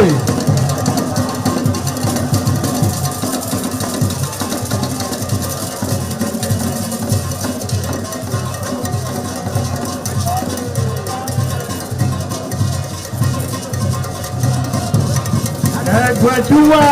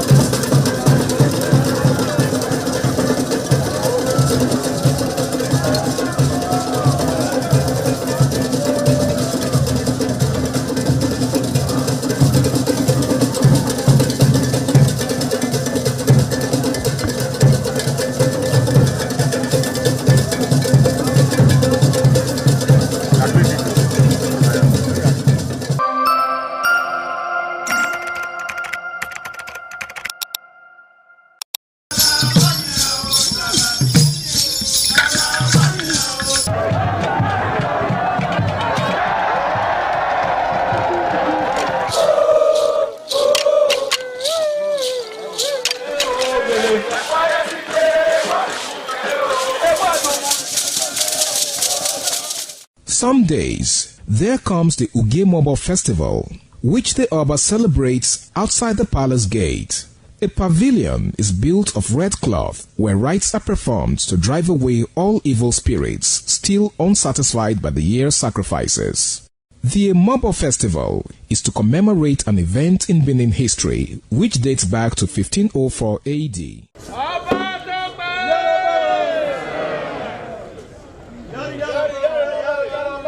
Yari yari, ọba àtọ́pẹ́.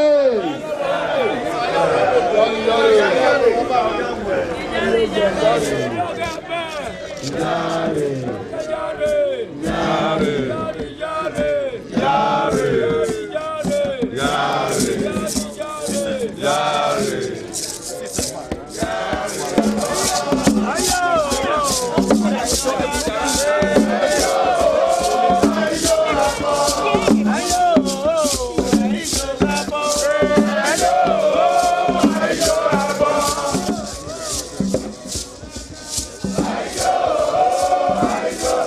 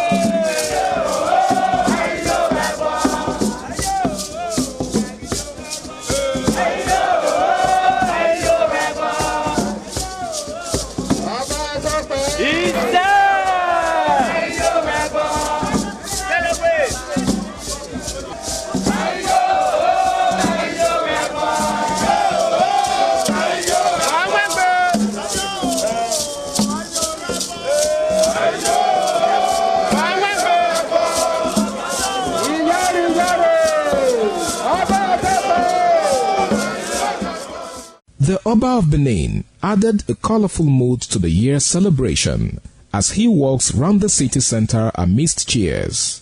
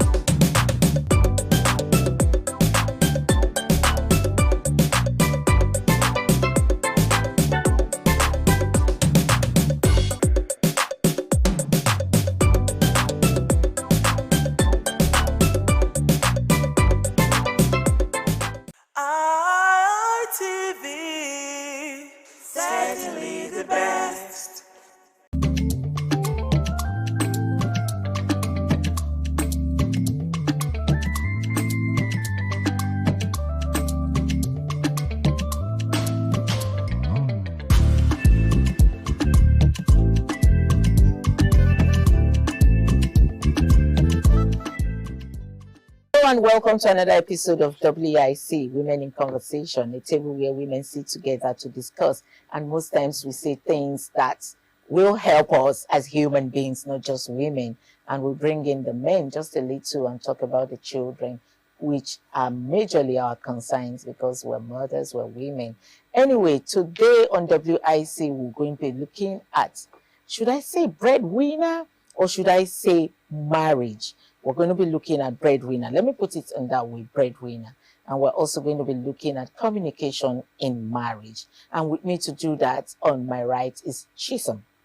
Barrister Chisom, you're welcome to the program. Thank you so much. And on my far right, I have Abby. Abby, welcome to the building. Thank you for having me. Okay. And then, of course, I have Toyin. Toyin that doesn't want to change her name. Toyin, welcome to the program. Thank you. Okay, so quickly, someone said something. Someone said she cancelled her wedding after finding out her husband-to-be is the breadwinner of 3 jobless sisters that have kids, and all 3 show no interest in looking for a job. The question is I'm just throwing the question to you all. Is that enough to call off your wedding plan? Let me start with you. It's a serious matter. It's a serious matter for real. Because she's going to the marriage thinking we want to start building a new family and take care of both parents or siblings. But this one already made responsibility has been packed, waiting for him or her before getting married. 3 jobless sisters with children. And they're not ready to get a job. They are not ready to get a job. That wife can never cope. Because automatically that man is getting married to 4 wives. Original wife and 3 extra wives. Those 3 sisters will become wife and parents in that family. They won't allow that lady to breathe. There will be serious competition. She can, no, I think there are some women that they are angelic. Maybe they can cope. Except if that lady is very buoyant and generous. Very buoyant and well matured. That's the only reason with God-fearing. That is how she can cope. Because 3 sisters with children that are not ready to work, they will shock their marriage. Even that man, that breadwinner, will get that. He go lost the bread, lost the butter. Chisom, would you call off your marriage because of that? Okay, first of all, marriage is not just about, oh, let 2 of us will marry. There's a lot of financial obligation. Like the financial, just put it at 80%. Then the rest, the spiritual relationship, keep it at 20%. But you see that financial part, it has a lot to do, because imagine if children start coming in, you have to pay school fees, you have to, and somebody is already taking care of his sisters. 3, not just 1. And those 3 are with their children. With their own children. The man may even die before his time, because how is it possible to cater for all those people? Then your wife, she will face a lot of neglect. Like there will be solid neglect in that particular marriage. So for me, there is no way, like there is no way I would ever, know that this is what is going on, and I'll still venture into a marriage like that, because I'm not doing myself any, it's not an advantage to me or an advantage to him as well. Let's take it from the religious aspect of the conversation. Abby, as a religious woman, would you stay put or you will want to? Yeah, religious. I'm just a child of God. Okay, as a child of God, would you have endurance, would you have patience to want to stay or get married to a man with 3 sisters who had children and are jobless? To me, I'll find out, because there's more to it than that. Because as a spiritual perspective, we want to find out, why are they not at work? Is it a spiritual issue? Is there some, spiritual warfare that we need to to deal with, or fasting and pray. No. I mean, I will have to. You have to be. I mean, from experience. I mean, we're here for a reason. We're not so let you're saved. You know, God saved you. Now you're here for soul winning. You're here to make a difference. So to me, I've been looking at, and that maybe to me the way I'm wired is different. I like to bring out potential in people. So I'll see. There must be something those 3 girls. I'll get them working. Yes, they are not ready. They are not ready. They will work. Abe is going to do the prayers and do the spiritual cleansing. They will work. If you are not disabled or you are deaf or blind, why will you not work?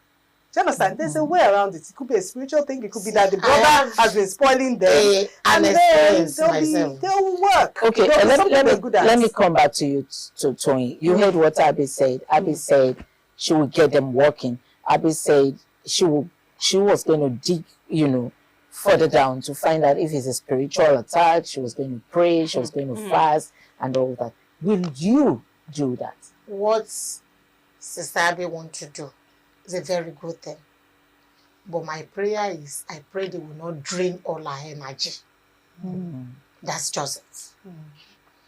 I have, in my own family, we have half brother, half sisters that have grown up before I can understand that they were actually half. My mom packed every one of us together. We have a particular aunt, half sister. I don't know how you are going to help her that your energy will not be drained. In my family, they know me as a pastor. Because I will minister to you. I need your soul to be saved. And I need you to not be lazy. Or auntie will drain you. There's nothing you can do. Support her with everything. She will drain you. She has a mentality that because you are blessed, you must be a blessing. Automatic blessing to her. Wow. Because you are blessed, you have to take care of our own responsibility. How can you be praying for me to be blessed without praying for yourself to be blessed? Draining me. So that's why I say, I pray. What you have in mind is a good thing. Because the Bible says we are not two again, we are one. But there's some problem that you can actually prevent before happening. Since, assuming they said they are jobless with children, and looking for jobs, circumstances can make them, maybe some, they've lost their husband, maybe some, the circumstances of bringing the children, single parents, the third one, maybe something just happened. Will you pack it? That is a matter of time.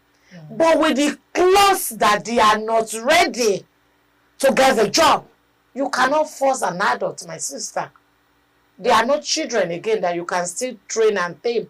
The adult that has made up his mind that my brother is rich and I want to spend my brother's money, they always see that wife as an obstacle. Well, for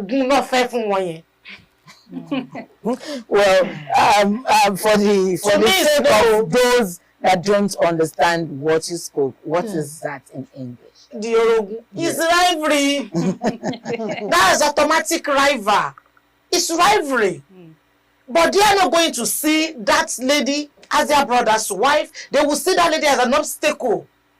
Because that lady is now thinking he will protect his husband, her husband. And he will protect her children. He will protect her home. The well-being of the entire family. Yeah. But these ones are just there to make them. They don't care. Many of them. And if anything happens to the brother, they will still hold her responsible. Yeah, that's true. So she has the husband to protect. She has the home and the children to protect. So and the sister will be thinking she is the obstacle. That's true. And you know, one thing is, you cannot sugarcoat laziness. Ooh. You cannot sugarcoat laziness. So financial irresponsibility Abe, this is for you now. It has nothing to do with spirituality. Yeah, I was going to come there. Yes, financial responsibility, they don't align in any way. So you saying you want to go and find out why they are not working, why they are grown. They know that they have to feed their kids. They know that they have to look for a job, find a way to be responsible to themselves. That's why I said you assess holistically to find. There's nothing to assess. To me, what are you assessing? Laziness. Somebody is not working. But you don't know anything about being an influence and inspire somebody that was lazy and now changing their mindset somehow. And not having a job is an inspiration for you to get a job. But people change. The consequence of not having a job, the consequence of relying on another person is enough inspiration. It's a mindset that needs to change. It's with education and some information is power to let them know. By the time you tell them, that what they're doing, and they realize it's going to take time. That is you wrong, cannot mentor laziness. That's how it works. Mentorship for laziness does not work. But supposing it does. When a wife suddenly meets herself in that situation, you are married to that man already. Before the situation I can apply Sister Abe's theorem. But before, says this is your husband, I see. If God says that this is your husband, this is the situation. Because God will hate me. God cannot. You guys have to see that before God told you to do it. He said He will not give you beyond what you can take. Supposing God has, they don't put that God for that condition of that story. They don't put God saving than your husband. I cannot see that. That's a red flag. It's a red flag. You cannot spiritualize. That's why I know cases where God will actually tell you that this is your husband. The cases does not look good. But then things turned around. I've seen it many times. This one, but I know with the it's not emotionally that that guy don't go there. Emotionally, psychologically. Okay. Let me come in with another phrase of a question. Okay. Now, if you like the guy so much, you like she said, probably God spoke to you that that's your husband, and you like him enough to be his wife. Is there a way to advise him or to let him know instead of just calling off the marriage? Thank you. It now depends on the type of man that he is. There are some men that you cannot correct them. There are some men, they are very understanding. If I love the man very well, and I see that that is his responsibility, we both settle down and think and plan. I'm working, he's working. Remember, that is his own family. Remember, I will have my own family and responsibility. We have to share it. We place them on salary. That is, I have to drop part of my own resources, his own resource, and put a time frame on it. It time frame of how long you're going to help. Are we going to carry this load? Okay, madam, you cannot work. We now look at you. You cannot work. Maybe you don't want to be under somebody. But can you say peppermints? Can you host corn? Can you say granite? I'll even give you granite to sell. I can imagine that. I can imagine that I will give you capital to start something twice. I can't be that foolish. If you fail one, twice I withdraw. And the brother too will surely be drained someday. But that time, if you are not careful, the enmity will be there. Whatever the brother do, the wife's name will be mentioned. So I can manage to some extent, my dear lover or loving husband. This is a big load. I cannot manage. Can we do it for just 6 months? Or even 1 year, maybe before we started having our own kids? Okay, thank you so much. That is the extent the love can take me to. Well, I hope your love out there with your man can take you further than Toyin's love. Anyway, we'll be going on a short break, and when we come back, we want to hear from Chisom if she can take it. We'll be on a short break.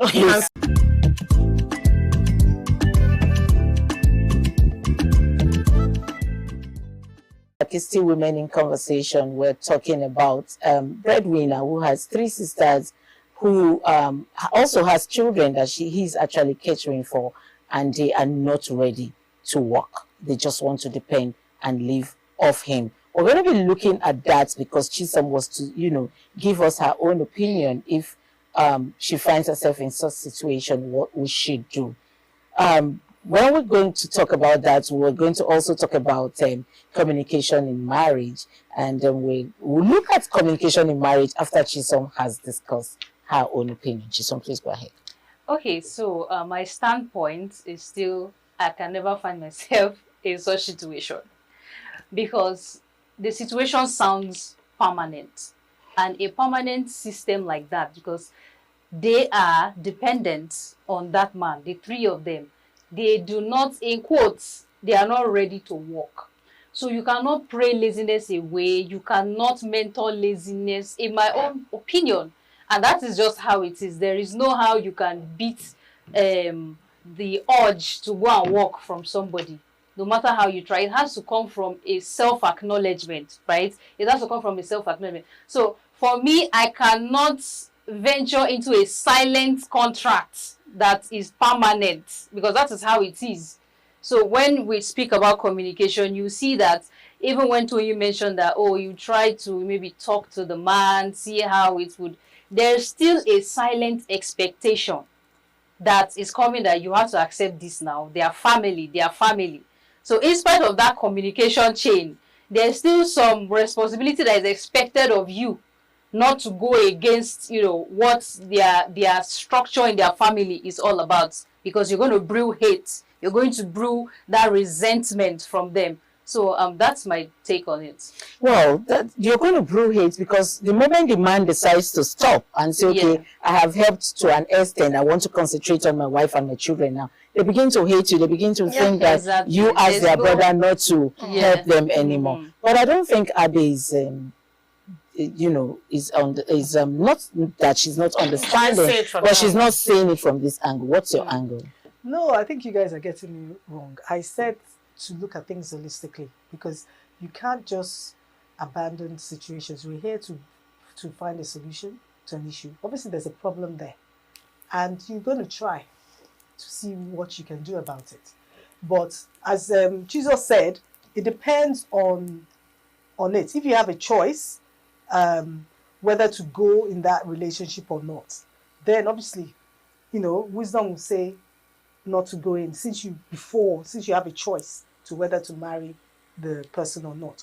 But if, as I said, if you prayed about it as a spiritual, and God says that this is your husband, I heard that say that God will not do good. But sometimes, before a situation like that comes, because to me, when you're saying they're not ready, because I said they're not ready to work, doesn't mean they will never work. Yeah? Okay. Yeah, are you saying in the life you've not seen where situations have been turned around? I mean, I'm not God, but if God feels that He has put something on the inside of you to make that difference in that person, and it's you, then fine. But you pray about it, and if God says that this is not your line, your lane, as we've said before, then you tell the man that, no, I can't go with you with this. But there's a way you can also advise the man, even as a friend to me, even if I don't marry this guy. But I will still try and say, this situation will burden you and will probably hinder you from getting married. Let's see how we can help. To me, I'm here to help whichever way. So, I'm not saying to anyone to just go and get married to somebody with that burden. Pray about it, seek counsel. It says in the multitude of counselors there's safety. So to see whether you guys are compatible, or whether it's God saying it or is foolishness, or whether it's workable. Anyway, let's look at communication in marriage. I was saying something before we went on a short break. A researcher said that good women, women don't work out from good men. Okay, they work out because there's no communication, emotional damage, and a whole lot. Is it true that women don't work out from good men? But there are reasons why women work out from that good man. Because we hear people say, he's a good man, but I just couldn't stand him. So there might be reasons why, the lady couldn't stand that man. I've also heard people say, he's a good father, but he's not a good husband. Mm-hmm. True. So, being good is not enough. The fact that somebody is good, yes, you are good, but there are still other qualities attached. There are responsibilities attached in the marriage. Are you good in that aspect? You might be a good person, you serve God, you're a Christian, but the other part of the responsibilities, are you a good communicator? That is one thing. Because if you want to, because I know that Abe will still chip in the religious aspect in this thing and say, oh, if you're a Christian, being a Christian doesn't mean that you're good, yes, but do you have those other qualities that can sustain a marriage? That's the reason why you see that even in other religions too, there are problems, critical problems in the marriage because of lack of good communication. So being good, being kind is not enough. There are still other skills, marital skills that, are very important that would be able to sustain that marriage, to bring unity and peace. So you following God alone, if you don't have that intelligent quotient and other things to know that, oh, these are the things that will sustain my marriage, then that marriage will definitely crash. How important is communication in marriage? Very, very important. I will even say that's the number one rule in marriage. And we're talking about good. Depends on what you see in somebody that will make you think is good. That you are a spender does not make you a good person. Some men believe I pay the bills, so you can't question me. And you are bullying the wife, you are pressing on her, and you don't want her to talk because you are paying the bills. And other people will say, because it's responsible to the He's paying bills financially, that makes him good. No. If I always say that the best marriage is the marriage of two friends, where we can cry together, we can laugh together, we can talk. And it's only friends that can communicate well without being misunderstood. Some men, you are talking from point A, is coming back from point K to answer you. He does not ready to understand. There's no compression on your compression. Some does not even have patience to listen to you. Once they've married you and put you at home, be at home, be cooking, take care of the house, and give us children for the family. Provided he's paying the bill. Provided he's paying the bill. And some, the husband is working, the wife is working. We both leave the house 6 a.m. in the morning. You are coming back 7, I'm coming back 7:38, and immediately I'm entering, you're asking of your food. Am I coming from a restaurant? Oh my God, Tony. But if it's your friend, yes, if we have that understanding, yes, let me eat gala on the road. Let me even keep one gala for her, so that when she comes, we won't enter kitchen to be married then. And they say he's a good man.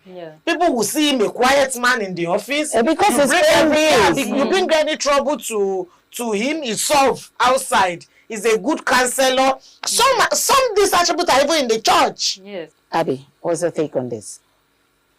Yeah, I agree that communication is everything, is key.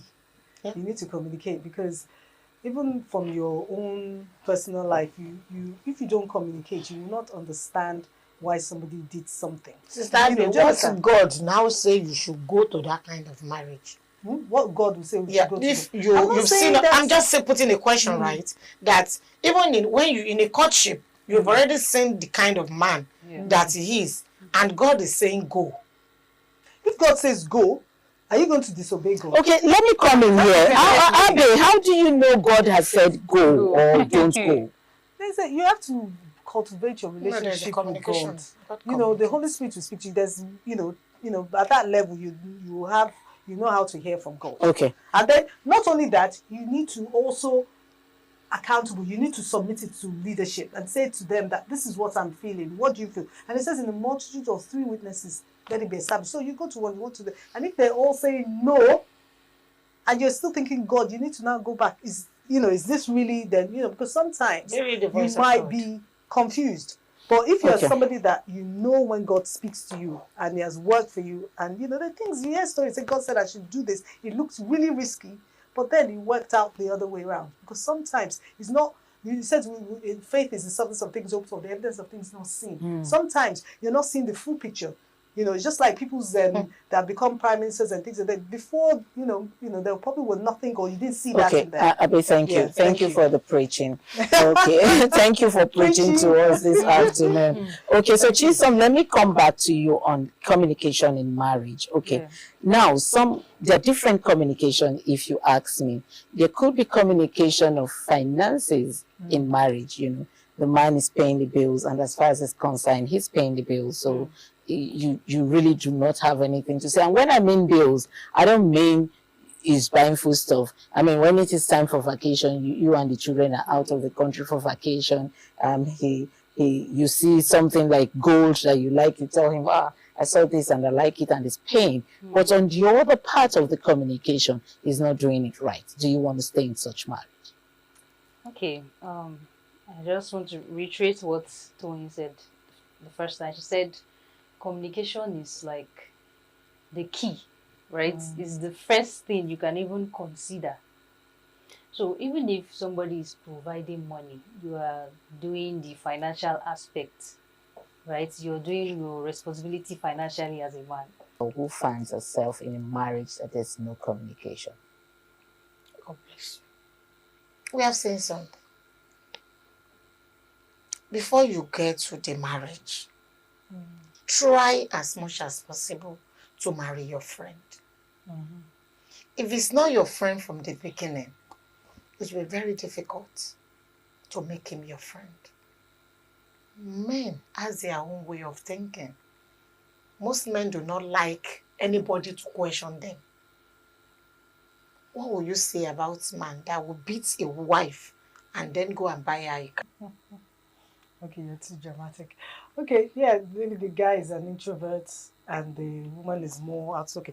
But as I say, as I think we've all been saying, from the beginning stage, you know whether you're compatible. But sometimes the opposite attracts, because to get the person that's an introvert to also get out there, then probably the combination might be, I've seen it before, where the woman is the outspoken, but the man, because you can't have 2 introverts. Okay. All right. So communication can be very creative, but you should communicate. But we're saying you're dramatic, I think the man should use a different kind of word, especially when you know that your wife, is probably a very sensitive person. Okay. Yeah. Thank you so much, Abe. Thank you, Tony, and thank you, Chisom, for being here today. We all heard from them. They have advised us on different way of communication with your partner. I hope you took that advice seriously, or, try to see if it will help you in your own relationship. Until we see you again, I am Patricia Uremu-Gabriels, and it's still Women in Conversation.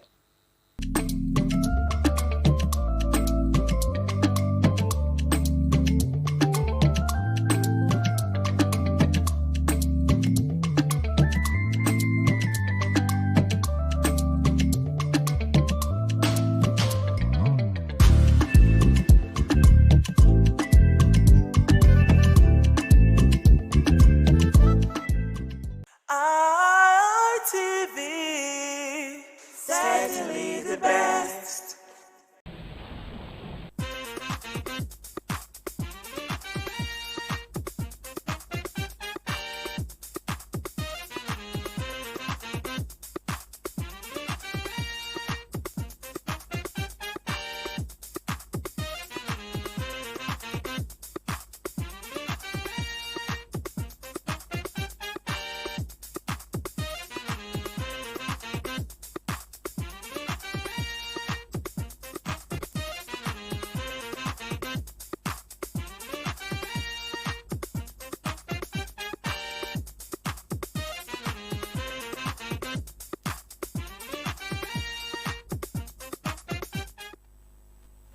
Good afternoon. Welcome to the live studios of Independent Television and Radio. This is a communication complex right here in Igosa, Oluku. And of course, the program on a Thursday afternoon is 60 Minutes Nigeria with your host, Igosa Agbanlao. It's always a delight to have you. And I have with us very distinguished personalities, a legal practitioner of no mean repute. I will just allow him to introduce himself rather. Michael Okoje. Okay. I'm in private practice. Okay. And, okay, that's okay. Okay. Michael Okoje, legal practitioner, Esquire. We also have with us a very regular guest, renowned analyst, a clergyman, a leader of congregation, and of course an educationist, Dr. Royal Ayimere. Nice to have you in the studio today. Good afternoon, viewers. Thanks for having me. Okay. Well, our new guest is Michael Okoje, Esquire, a legal practitioner. And we're going to be getting his own thought on our topic today, because we're looking at security overhaul, a sustainable strategy for tackling insecurity in Nigeria. This topic became very, very paramount because of the security situation in Nigeria. Very disheartening, very appalling. And politicians of note is a former governor of Kano State, Kwankwaso, who called for the overhaul of the security architecture in Nigeria. We've also seen a renowned clergyman who publicly made a statement that if the service chiefs cannot stop insecurity in Nigeria, they should resign. So there are calls for change. And so my guests will be giving us their thoughts. They would dissect this topic in the interest of the people. But let me give you a background story. Nigeria continues to face diverse security challenges, including terrorism, banditry, kidnapping, and other vices, and that actually disturbs the minds of most Nigerians. Armed robbery is also there, communal conflict. The latest now is cybercrime, and on this program we will examine whether a comprehensive security overhaul covering intelligence gathering, police reforms, military modernization, community policing, technology deployment, and interagency collaboration can provide lasting solutions to the nation's insecurity. So we have so many questions I will be asking, and we'll just start with the very first question. What does a comprehensive security overhaul entail? We'll start with a very renowned legal practitioner in Edo State, Barrister Michael Okoje. Thank you so much for inviting me to the station. Okay. I think that it has always been in my mind that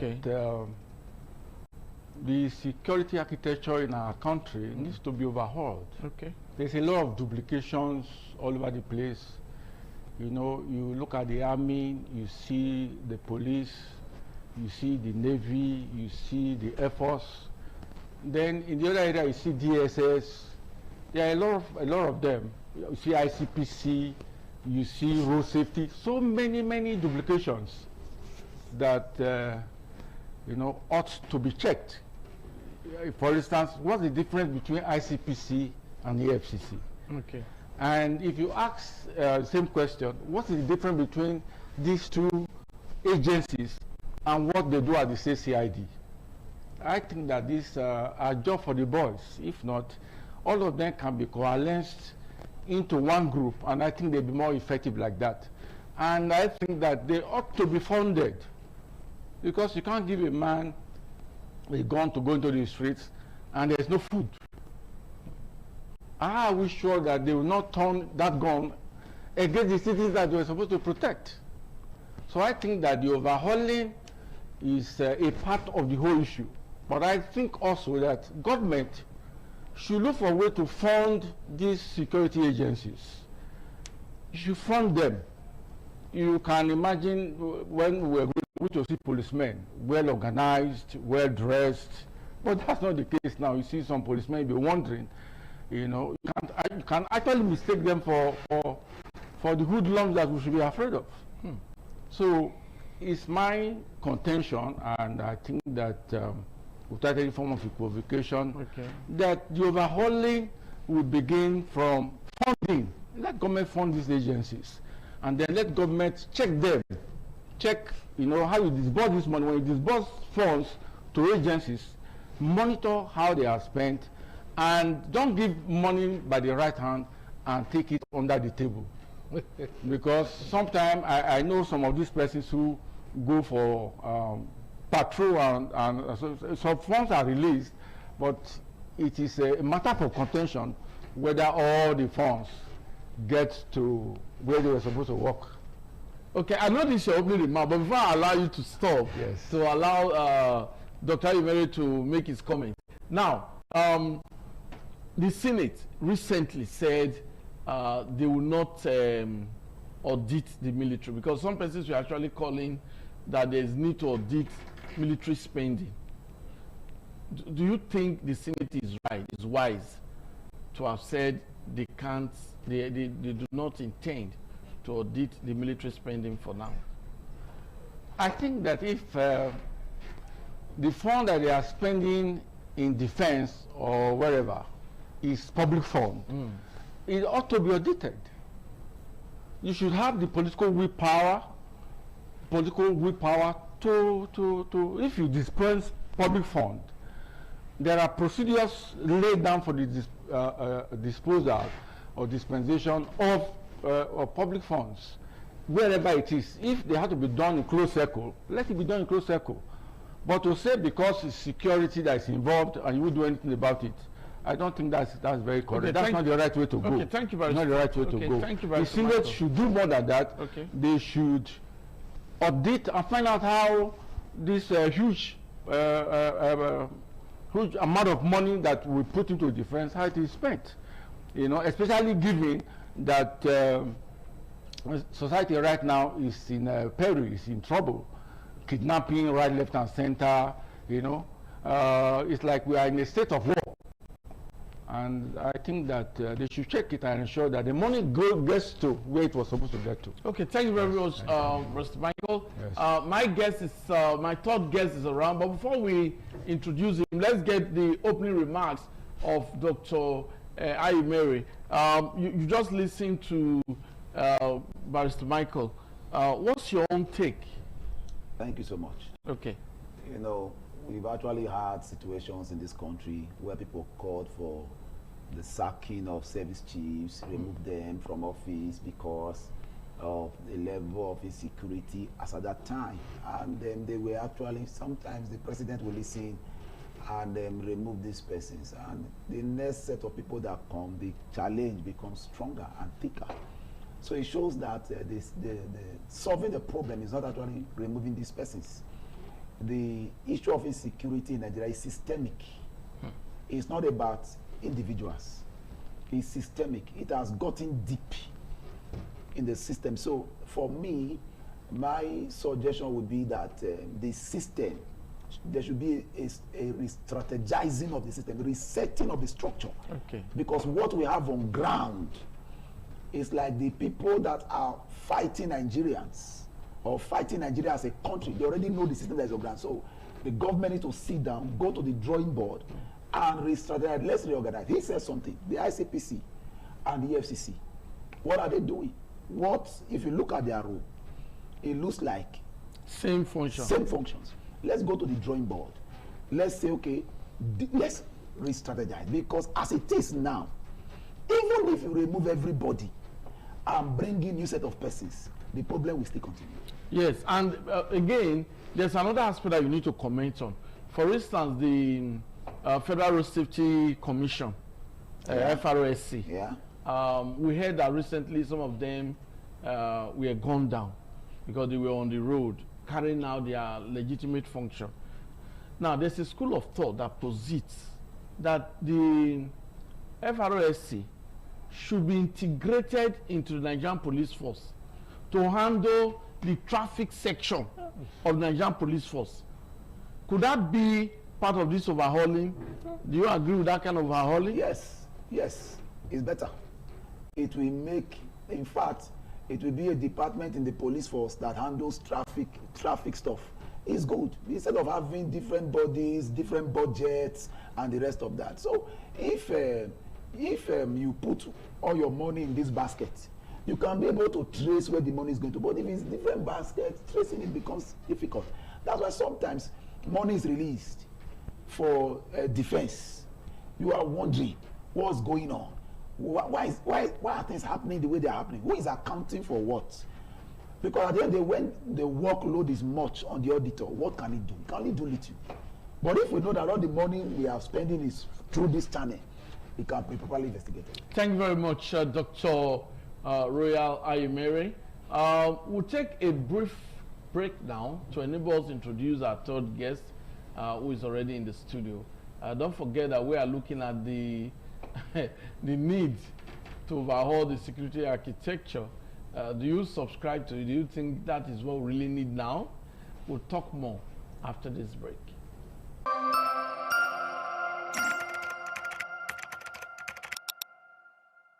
Okay, nice to have you back after that brief break. My guests are ready. We are talking about the security situation in Nigeria. Like I said, there are so many questions that we need to really talk about on this program. And we'll come back to Barrister Michael. To you, the way we have our security arrangements now, do you think it's adequate to actually protect lives and property in Nigeria the way it is now? It's obvious that, thanks for that question, it's obvious that the security architecture is not working. If it was working, you will not see what you are seeing now, kidnapping everywhere. I heard this morning from the news that some part of Edo State, the schools are closed down, Akoko Edo. So that it is not, we used to hear it from afar, but now it's home. Akoko Edo, closed down. The schools there, we don't know how far it will go. Because Akoko Edo today, nobody knows that it will be over and whether it will get to the state capital. But we pray that it does not happen like that. So what we have on ground is not sufficient. We need more, we need more. We have moved forward. We are in the internet age. We need more intelligence, we need more, social media, we need more, no, not social media. I mean intelligence gathering. Intelligence gathering. So what I mean is that the age we are now, social media age. Social media age. But we're also talking about gathering of intelligence. You have to, instead of being reactive, you have to be proactive. You have to, get this information and stop them in their track before they attack. Not that after they have attacked, that they are all gone, then you now begin to say, well, we do the needful. No. You are a lawyer, yes. And I know that you are used to that word from a particular security agency. Whenever you interview them, they say we are on top of the situation. On top of the situation, yes. And you defend some of these clients. No. We as a lawyer, yes. It's our responsibility to defend and ensure that justice is done. Yes. It's not the job of a lawyer to stop anyone. You come to us, and then we'll evaluate your case, and then push your case forward. That's what we do. But the agencies that are saying we are on top, it's obvious that they are not on top. So, as I said earlier, what we should do is that I think the agencies should have more funding, clear-cut funding, accountable funding, not this one that's beneath the, you have a lot of people having security vote here, security vote there, but we don't really know what they do with those security votes. Sometimes they donate cars, sometimes they donate vehicles. This can be streamlined and used positively.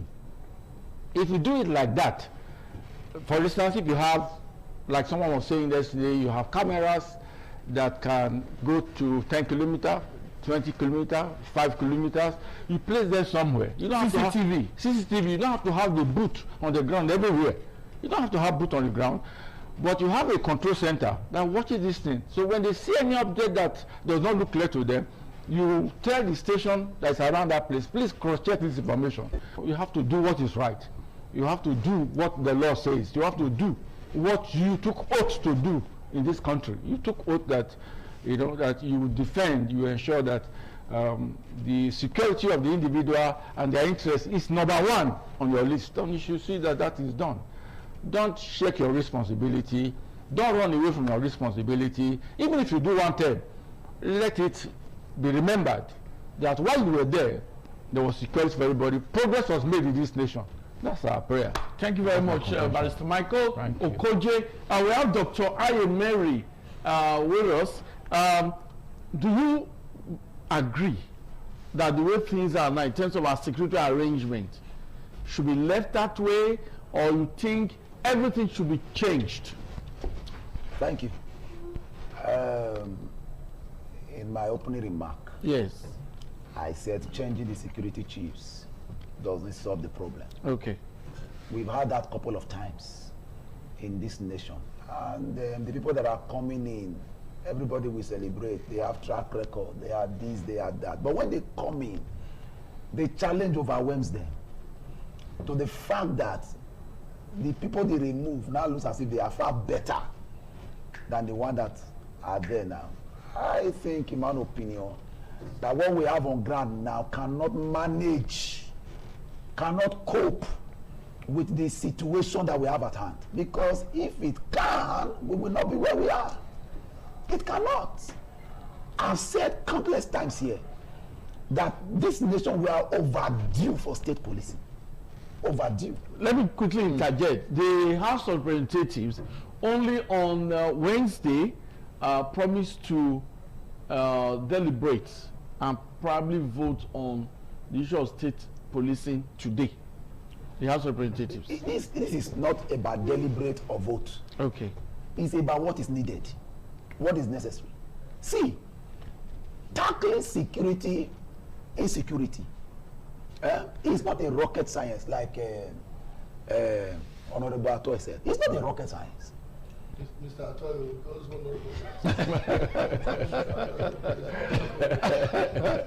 so, like you said, it's not a rocket science. Yes.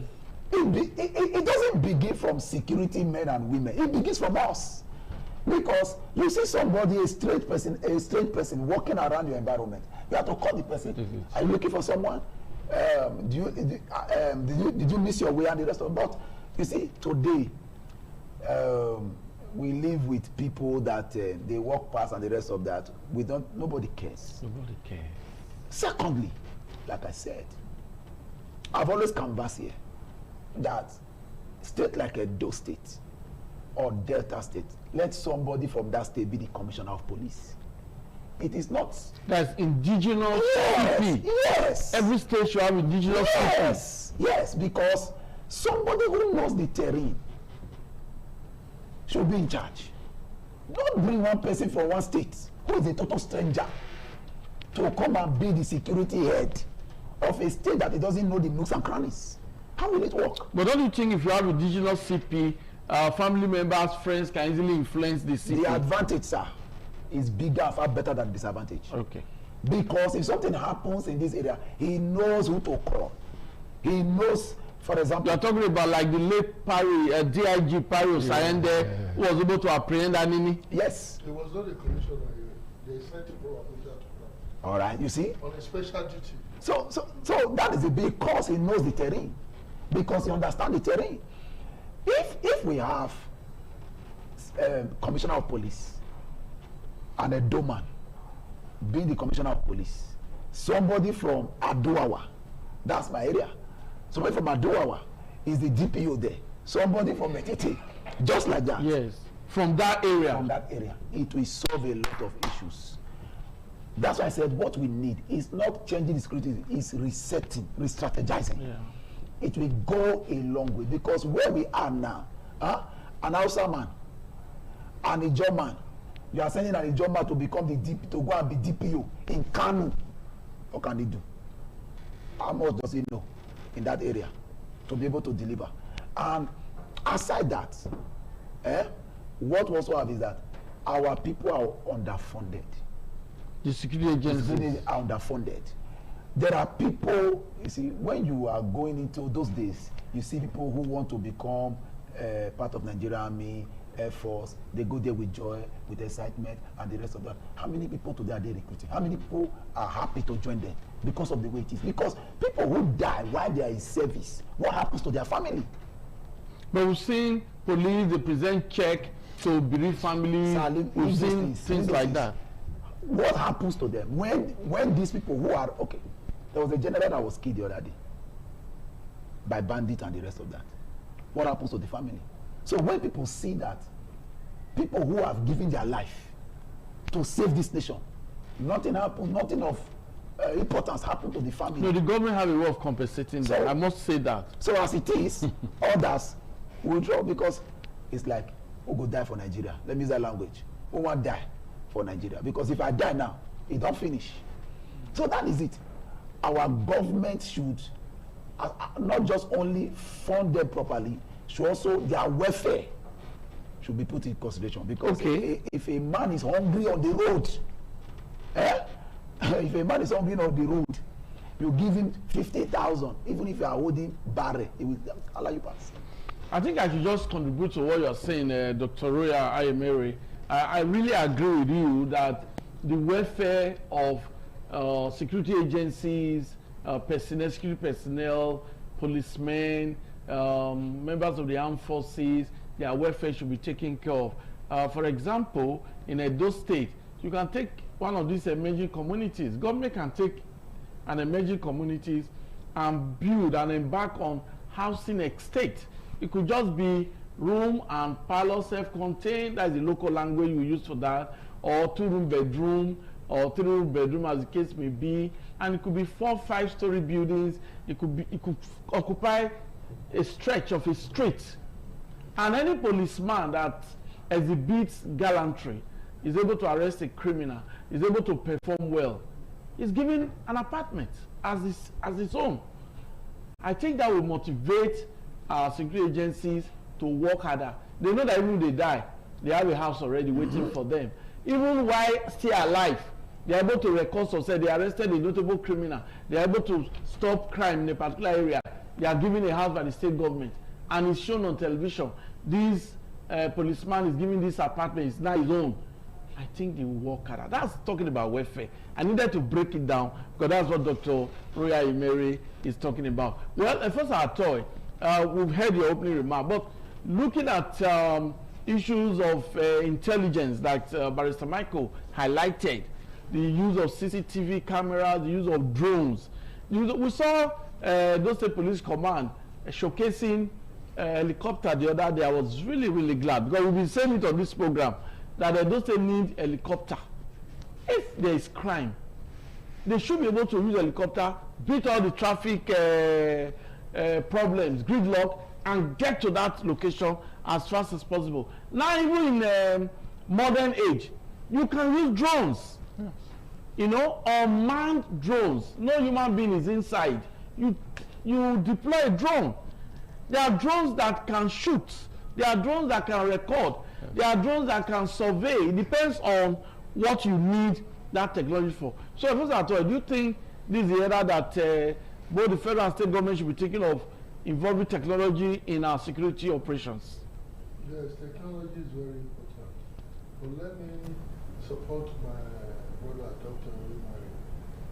You see, there's a community that exists in Edo South here. I'll call the community name Obaeti. The Okagele there. Every night he powers the area. The judge. He powers the area. There is the presence of the military. In the nearby community, Oba Ianomo, they kidnap. But they don't kidnap in Oba Eti. They will go to Ogege, they will kidnap. They will go to Oturupu, they will kidnap. The reason I gave it to this young man, the youth is being identified. When protecting lives and property. They know everybody. It is not only when you want to roof, you want to sell land. But when some people are still parading themselves as Okageles, whereas they are criminals, all they know is to sell, eat, go to a club and spend money. That is where I am talking about our value system. When you come out to talk, people say you are envious. This is not about envy. We're talking about technology. Let me tell you, the best technology was in the 70s, in the 60s, when somebody would come and they would say, you are a thief, you say you are not a thief. They would call our traditional police. They would do something and say, you are a thief, say you are okay. Now you start excreting yourself. The mother will now beg, oh, my pikin are thief. They will now appease the gods and pay the fine. Let me tell you. Are you not saying that we should go back to the old era? Don't ever use it old. Let me use one word. The white people brought Western education. Before the white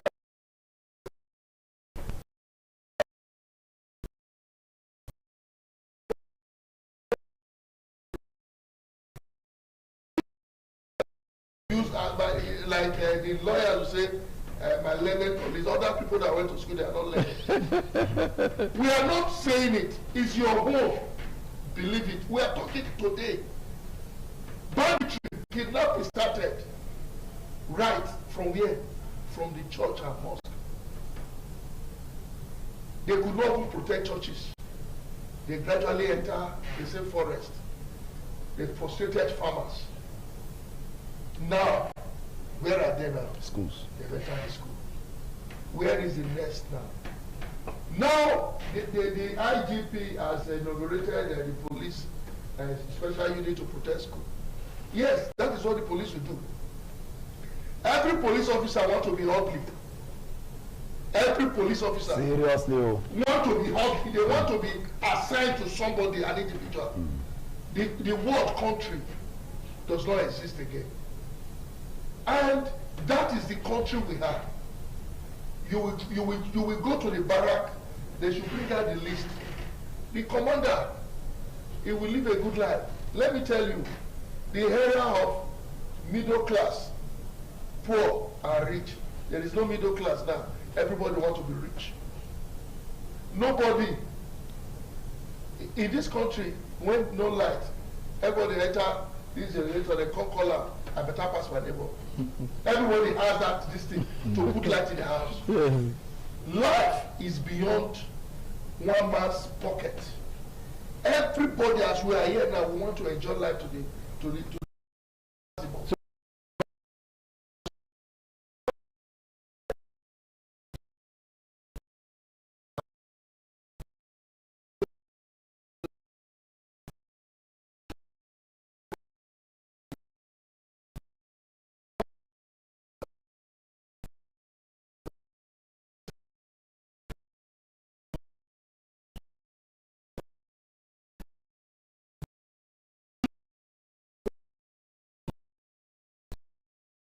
as I'm talking to you now, I gave an example of a community, Obaeti.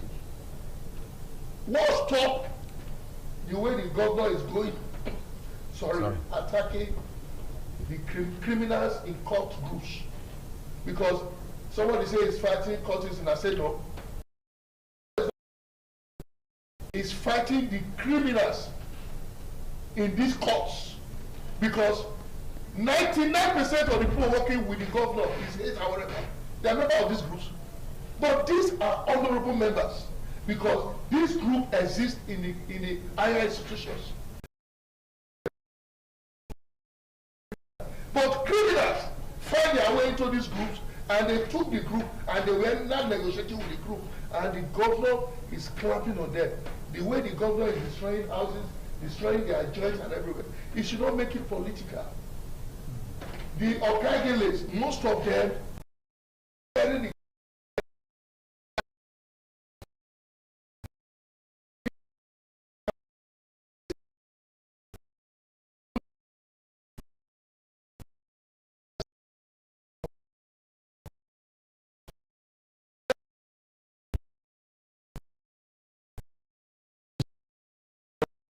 I was okay. So I was thinking, yes, that there is a core area of security threat in our state. Okay, that is not addressed. Okay, can you quickly? Yes, I know there's freedom of movement is enshrined in our constitution. You have the right to move.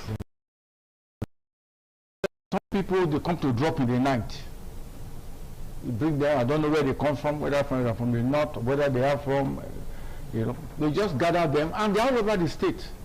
They have a colony somewhere down Sapele colony, at another hall. Bikes, let me just quickly, bikes are flying this, they are doing that. And like I said, yes, you can move. Let us say governor just ban. Yeah, but profiling, they should, the community where they are there, you should be able to know who are who, because at the onset you just talked about not knowing who were dropped over in the night. In fact, some of them, you know, it's very funny. When some of them carry their bike, you say, I'm going to Obowo. You say, where is Obowo? You say, you go no harm? You say, yes. Then you just repeat yourself without meaning, you know? But that's the funny aspect of it.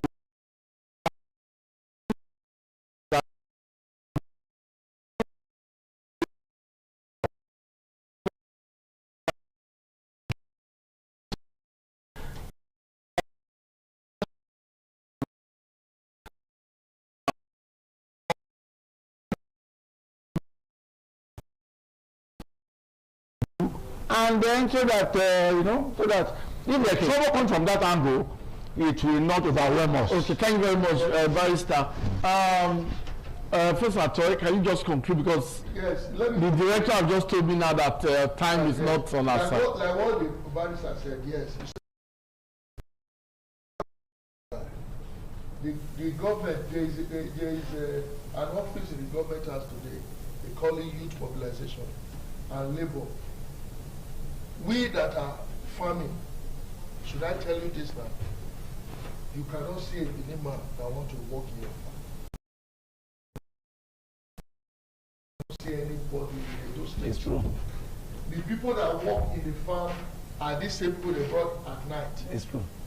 Now, when they come and work with you in the farm, because where they are coming from, they have no house, no job, no education. When they come, they will spend 1 month and 2 months to the city.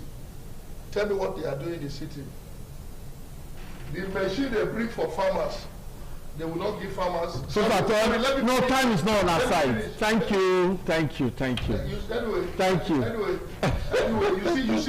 you see, whenever we are invited, though.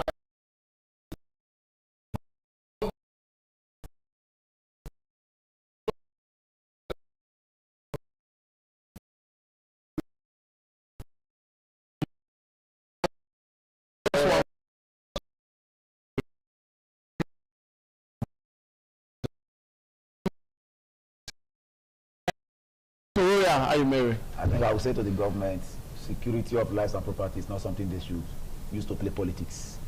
This is security, it's not something that should politicize, because I think one of the reasons we are still where we are is because these some persons are giving security offices as a political again, so that we can. Thank you very much. That's the program. I must commend those working behind the scene, led by Peter Omaoge, the engineering crew here, Nathan and others. Great job. Do have a wonderful weekend ahead, and I thank my guests as well for their time. Bye-bye.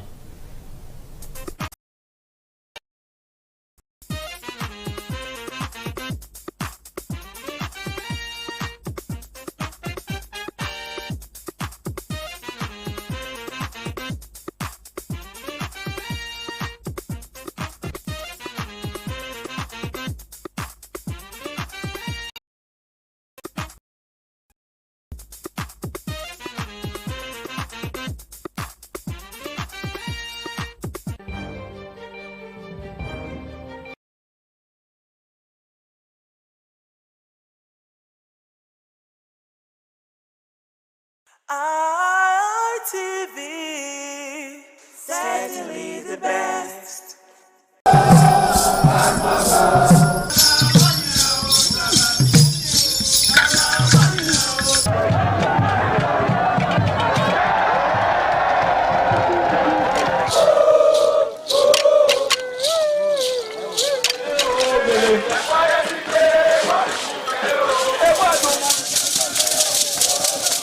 This is Aqua Game, a popular game in Africa played by our ancestors to entertain themselves after each day of farming.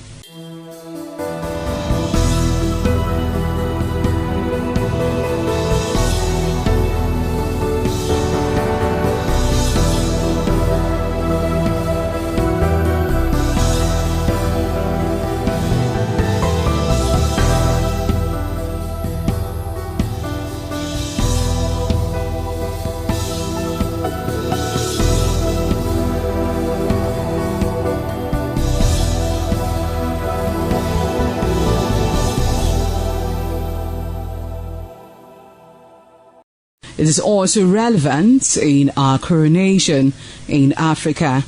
It is a sport and indeed very interesting, as every seed had a role in the game.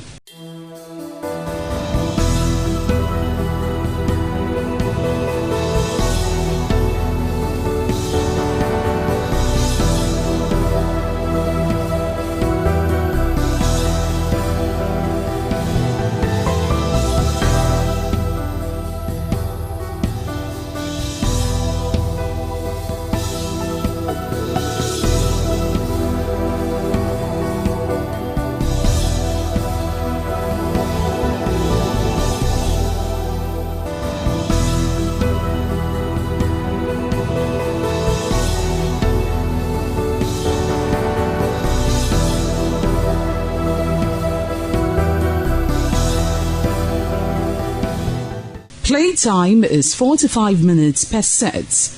There is no age limit as long as you can spin aqua seed. Ayo or aqua game, known as the game of intellectual. This game requires a lot of mathematical skills. Aqua game is played with carved wooden box containing 12 holes.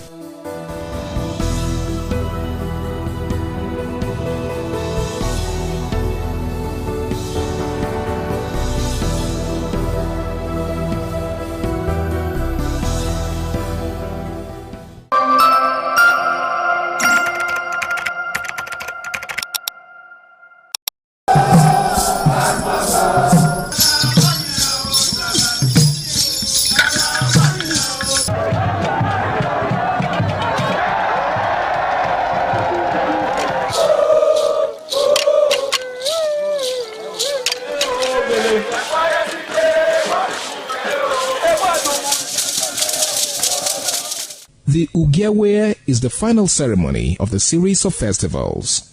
It is one of peace and lightheartedness, following the more solemn of the ritual year. Ugewe is the festival of the Ewe leaves, a symbol of good luck and joy. It is the most popular of all that heralds the dawn of a Benin New Year, new vow, newness of life and freshness of life, and a new hope for the future. In the evening, the Ewe leaves are presented to the Oba of Benin in grand style in a colorful ceremony. The Ihogbe society, amidst singing and dancing, bring the sacred leaves that symbolize good luck, blessings, peace, and prosperity. Each of the senior members of the Ihogbe proceeds to give the sacred leaves directly to the Oba of Benin, and others put theirs at his feet.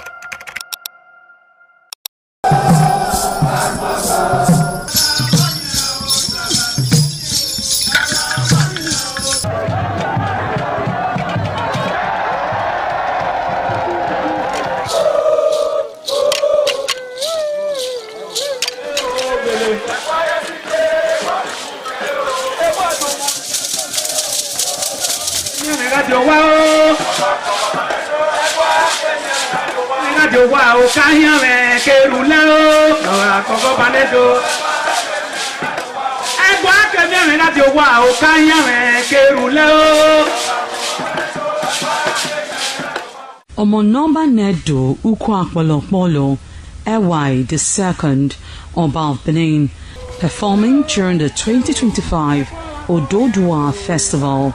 Ododua Festival is unique as it was organized in honor of Ioba Omoni Hwoyeme, Ioba Ewai II, as part of activities for her burial rites.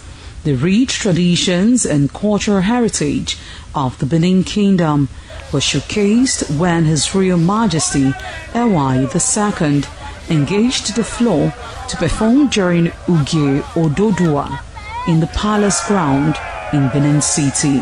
In the dance performance, the Ogbelaka Royal Drummers supplied the needed impetus and rhythm for the dance. However, tributes are paid by the head of Benin deities to the monarch, who was the cynosure at the events. The event can best be imagined as the spiritual rejuvenation, stunned, spectaculars and guests at the colorful ceremony.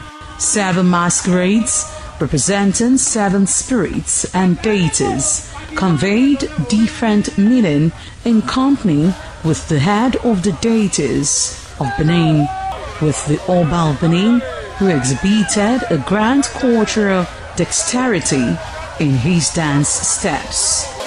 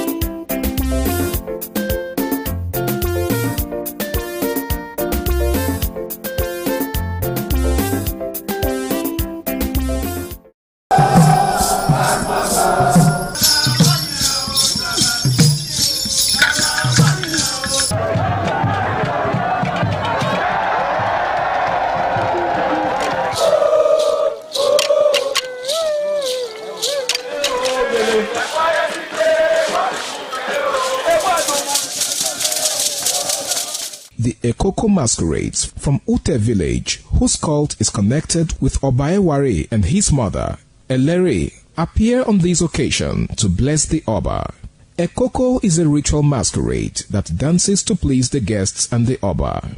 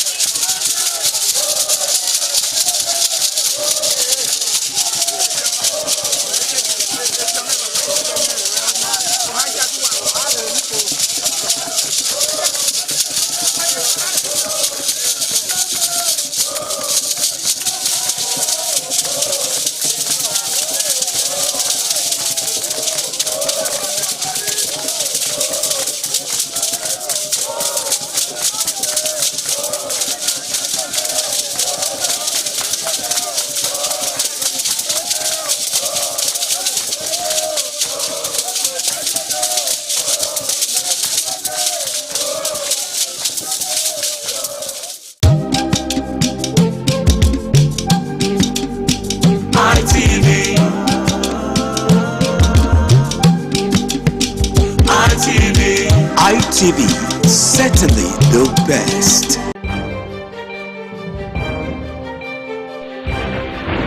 This is ITV.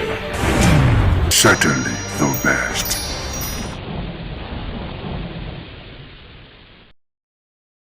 Certainly the best.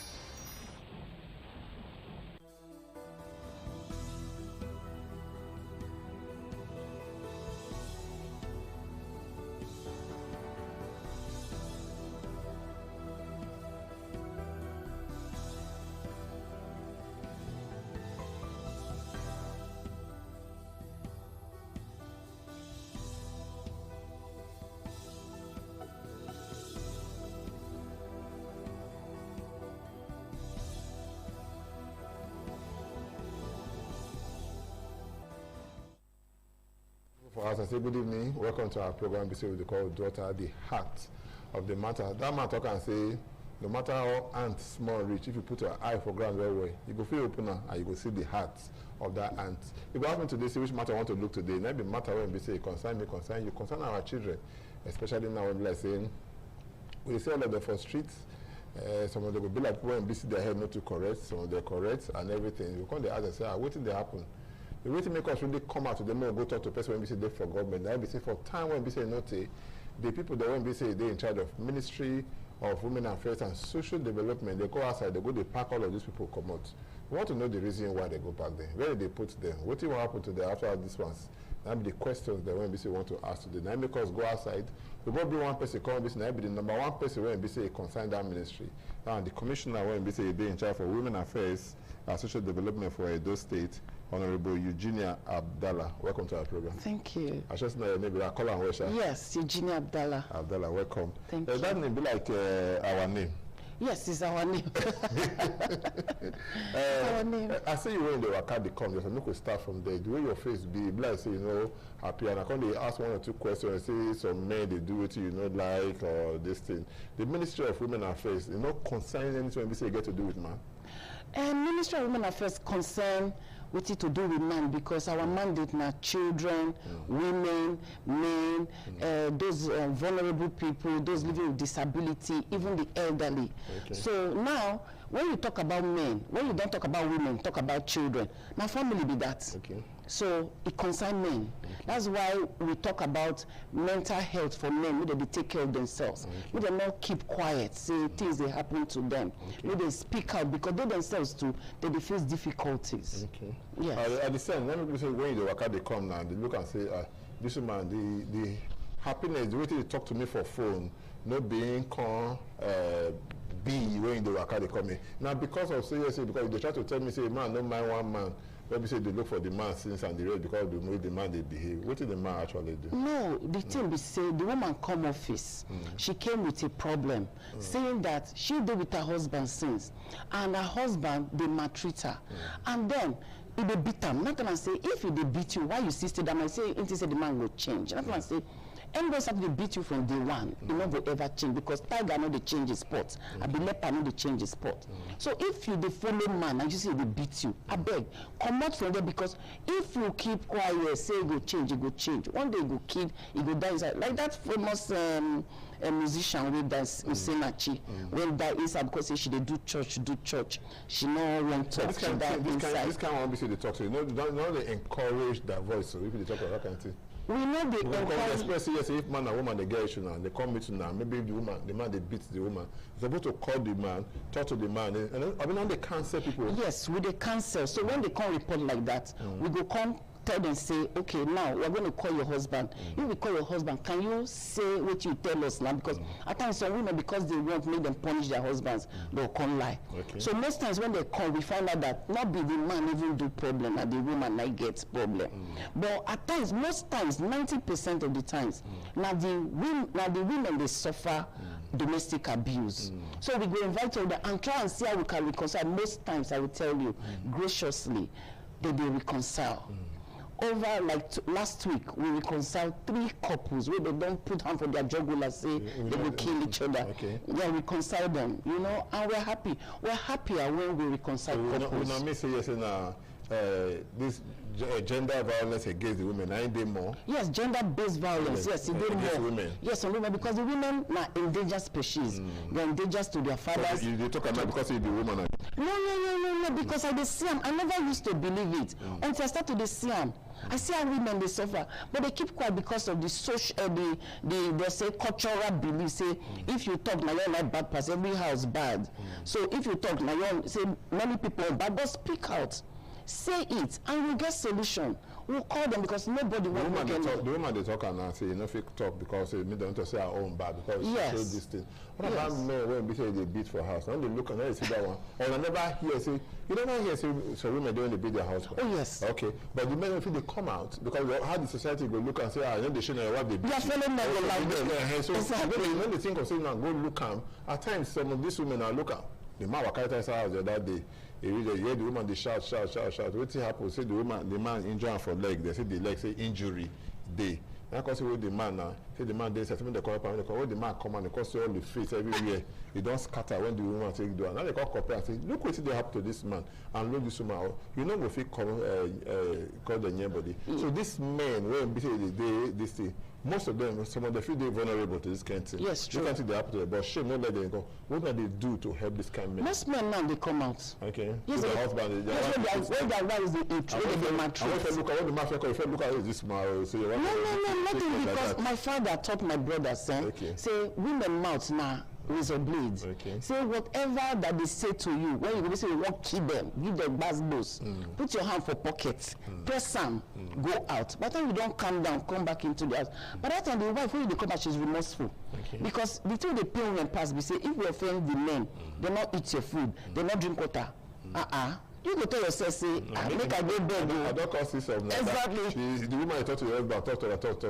The woman no answer. No answer and everything. You don't say, nobody have to talk to. Nobody have to talk to. Keep it today. When we come to the matter where MBCSC really make me draw you come out from inside your office, and I say you'll be very busy woman. May I ask you this issue where MBC, the other time I see you enter streets for Benin and the rest, and some of these boys there when MBC they for town and they pack them and the rest. Some of them, now they arrest them, maybe how do they do that? No, we not arrest them at all. Because see, every madman with the street, he get name, he get family. You understand? He get future, but now condition not make can do there. Because number one, we tell ourselves in the ministry, say, all these mad people with the street, they deface the street now. And then their dignity, they don't tamper on them. And then our governor, in a better governor, there is the Edo State governor, His Excellency Senator Monday Okpowolo. He called Minister of Women Affairs, say, now, purview might be this.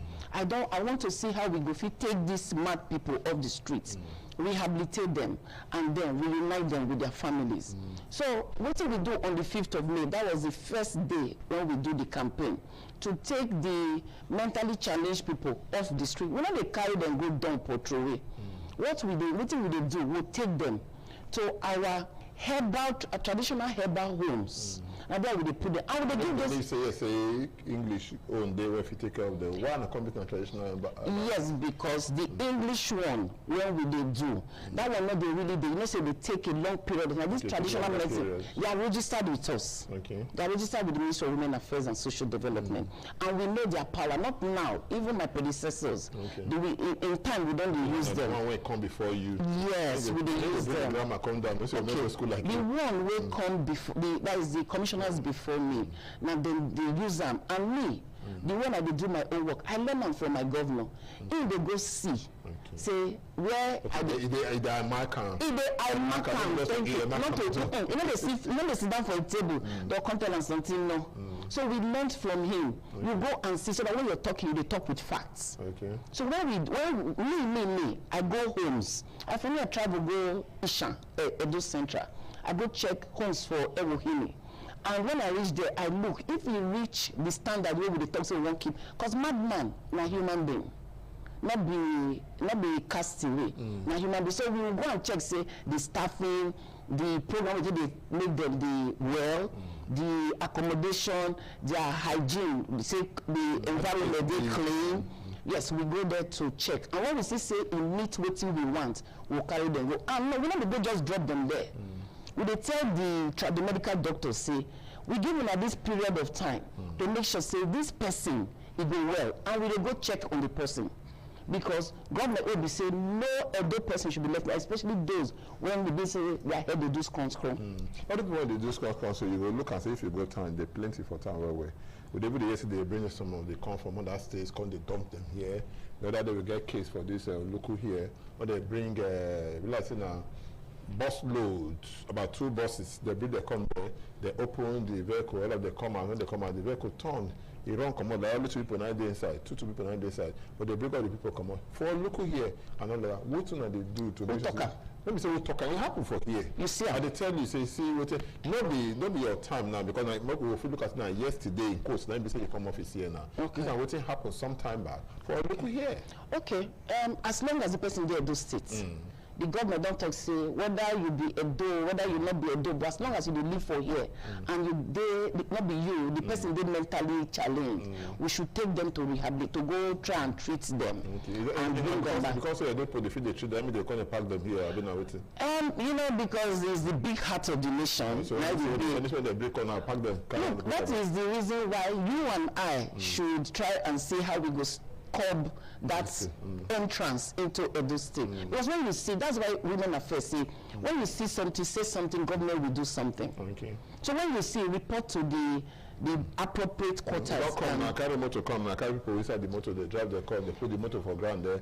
They say because the passengers come out, but the passengers come out, they come out, the motor turn, come out again. How person going to take hold that one? By the time you blow whistle, you know, say other people we like this kind of it. When you blow, you say, hey, stop that person. People for fun go call the man, they go stop him. Okay. They'll stop him. Okay. Yeah, but in as whether na that one or not that one, the fact remains that we not want our people to be crazy. Because number one, you don't know who be the person, who be governor, who be senator, who be from those people. Now condition. And then what do they tell parents be say or families? If you see say you see say your pikin or your brother, your sister, they get one type of behavior you know say not correct. Go ask for help. Look, we have my ministry, we have the Ministry of Health. Go there, go make complaint. Any letter that you write, say help me. We don't help. We help. So the 5th of May we go out, we carry them go out. We are not dumping them. Now maybe they help us to them like now. After that 5th of May, we had, before we come do the campaign, we get people they call us, say I beg come help us. 3 people when we help to rehabilitate, they stay with us for almost 7 months, and then we carry them go Bayelsa. But when they carry them, we not be say when we treat them, they'll come fit tell us say now they are made this is where they come from, their family. So what we they do as Ministry of Women Affairs and Social Development, we will not call the ministry, that is the ministry in that state where we don't identify. Like in our ministry. Ministry of Women Affairs, we go give them. You know, so when we carry, we go, we not just carry go, we carry our staff to go so that proper documentation and handover for the unification. That is when they take join their families together. We hand over and then we come back. Okay, I want to make a look one other issue. Now, true say even some of them, some Edo people there inside, whether we like them or not. Yes, yes. But if you look at now, what will they do to make sure, say, our children, because the way most of them these days, they hook to different kind of things in the name of drugs, it took plenty. You go here, Kulus, you go here, Baki, you go here, Ice, you go here, Colorado, you go here, Blunt, you go here, different kind of things. So we can ask ourselves now, how we want to remove our children for this country, because almost all the streets for Benin, for those states now, almost all of them, you must see one shop or the other. When you say you sell this kind of a thing, what do you do about this kind of thing? If you know, say you get, you know, shops where they sell, report them to the NDLA and all of that, and they will. With the help of the case, also they report to NDLA go there, do what you wait first, now they call you. You now we there for the streets. Yes. Now we they see them. Yes. You understand? Now we people they call, say see what they happen. You see some of these law enforcement agencies them, or their agent only for this agency, they will go there, collect their own waka commons. You don't understand? Because the next time you see go out and say, oh, I did there when they do them. Exactly. You got to be there. Yes. That be the next question when we say. Yes. But one person don't ask you something, don't talk and say, this is they happen, if they happen. You see they carry somebody, arrest the person, carry and come out.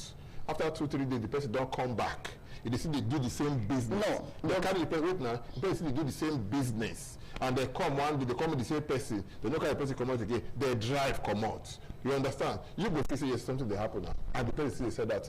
No, get this one right. Say when you arrest somebody, you can't keep the person more than a given period of time. Yeah. So coming back to his own business. But if they're not saying, like NDLA, I can't speak for them. I know if we talk for them. But when they release the person, they don't finally say the person let they do that illicit business. You understand? So me, I cannot speak on that. But my own be say we they try to we want intensify our sensitization. We want intensify letting people, parents, world, all these young boys and girls know say when you take all this hard drug, you destroy your life. And then, if you think you want a future, please, not take on. No, the highness, everybody want highness. No highness. We need to let them understand the danger of waiting them to do. That kind of highness. Yes, that kind of highness. I tell you, the one on Airport Road will pick on the 11th of May. On the 11th of May, the two boys, they just stay by the fence with Coca-Cola, cold one. They don't drink. Even when they beat them, they don't even know say we beat them. Okay. We drag them. And I tell you something that is so painful. We might not say on our children this streets. When you call just now Coca-Cola, not all them drink. Okay. So the thing say remain. Now they say they drink. Now we see, and then they by their side. Told they don't sleep. We they beat them. They don't know. We drag them. They don't know themselves. Okay. We put them inside bus. That's so common only for that. This is not test time to know. We carry and come out. Of course, now hard drug night inside. Okay, I want to mix them with. I want to make you look something. The other time when I come out and I go before today, I get the center when we say the course 90 for Benin here for a hammer by get one hotel and they call I think Royal Mabo Hotel. It's there for Oyama Junction there. Okay. And that place then be waiting they hide. Now when we say if you enter your motor, you drive, and they give you this task now as my sister and as my commissioner, make you try and drive, go there one day, park. You go see people come to knock your door if you roll up, which one you want. That's bad. Oh, really? You understand? That's bad. At a point, the state government, I think this what they call like Bostone and the rest of the command, they go read them that time. When they carry the command, they read all of them. Just like you don't see get experience of some people, they won't say they beat, they don't see they beat them. Carry many of them come out like that. Till now, after they don't carry come out, for Bible, it's when they remove the swine, we come out for the swine. They remove and come out, the demon come out for this one, they leave her. When they walk come by, they come out this time. Now they don't come out full force more than before to the point that they don't care. They go to knock your door because me don't get that personal experience. In this kind of a thing, waiting in BC when they do. Because that time one time raid is already definite, don't leave her. They don't come back to that place. That one not be my purview. That one security, NDLA, and their purview. They still work together because people. Yes, line ministry, yes. Now they tell you say we want to talk more on it. Okay. And I think now what you tell me now, I'll make that place as where we go talk to people. You know, so we need to talk. Make them know the danger of what they do, and the consequences. That is what they will suffer at the end of the day. They destroy our children. That is it. And these children will be like they did that. People talk around and say if we go for the way they sound and all of that, don't tell me say you don't pass this our country before. You don't understand? You don't show say you don't go on that place outside this our country. And if you don't go outside this our country, when they see person they make vendors they do some kind of a thing. See person they get for Baba market, they hold that person, not because say they want that person, but because they want trace sound to the source. Yes. And all of that. Yes. Those children won't be so now hold, those two won't be so now hold. Not children to the source of where children? No, those are adults. Okay, you can't go for rehabilitation. Go rehabilitation. They don't tell me now. See where they forget the drugs. Now when they don't get their senses, now we ask them questions. Okay. Yes, now we ask them because that Coca-Cola now. No, they drink. I don't make it because you can't pay for advert for them. Because when they call the cola. So the cola says that they try to tell you that's a mineral. That drink, that mineral, yes. They carry and everything because your bag when you carry cash actually big. But you don't say take place for advert and all of that. So I will ask you now. That's kind of people. Now don't release them. They see them in a custody. No, they are still with us. Okay. Until we don't know say they are fit to get into the society. Yes. If you go to Lagos Street, Mission Road, Ring Road, part of Akpava, New Benin, and everything, you get the one where they call Lema. What? They call them Lema. They call them. Okay. They differ everywhere for that place. Maybe they now when I go to I call them destitutes. or on our NBC go school, coffee for America, I think they call them homeless people. Yes. And there are plenty for that place. At times, when they ask maybe the flower when they take decorate ring road, because the way they take what do they do for those kind of cases? Because they're full everywhere. Yes, they're full everywhere. And what do we do before this mentally challenged people?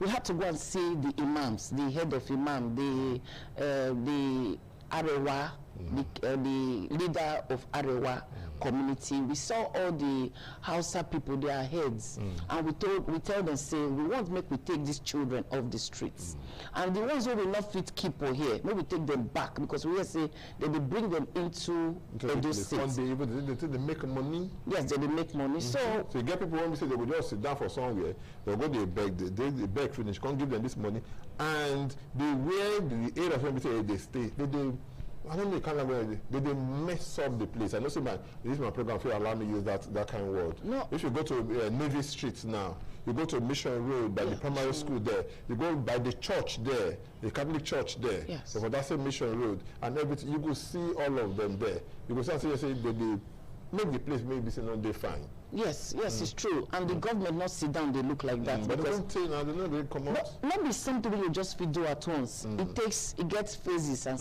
you know, when you remove them first. You must align with the leaders of those communities. And then they don't already agree to the follow us work. You understand? So that is what we're still working on, because these people they don't even turn to citizens inside those states. Because they don't take for here, yes. But another thing where we come they do outside that place we follow them talk, we say at times you see woman carry like three children, 4 children put for ground. Maybe she get them. How she take get them? We don't know. So what do they do? We take the woman, put her for home where they will take, if we say she did mentally unfit, and then take the children, keep them with us for orphanages. At the end of the day, you find that, yes, of course, the government, they give subvention to orphanage homes, and even these medical homes.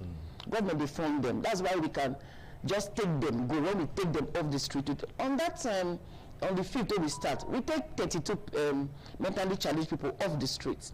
On the 11th of May, we take 28 off the streets. So until we go check homes, say they meet our standard, now we go do another reading. Some of these children, when they say for that ring road, so for daytime they be beggars. For daytime they look for arms. When they say they go take care of themselves. For night they talk to something else. I don't know. You understand? I mean, they tell you now. For night most of them turn to something else and the rest. Because whether we like them or not, they don't get house, they don't even get work. And when they don't get work like that, they need to make ends meet, even though we know say ends don't go around 15 minutes. You understand? If they don't go one place in the house today, go bust the house, tomorrow they'll go to store, go bust the house. And some of the ones say for this, they take all of these drugs. When they make them do that kind of thing, because many of them know they are clear access they do. So if you look at now, you talk and say there's what they call line ministry. Yeah, line ministry. And if you get this thing, you get the one person at the call, say yes, no, okay, now if you work hand in hand with these people to make sure things then work out. Yes. We now can't carry some of them come out now. But if you pass Ring Road at around after 9 to 10, 11, you will see all of them. Supply Road Junction there, but that statue there, they will food there. See Mission Road there, but that statue there. When that statue the Bible Market, yes, market, yes. They go food there and all of that when you go that time. But when you come back around that kind 2 o'clock, I don't want to make you work out that kind late for security reasons. 2 o'clock, you work out, go around, you don't go see them again. But when you come back at around 4 o'clock, they don't go back, they don't go where they go, or come back. You can't see them for that kind of place. Oh, you don't turn to investigator? Detective. Now my job. Yes. I'm an investigative journalist. Journalist, okay, yes, because this it did new to me because when we read that statue we did for Ring Road. We go Urban Market, we did the same thing. I said the 3 times when we take raid. Now just one particular spot now we see the raid. Okay. We never will enter inside. And me I would like to go home so I won't go drop them to see and be sure that these people will feel look after this people will come up from street. Let me say the guarantees if you put there for those ones, they know the wrong come out. No. It's not make I tell you say we they go check the homes to be sure that where they carry them go, they are secured accommodation wise, the way they treat them and all of that. You know, the treatment process. Make sure say the staffing and all of that. No. Difference there between mad person and a destitute. Oh, destitute different. You understand? Mad person different. And they only the mad people and the carry. What about the destitute, they put them for orphanage homes. That's the children, the age. But they take from 17 downwards. What about the ones that don't pass 17? When don't pass 17, they'll carry them go to the correctional center. But that's where we take off the street. So we take them to our own correctional center for children, for under adults. It was a mini adults. Okay. Okay. I want to make it like say you might take your mind go back small to the one when BCSA, it really concerns some of this. What I call the destitute down. I don't know the category one I'll be say I people there, but I know don't demand. I know say yes don't they. They want to take drugs. You understand? So when you see all these kind of people now, you don't feel suppose don't go beyond this now awareness. Say, make we go see how we will take do some kind of punitive measures against this some of these children do this kind of thing. Because some of them now, you go to some school, you go to some women, most women when they say these things them, you go sit and carry bag, cross bag. I they tell you now, cross bag. What is another thing? You go see some people when they say they do courier service, when they carry these their buses, now they carry it go they say. You go see some people that when I say they say this agbo thing. When you carry for head and everything, when you go look inside, you go see some kind different things. And they tell you now, like you get to pay me now and everything. So you go see some of these things. Talking seriously, you go see all of them. Say, especially this woman, say do this at both them. Me this one for me, this one for me, this one for me. At the end of the day, now you can't see they miss different things. Even the so-called water they use now, they got no waiting that thing be. So this kind of people, never every time this go up on a game and meet you. No. You see, this one are not the Ministry of Women Affairs. You need to, they need to invite the ministries because I would overstep my boundaries. My honor to, which are they look after women, what we they look after women, the girl child, those when they live with disability, those the elderly they add them to us, and then you have. So anybody when like say get a metal when we say they take some kind of different kind of drugs when we say they make and crease tomorrow, when they look after. No, they look after those ones. Let me when I know try to stop them before they come they take that thing. Instead of it to also they don't really they take them. How I want to identify them. Now the families that they go identify them say this pikin will be with me. It's not correct, they don't they take drugs. Because parents, mothers, we don't know our children. When their behavior change, we go not say the behavior don't change. So what will they talk? We say, come report the thing so that we go feel help you. Not wait say you go to hide your loved one for house. Bring them out so that we will quick help you. You know, get him off that drug when they do. Okay. Because if you not talk, how to know I go enter everybody's house? The answer is no. It is only my house I know. You know your house. Or you see your friend, we know your turn up. If your friend not, we can't report to us. We deploy men to go and bring the person. Because the governor wants a saner state. Society, saner society, saner state. And the governor wants a situation where every Edo people will be hale and hearty. All of them go get better body, they go well, they go they do that is they go they feel help themselves, help their parents. That's all the government charge say make we they do. So the one will be that say concern this our children now. You know, if you say yes, we need to carry and go. Maybe the line ministry too, Ministry of Education, more to our children for school and all of that. They join Ministry of Education to go to because now we be their mothers. So we join Ministry of Education, Ministry of Health, even Justice, Security to go to line ministries that they related. We go to schools to educate them on how to say no to drugs. Because sometimes they'll just put her inside water, they'll tell their friends, or they'll hide them for something. Teachers will not know. But once the pikin reach house, parents go not say, my pikin not be waiting be when they come up for house. But they know they happen that same time now. They don't need to take her over again before you come to see. But the mama will notice them. Papa no be notice when the day house, but mama I will reach pikin. So you suppose notice and go talk. As I say, if you see something, say something.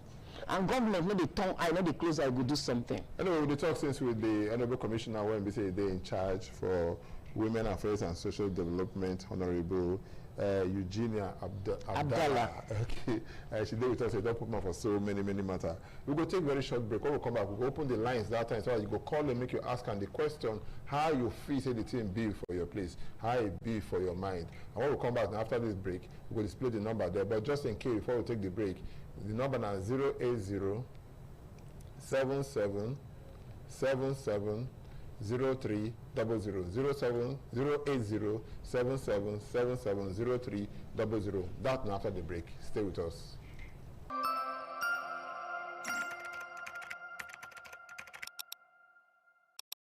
The program still work out they go and the program now daughter the heart of the matter. I will be here with the Honorable Commissioner when we say they in charge for Women Affairs and Social Development for Edo State, Honorable Eugenia Abdallah. That name they suit well, but I can. I like to call her over and over again. You don't go back for call them again. No, Abdallah. We could look this matter when we say it concern our children, because whether we like them or not, now how would they make the future of our state better to shine again. Understand, to shine again. Now we say to make Edo shine again. Edo shine. Okay. Yes, to make Edo shine. Okay. Now we say we dey. I want to find out from you the houses where in BCO they go. When they put all of these people there, maybe the orphanages or maybe the medical homes. When they put them, it's not they check them and all of that. We go ask the question. We're going to register them and that kind of thing. What will be the guarantee? Say these people they get what they feel do to make person when we say they mentally retarded, come bring them back to sanity. Like I said, we don't take people go there. All these people with their brain not correct. We don't take them go there, and we have taken them to their respective states. When we find out say they now come from Edo State, we don't take them back to the relevant states where we know about. So now that one I will tell you say then they walk. Because when they walk, whenever they carry people them crazy before, carry go there, they will come take them go the states when they come from. Hello, good evening. Yeah, good evening. I mean, how would they talk to? What would be where they call us from? You're talking to Godwin Osagi. Godwin Osagi, what do you want me to know? I want to appreciate the commissioner for her job well done. Okay. Again, I want her to justify more effort. Just like you have itemized the areas where we can get these people, our children, especially that ring road, Tabomba road, and especially that hotel mission. Okay. When you go there around on the way, they will disturb you. Funny. Okay. Please, I want her to join her talk with the FDLE so that they can work together. Thank you very much. Thank you so much, my brother. When we say you called yourself just now, Godwin Osagi. But then you hear what BC talk, he commend you and all of that. Even when BC you say we never see the kind many work when BC you do. At least person when you do small, go make the video and say tell her thank you. Yes. So I go do some more. Hello, good evening. Hello, good evening, my brothers. Avoid there. How are you doing? Oh, thank God.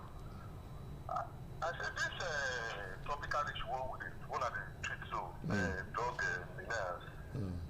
We need to look this thing more as an international problem where they affect us here in Nigeria. Because the population of Nigeria now is not a great threat to many countries. Okay. So the issue could just be like the opium war in China those days, where they try to destroy Chinese population using drugs. So Nigeria no need to look at seeing a small matter where they happen to us here. No. Okay. I just now commission already tell all of these ones. Yes, so. So that make they take it more seriously. This thing get power to cripple Nigerian population, the youthful population, and even get hand to other highly syndicated criminal activities. Where they even fund terrorism, because all these people need to get drugs when they stay high. You know, even all other people too, where they involved in maybe kidnapping, rape, cultism, this drug matter, it's there inside. Okay. And it also make us to see and say this ministry itself need to get extensive collaboration with security agencies. Okay. Also to carry out what they call a kind of vetting of how people take their wealth. Okay. No Allah. Carry on now. Carry on. So some of these funds where they use, they fund some kind of thuggery and other disturbance within the system. They come from drugs, you know. So until they begin to look at this thing more deeply, inclusive of border security, we know what we call this drug problem. Not the issue of just women and children and begin. No. Most of these things they come across the border. Because they are doing now. God has done the definition of the youth, all of the people waiting there. So it's not a regional problem, and I hope say we should see in this small light why we put. Thank you, my brother. Brother, thank you so much for that advice. When BC, you get here, Commissioner, here what TBC, so these are people they want to say with their side, they see what TBC they happen and all of that. So in a way, because the way the phone, the buzz now, it took plenty. Many people want to, because this is one thing when BC they want to know how to save our country, to save our state. Now be this one. But if I go ask the next question, let me take this call first. Hello, good evening. Okay, we lost that call. I want to find out from you, your collaboration, would it be the kind, how do they collaborate with all the security agents then? You understand? Or the agencies, before you talk about the agents, the way we say, how your relationship be with them? Yes, because we get line ministries like the Ministry of Safety and Public Security. We they collaborate with them. We they collaborate with them. First Asebia did that. Yes, exactly. So when we have anything like this, not then we they meet so that because we have them, we have Ministry of Education, we have Ministry of Health, we have the Ministry of Justice. Now we they collaborate together. They work this work. So whatever this information I get now, I will pass on to them concerning this Hama and all of that, where they threaten the goodness of Edo State. Okay, and I get the belief say maybe your predecessor will see tell you, person did that before now, when they hand over to you. I should say maybe go there for the handover no say no, yes. No, when you man no go mention. Yes. Say no go there inside. Yes. Man, one big place where like say almost everybody knows. No, yes. That kind of thing they happen for that hotel by Royal Marble. The number see there for them. Maybe you call the number, so I will take your call. So our commissioner go talk to you and make you talk to them on waiting you feel. Commissioner, Honorable Commissioner Eugenia Abdallah, I always call her because the name this is from Matter away. Make we go back to the one outside this the increasing number of people that when we say this thing. You want make people give you information. Yes. Because that one go, if I ask you, just say yes, you want people to give you information. Yes. And when they give you the information, people they fear one thing. See, when they give you information finish, or they give government information finish, Thomas Sado can't give you information now as commissioner. At the end of the day, the guy will go because what did happen between you and Thomas Sado? When I go settle in a matter now, we don't hear something like what will be that guarantee? Say a person will be say give you information is safety. If you get that safety, but before you answer after this call, hello, good evening. Hello, good evening. Hello, talker, we hear you. Okay, if let's say that person refused to talk, maybe they fear to talk for television. So you hear what TBC I talk now. Yes. What will be the guarantee? Say somebody when BC say they giving that information, say in place or in life they're safe. Every guarantee because I'm not going to blow my trumpet, but I will blow them here. If you know Sonny Edosa, now one of you for here. Igedosa, thank you. That one now one person will say, he go send message, Commissioner, something they happen for here. Okay, hello, good evening. Yeah, good evening. Who do you talk with you? Godfrey. Godfrey, this one be say they think of your name, so you should have trust you with that name. I don't trust me with that name. Okay, Godfrey. Okay, where side for the colors? And the color now from my room already. Okay, talk to us. What do you want to make we know? And what I want to make now say, the drug of this thing, we have to go to grassroots between the private school. The private school are the most students that are using this drug. So they have to look at it. They compare to the private schools. That's the only way that this thing can come down. Because the population of students now, they are more than the public school. So that's what I want to do. People they give you advice now, say make you carry this campaign, not the only government school you can go, can go private schools, yes. So I ask you your collaboration with all of these people, how it be with these security agencies then? It's very good. Our collaboration is very good because when we get information. To say the security of person when we say give information. Just to now ask you. Oh no, they are secure. You know they bring out say now this person may bring information for us. And I tell you say Edosa can testify to that because many times Edosa, many times he don't come telling me, giving me and even bringing the people to the office. And a swift response now they do because now waiting government put us for there. Say make it big say anybody we can report we go answer the question. Make with our mantra now see something, say something, government will do something. Hello, good evening. Now me who are they talk with? Me George, I go and they talk to you. Okay, George, they hear you. Where different colors this evening? I come from outside, they listen to you. Okay, will they watch you? Okay, will they listen to you that as you talk to us? The problem is this: people when drugs don't were too many. Life not be as it before. I saw to secondary school.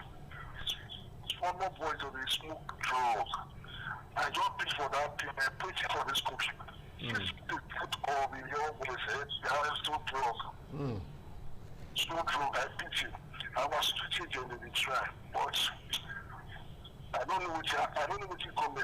I don't mess here. They make sure say they sometimes about all these things. Okay. But all that gets to when they talk, when they information and everything. Now people they think it, and said that commissioner, now ask one question, where you go to find your put for that orphanage home? Who can they feed all that people when they keep them? Okay. She fair answer. You get her wrong. You say all those people when say they park, the ones when we say they park, the destitutes them. You say who can they feed them? No, government. Okay. Government they give them subvention. Okay, government they give them money, but they take look after the children because everybody in those states now government get them. Okay. So government, as we remove them, government they give them money. All the orphanages, they get money. Will be say that the ministry they send to their accounts, and we will go visit them intermittently. Okay, from time to time, we will go visit the children. Yes, yes. We know they leave them like that because if you not go, they not go treat them well. Hello, good evening. Hello, good evening, sir. Good evening. Who will you talk with you? My name is Taiwo Sandu. Taiwo, where are you from? Call us. I come from Uogua. Uogua. Okay, talk to us. Taiwo, you go talk, come as we could hear you well. I beg no verse. So. About Abdo. I saw one guy. That barrack where that motor for the tomb by Uelu Junction. Okay. There's another guy there. And that guy be like something don't rot with his brain. Okay. And then, so I know be say that one Asbiro. But now suddenly I just carry that pipe, the knock motor. So the boy says not even looking where, you know, like somebody that lost memory through that hard drug. And so some people say that the back of that for this information road after that Access Bank. Okay. Not talking to those guys. Okay, no wahala. You see information now they give us now where these things they happen. But I want to take one very short break now. Or we'll come back continue for what we say. So we'll take this message after we shall continue again. Not going anywhere, stay with us.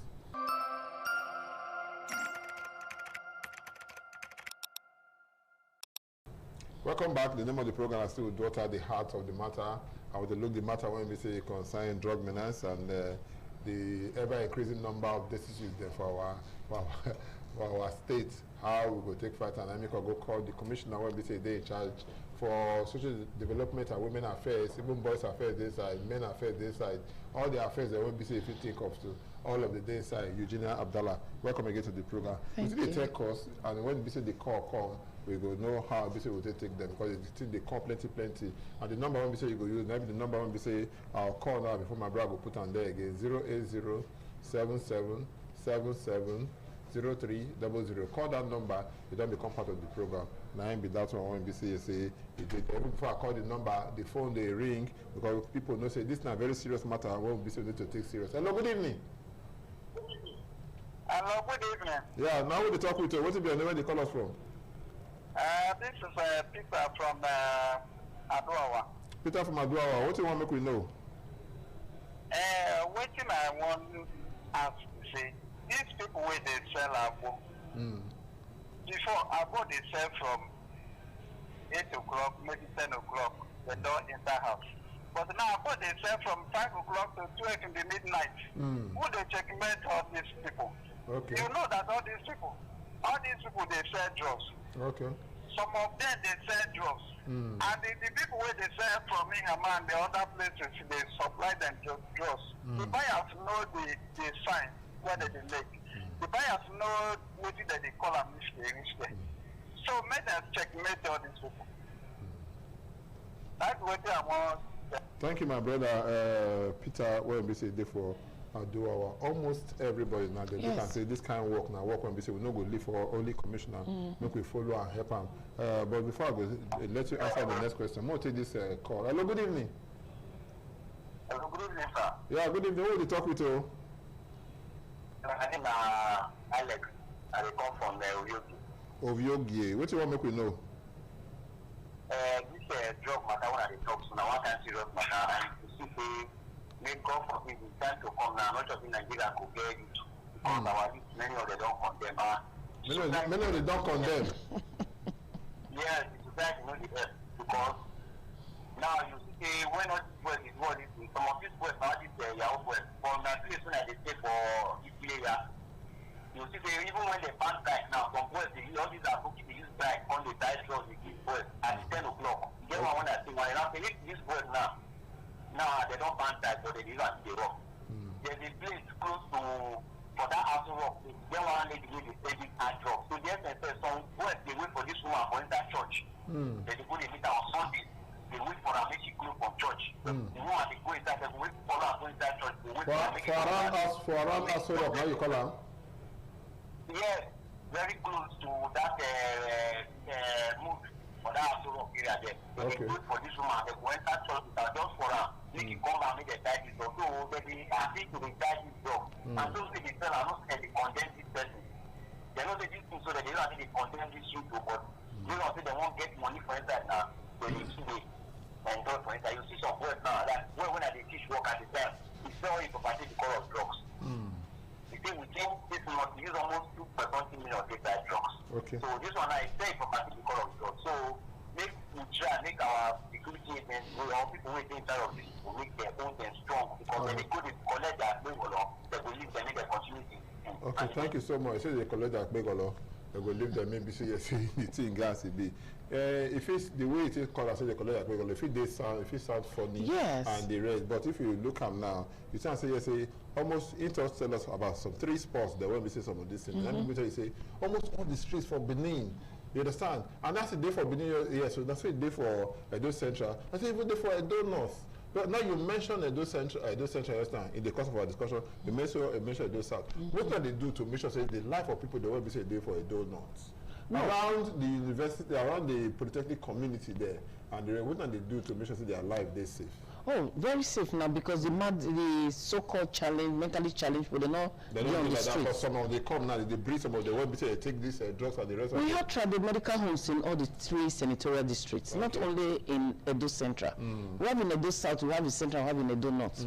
So we carry them, go, okay, the campaign we do, we flag them off for the metropolis, but we still go into the villages, and then the one will see, like me, if I go village and I see mad person, I call one of the homes in my community to go pick them up. So life there is safe. You get some of them for your community? Oh yes, we have a home in my community. Okay. So we get some of these people in the Scotts for your community too. Now yes. Okay. We have, yes. Is that right?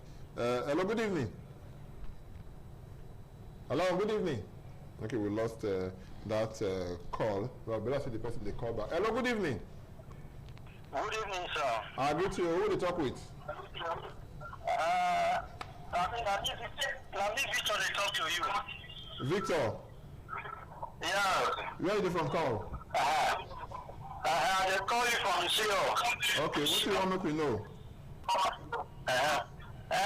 You know, concerning what you are talk so. I get interest for a well. Okay, carry on now.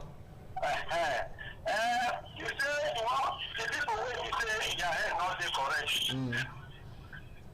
Now the take care of. You get some way to say, in our area, your head, they don't try. Go hospital, carry them go psychiatric. So nothing. They don't try everything. They don't take the area around the community and use that. Okay. So I don't feel I do such one. You hear what you talk now? I hear, because God bless some of the day hereditary. Some of the day when blessed say they take the hand, take course. Take course, yes. And they say that one, you don't carry go up and down finish. Without they don't, they will take care of they really take and go up and down. That's nine talking, yes, because I never see the person where he gets with the man. This is the hereditary, they feel they care that one. Hereditary, they'll try, we will give them drugs where they suppress them for. Okay. Yes, the drugs where they take the suppress them. Yes, because the one where the brain come off his hand, I tell your brother, he does whatever you they call her. He brought her, and we bring the woman come, and the woman come my TV here, come meet him and say, they come our office, we turn the thing upside down, and I don't even know about them. So when somebody bring them, I ask the woman, who be the person? Tell me, and I say no. Once we pick the person from the streets, now government might get them. But if you take by yourself, carry go hospital, don't talk to patients. Okay, we'll take this last call. Hello, good evening. Hello, good evening. Hello, good evening. Good evening. Okay, blessed that one, they're not ready. If I want to make it be say, I give you time, maybe say talk to those people now. What if you say you go tell them? I won't tell them, say, when they see, say, they are picking or somebody they know, when they behave well before, it start to behave abnormally. I beg, ask for help. If not be your person, you know. I made the talk aside, they don't see the address. Okay. I want to make una know, say, if una their house, I wanna see person when it be say, when they behave well before, you not can they behave well. I beg, even not be your picking up the brother and your sister, because they say one love bring everybody together, and because the governor of Edo State, when they see and say, if they do well, make it be say every Edo person they live well, make una come report the matter. Now wait, make it be say the thing don't go overboard before now come talk say this person not well. I beg, because one thing government don't talk is say it will support every Edo citizen, because you don't make anybody they leave them behind. Okay. So we are saying if you see something, you say something, government will do something, and it's been doing something. Okay, I want to thank all the people that went basically say they called into the program today. Godwin Osage, we thank you for Benin of Weather. Thank you, Godfrey, for Ewomori. We thank you, George. Thank you, Taiwo for Wagwa. Peter for Abdua, Alex for Melyogi, even Victor for Isio. We thank you so much. I will tell you one thing. I want to make you go check one place. When we say they call New Life Dream Foundation. When they for a Cubo. You write and give me. I go write and give you. I know why. I make you go check out. Make we know how it be say people they take care of people, and how it be say we go take them. We say we will see. So thank you so much, Madam Commissioner, Honorable Eugenia Abdallah, the Honorable Commissioner. When we say they in charge for Women Affairs and Social Development. Until next week when we say we go see, but don't forget to place where tell woman say sit down where you know what in they see. Good evening.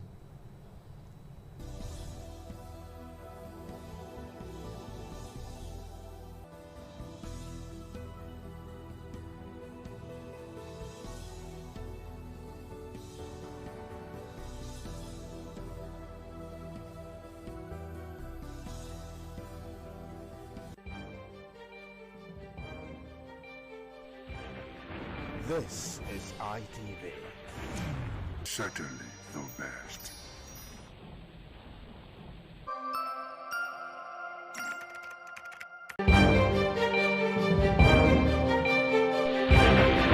This is ITV. Certainly the best.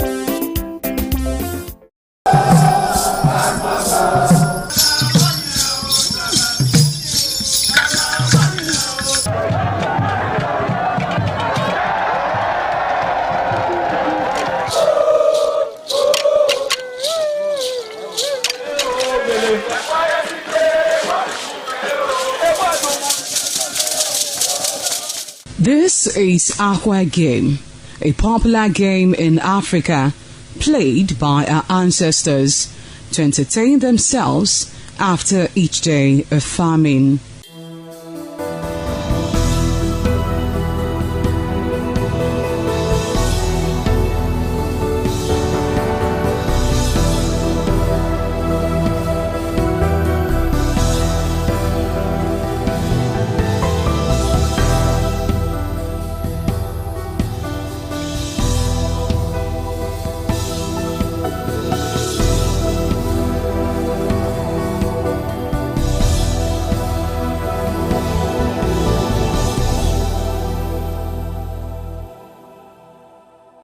It is also relevant in our coronation in Africa.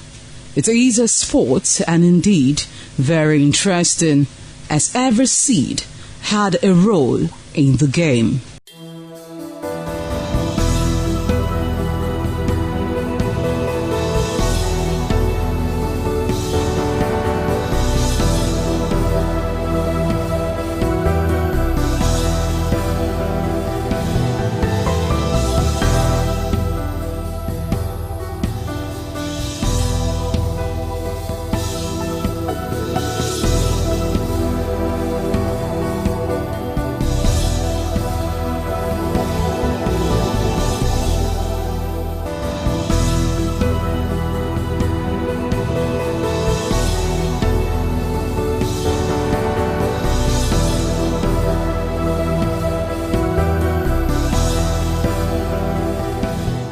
Playtime is 45 minutes per set.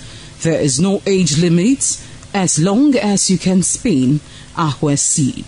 Ayo or Aqua game, known as the game of intellectual. This game requires a lot of mathematical skills. Aqua game is played with carved wooden box containing 12 holes.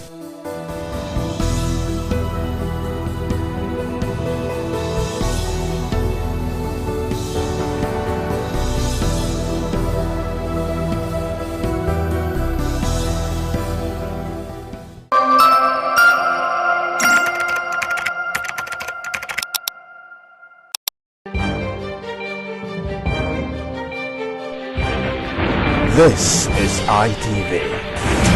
Certainly the best.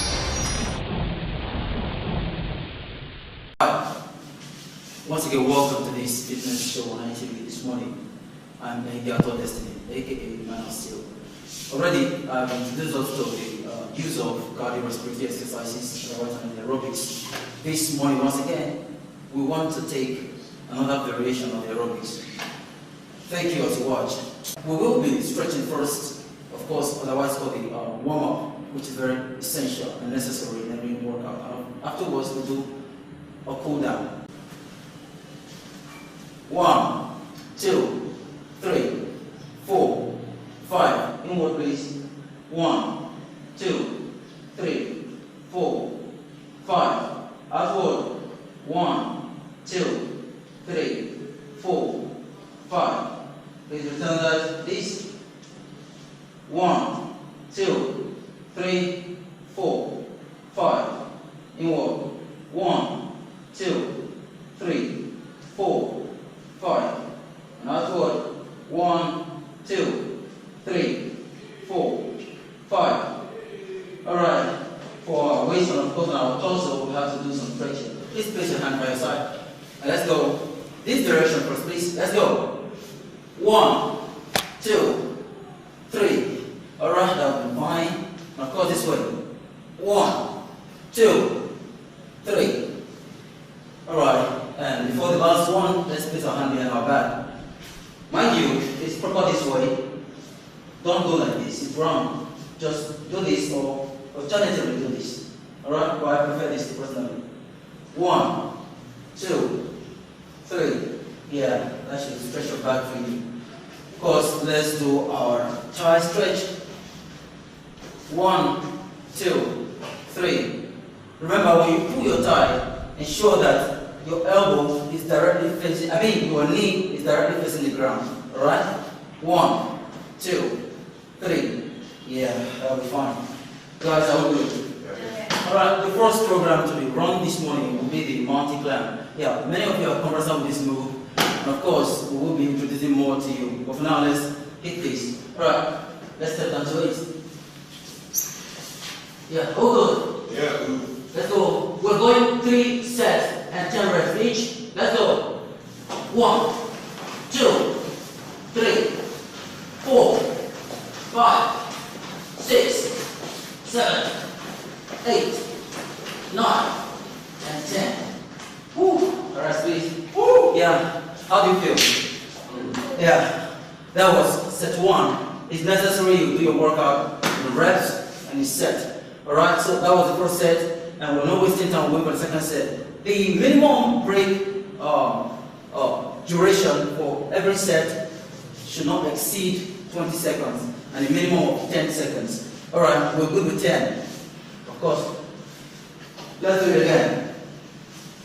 Right. Let's go. 3, 2, hit it. 1, 2, 3, 4, 5, 6, 7, 8, 9, and 10. Alright. When you do this, more effect will come to your abdominal region if you just look up while doing it. What I mean is this. Alright? So not all the way this. But there's nothing wrong with staying this way. However, breathing your head might place more pressure. Alright, for the very last set of this mountain climb, let's get down, please. Let's go. 3, 2, 1, go. 1, 2, 3, 4, 5, 6, 7, 8, 9, and 10. Alright, at this junction, we will take a water break. We'll join you in the next workout for this very session. Thanks very much. Once again, I'm here for Destiny. Alright, let's do this. 1, 2, 3, 4, 5, 6, 7, 8, 9, and 10. Whoa. Yeah, you have to let it work, please. 3, 2, 1. This is when you do this, ensure that your knee gets to the level of your chest. Okay? Well, that's the maximum level you get. And of course, the minimum here. I understand not everyone is as flexible as I am or as anyone here. Please, we'll just keep it safe and do the right thing. Thanks very much. Alright, we'll go on the left. 3, 2, 1, go. 1, 2, 3, 4, 5, 6, 7, 8, 9, and 10. Whoa, that's exhausting. How do you feel? Yeah, thank you very much. And this is the last set of this workout. Remember, every workout should be done this set and the rest. Alright, thank you. Let's do this. Let's go to the left. To right, brother. 3, 2, 1. Let's hit it. 1, 2, 3, 4, 5, 6, 7, 8, 9, and 10. Yeah, we'll also go. 3, 2, go. 1, 2, 3, 4, 5, 6, 7, 8, 9, and 10. Whoa. And that'll be all for this morning. Alright, remember, I said in the beginning, before any workout, there's need for a warm-up. And after that, there's also need for cool-down. And this is the cool-down. Alright guys, just sustain the breath, watch this first. Ensure that your knees are locked, alright? This one goes for the hamstrings, the calf, and as well as your lower back. Doing this. Swing it, swing it, swing it. Got that? Alright guys, let's do this. 3, 2, 1, go. 1, just 5, 2, 3, 4, and 5. Alright. So, lastly, what we did before we started, let's stretch it.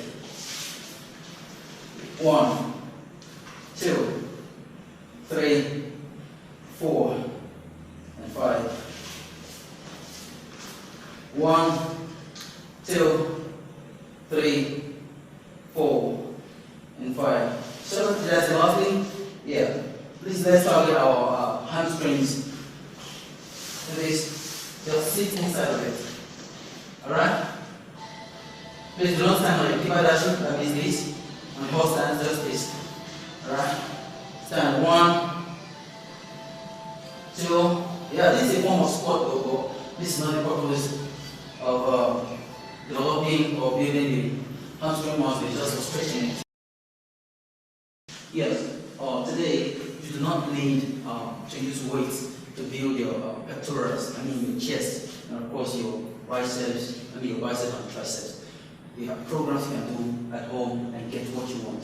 You understand? So we'll be doing push-ups this morning, otherwise called push-ups. We'll do push-ups this morning. And of course, we do have our ladies. There are variations for ladies. Please watch them very closely to get your lady out there. Watch them closely to get what you have to do. And of course, our guys are here. Thanks very much. Let's hit it, guys. Are we ready? Are we good? Yeah. We're going to do the pyramid first, which is the closed range and push-up. Alright, let's go. 3, 2, 1. 1, 2, 3, 4, 5, 6, 7, 8, 9, and 10. Whoa, how does that feel? Yeah, that's the first set for this morning. And we'll be doing 3 sets of that. Meanwhile, the first one was close your hand in pyramid shape. And that one goes for the tricep. For ladies that have sagging hand, you can do that actually, and it will help you. And of course, this time around we're doing mid-open, and finally we'll do wide range of it. So we're going there now. The mid-open. Let's go. 3, 2, go. 1, 2, 3, 4, 5, 6, 7, 8, 9, and 10. Alright, that's for the mid open. And someone wants to ask, why exactly are the ladies crossing their legs? I mean, why they cross legs for the ladies? Now you understand that the guys have more defined muscles, and of course to bring more weight on the upper body, we go on the what's called the toes, picking all the weight in the body to the upper body. But for ladies, they do not need much weight, just that. So we break it down at the knee level by crossing the legs. So the weight used starts from this very region. You understand? Alright, thank you for watching. Alright, for the last very set of these exercises, the wide range or the push-up, particularly intended to build the side of the chest. Do you understand? Alright, let's hit it. Okay, this is wide enough. At least double your shoulder width. Double your shoulder width is enough. 3, 2, 1, go. 1, 2, 3, 4, 5, 6, 7, 8, 9, and 10. How many of you noticed I cheated there? I actually did 1, I did 2, and I called it 1. Yeah, just to lay more emphasis on that part. But today, thank you guys. Yeah, we're awesome. But today, we're done with this. Thanks very much for watching. Please, be safe. In the morning sun, searching for a longer day. People feeling like the light has just come. We must never stop the way. Birds jumping and I hear my name, grasping into a life. Life is happy but it's so insane. We must merely make a start. Savannah, I'm coming home. Savannah.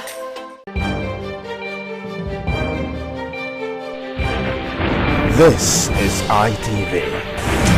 Certainly the best.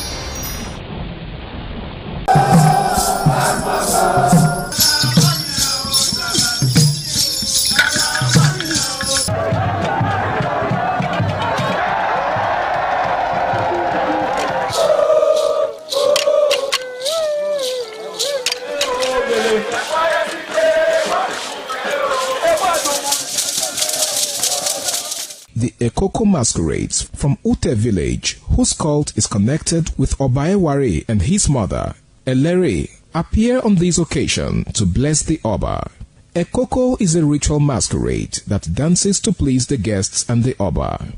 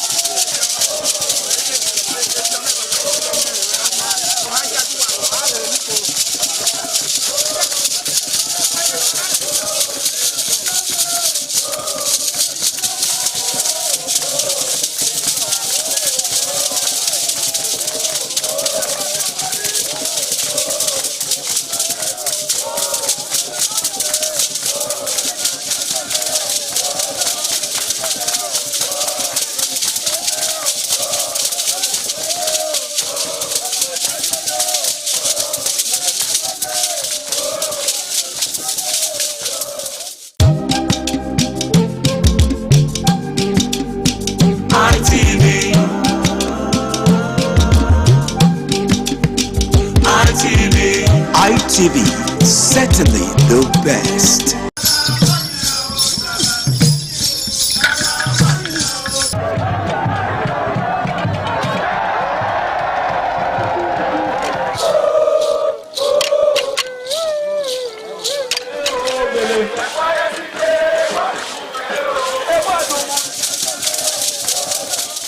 some days, there comes the Ugemobo Festival, which the Oba celebrates outside the palace gate.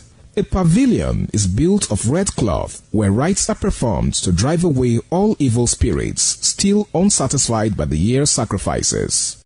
The Emobo Festival is to commemorate an event in Benin history which dates back to 1504 AD.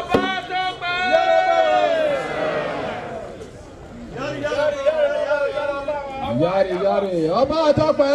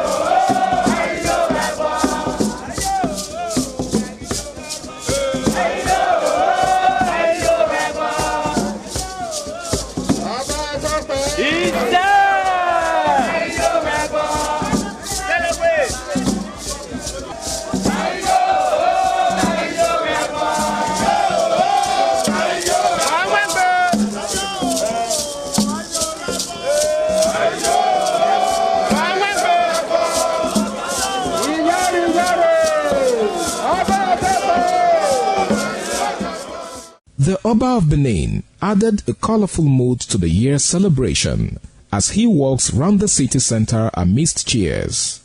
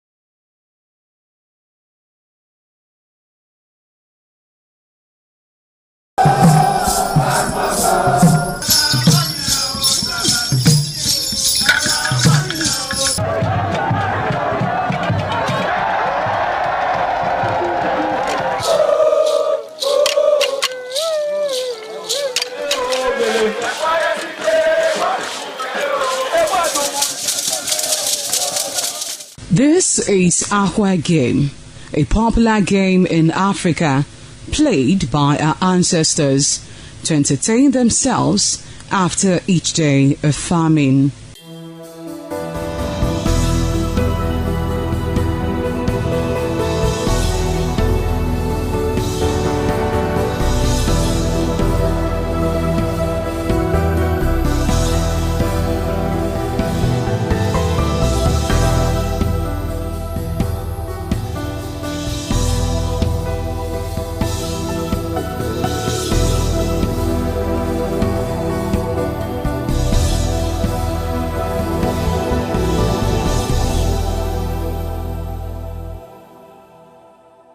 It is also relevant in our coronation in Africa.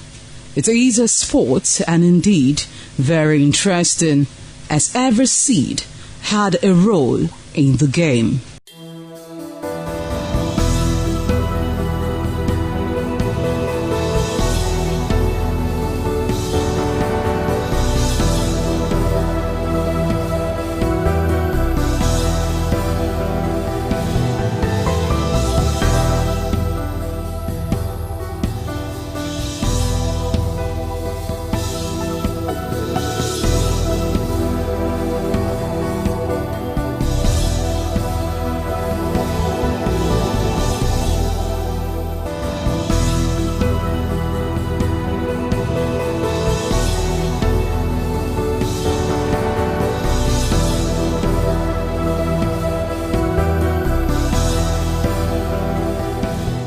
Playtime is 45 minutes per set. There is no age limit as long as you can spin Akwa seed. Ayo or Akwa game, known as the game of intellectual. This game requires a lot of mathematical skills.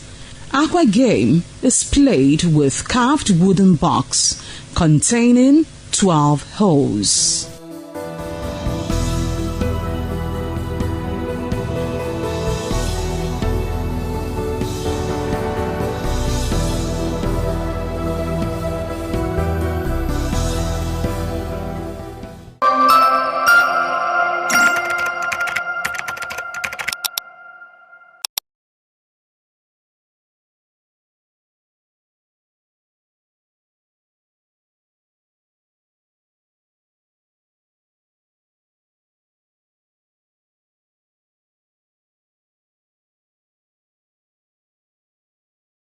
In those events for hours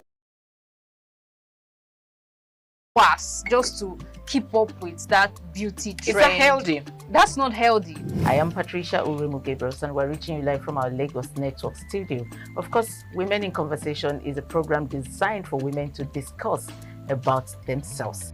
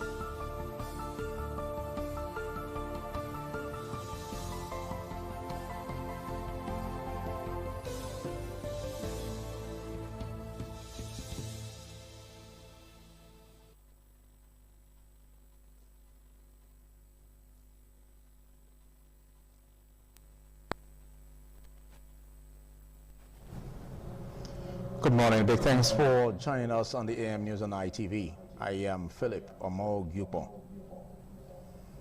The Court of Appeal in Abuja has ordered a stay of execution of the judgment that directed the Independent National Electoral Commission to deregister the ADC, Action People's Party, Action Alliance, Accord Party, and the Zenith Labour Party, while delivering a stinging rebuke to Justice Lifu for flouting a May 22nd appellate court order restraining him from delivering the ruling.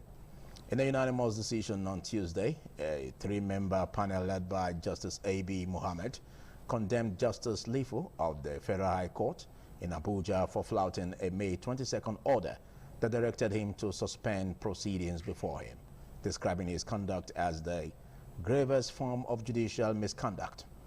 Meanwhile, Chieftain of the African Democratic Congress, Dele Momodu, has called for sanctions against judges who deliver what he described as rascally judgments, warning that the judiciary must not be allowed to undermine Nigeria's democratic process.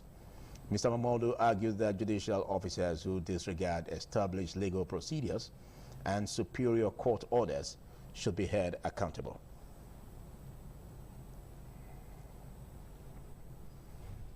Personnel of the Edo State Security Corps has arrested one Hope Edobo with some armored cables suspected to have been stolen from an electricity transformer. The suspect, aged 26, is a native of Igbanke in Oriamon local government area, Edo State. Jonah Amowa brings details. The Deputy Commander, Edo State Security Corps, Mr. Richard Balogun, who said officers are working around the clock to deter criminals from destroying and stealing critical national assets, explained that the suspect was arrested by officers of the Corps attached to Ute sector in Ikpobaoha local government area with 30 pieces of armored cables, which were allegedly stolen from National Integrated Project Facility located in Ihowo community following intelligence reports. The Corps commander said preliminary investigation revealed that the suspect intended to sell the stolen cables to scavengers operating at Iho near Benin City. The suspect confessed his involvement in the crime. This time, so where you go carry this are more cables soon. Where you for go carry on? For inside NIPP. Inside where? NIPP. Where NIPP there? For inside Iho. This is Iho. How you say? Who say you go there? Make go carry on? Nobody. Okay, now you go by yourself. So we confess to them that they stole them from this electricity distribution company.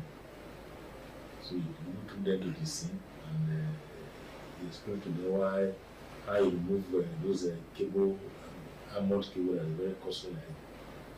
So they arrested and they handed over to the police. And of course, this is not the first time. Mr. Balogun disclosed that the suspect and the exhibits have been handed over to the police for further investigation and prosecution. From Benin, Jonah Omowa, ITV News. Delta Police Command has commenced enforcement against unregistered and concealed vehicle number plates following the directive of the Inspector General Police, Olatunji Disu, to impound any vehicle operating without registration number in order to contain the activities of criminal elements. Warri correspondent Benga Ahmed reports. The commencement of the enforcement of unregistered and concealed vehicle number plates was made known by the Police Public Relations Officer, Delta State Police Command, SP Edafe Bright. SP Edafe said, command is to checkmate unregistered and concealed, obscured, altered, discharge number plates. The police image maker disclosed that unregistered vehicles pose dangers in the society in which criminal elements are used to penetrate illicit activities and advise car owners to comply with the directive or face severe sanctions. For instance, look at this vehicle, a Lexus vehicle, unregistered. Now, one thing is to register the vehicle, another thing is to register and not place the plate number there. This vehicle might have been registered, but look at it, no plate number. So this vehicle is used to commit an offense, for instance. How do you trace? Please, all Deltans, particularly Deltans, Nigerians in general, but Deltans in particular, go and register your vehicle. Having registered your vehicle, don't cover the plate number. Meanwhile, Delta State government has announced its renewed efforts to commence security summit with security agencies, Army, Navy, Air Force, police, and NSCDC to contribute meaningfully discussion aimed to strengthen the security architecture and promoting sustainable peace in order to checkmate criminal activities across the state. From Warri, Benga Hamid, ITV News.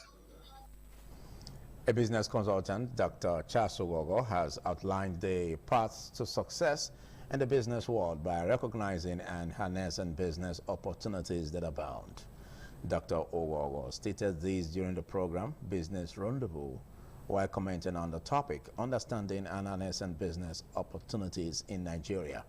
William Shiyama has more. Dr. Charles Ogogo made reference to two critical aspects in achieving success in the business world, namely entrepreneurial mindset and entrepreneurial spirit. Business consultant made reference to the entrepreneurial mindset of this summer of Benin. Sir Chief Dr. Gabriel Osaru-Benedio, who at one time worked with the famous Leventis Motors. He said during the period this summer worked with Leventis Motors, Sir Chief Dr. Gabriel Osaru-Benedio learned how to market automobile products. Dr. Ogogo said the entrepreneurial mindset and spirit imbibed by the Summer of Benin made him the first Nigerian to establish a motor distribution company in Nigeria known as Mid Motors. The life of Chief G.O. Benedio teaches us the following. Number one, dream beyond your circumstances. He was a man that lost his both parents when he was very young. Yet, he made it in life. So the death of your loved one should not stop you. Number two, invest in people through education and philanthropy. Dr. Ogogo said Nigeria is not short of business opportunities, but short of people with a mindset to recognize and harness such opportunities. He made reference to opportunities abound in business ventures like agribusiness, food processing, poultry, fish farming, export crops, among others. So, a lot of business to be done in Nigeria, but people are lazy. One, they are not creative, they are not innovative, they don't want to take risk. They prefer begging, you don't need to beg. There are a lot of things you can do in Nigeria that can create money for you. Dr. Ogo said digital technology has created room for persons with entrepreneurial mindset and spirit to thrive in the business sector by harnessing such opportunities. From Benin, William Siam, ITV News. Niger State Private Health Facilities Agency has shut down 15 private health facilities, while a man allegedly impersonating as a medical doctor was arrested in Suleja. Executive Chairman of NISFA, Dr. Abdullahi Suleiman, revealed this during an enforcement raid in Suleja. Correspondent Unma Mohammed brings details. Dr. Abdullah Suleiman said the operation followed intelligence reports and routine regulatory inspections aimed at sanitizing the healthcare sector and protecting residents from unsafe medical practices. He said the task force seized Elamara Specialist Hospital after discovering that a suspect was allegedly providing medical services without the required professional registration and a valid practicing license. Dr. Suleiman warned owners of private health facilities against employing unqualified personnel, warning that the agency will not tolerate any action capable of endangering the lives of patients. The affected facility has since been sealed pending the conclusion of investigation, while the suspect impersonating as a medical doctor has since been handed over to security agencies for further investigation. Dr. Suleiman disclosed that 15 private health facilities were shut down during the exercise for various regulatory infractions, including failure to meet operational standards and non-compliance with licensing requirements. He urged members of the public to remain vigilant and report suspicious healthcare facilities to the appropriate authorities. Some stakeholders in the enforcement team reaffirmed the agency's resolve to strengthen oversight of private healthcare establishments and ensure only qualified professionals provide medical services across the state. Those guidelines we are adhered to by the private practitioners, including the government institution. When we first came on board, that was the first thing we considered as a topmost priority, because the essence of specialization is for patients to have the best quality care. The traditional service provider, the traditional medicines are also private service providers. So this agency is encompassing. For Mina, Niger State Capital, Umar Mohammed, ITV News. A London court has acquitted Nigeria's former Minister of Petroleum Resources, Diezani Alison Madueke, of all bribery charges brought against her in the United Kingdom. The verdict was delivered on Tuesday at Southwark Crown Court, where a jury found Alison Madueke not guilty on all 6 counts following more than 46 hours of deliberations after a lengthy and closely watched trial. 2 other defendants in the case, Olatimbo Ayinde and Doya Gama, were also cleared of all charges. Prosecutors had alleged that Alison Madueke accepted luxury gifts and benefits from oil and gas businessmen seeking to secure contracts in Nigeria during her time in office. Throughout the proceedings, the former minister consistently denied any wrongdoing. The investigation, which spanned more than a decade, was one of the United Kingdom's most high-profile international corruption cases.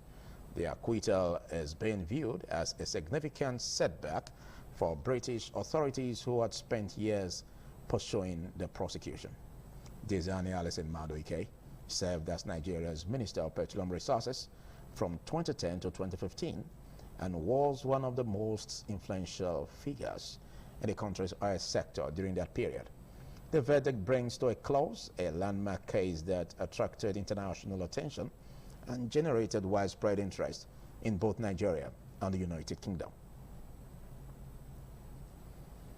The Deputy Governor of Edo State, Right Honorable Dennis Idahosa, has assured the people of Ovia Southwest local government area of dividends of democracy and inclusive governance in the area.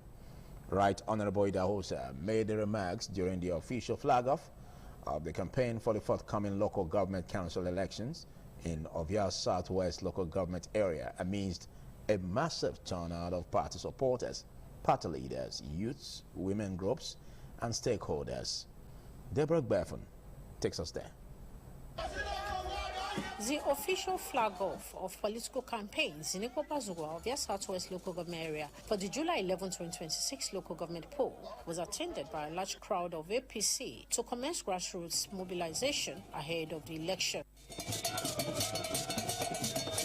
Addressing the gathering, the Deputy Governor, Right Honorable Idahosa, commended the impressive turnout of people for the flag-off as a clear indication of the people's confidence in the party's leadership and vision for the state. This is not the era of mocking the world about the talk. Those who work for the party will benefit from the party.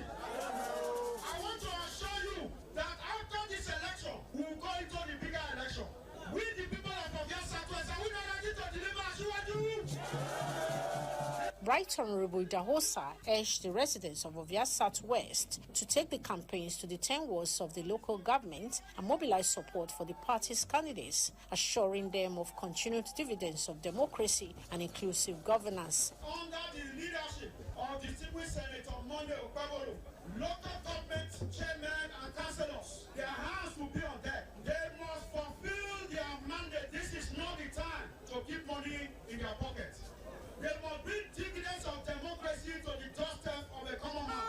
Some party leaders, chairmanship and councillorship candidates were optimistic that the grassroots campaign will be a win for the APC in the local government and other elections. Leaders of the All Progressives Congress also received defectors from the opposition into the APC fold. In Ikwobazuwa, Deborah Obefun, ITV News.